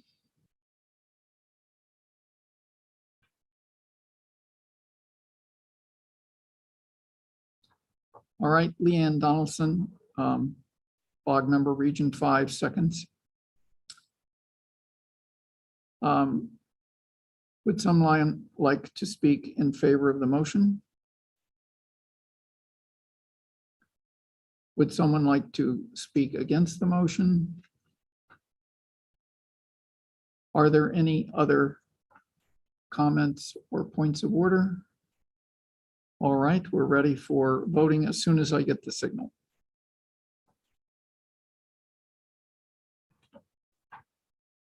All right, we're ready to vote. Please vote yes, no, or abstain on BOG resolution number 6 in remembrance of Veterans Day.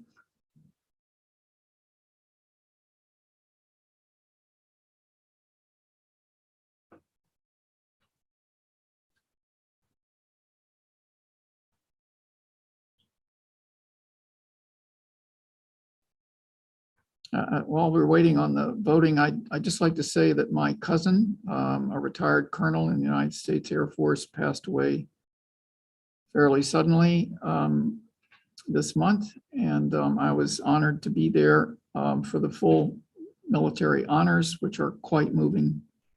And so this is a special moment for me.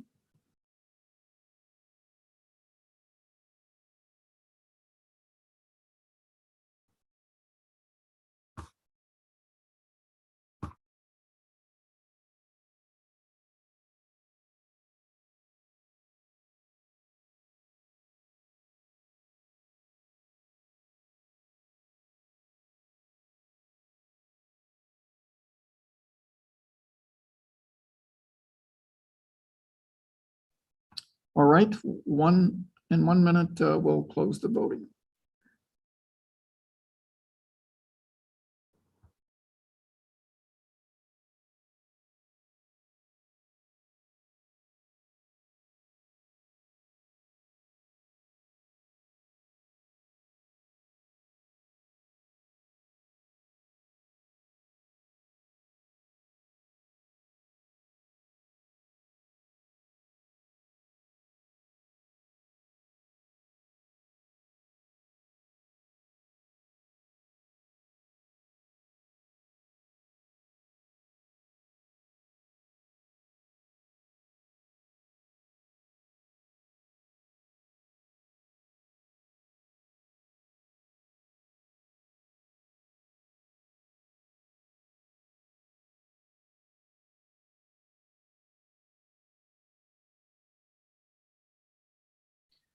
All right, 5 seconds to vote.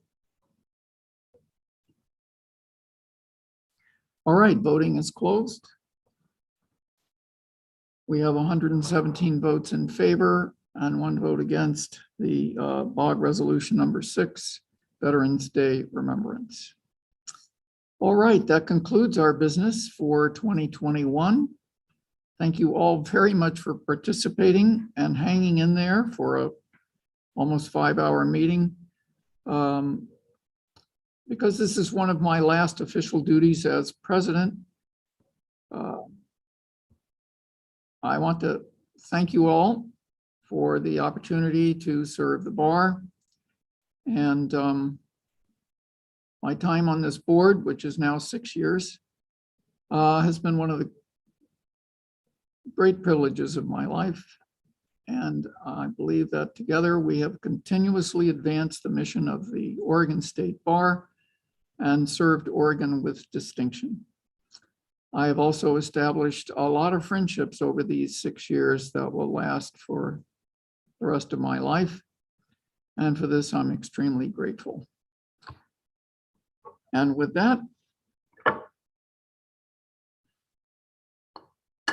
the meeting is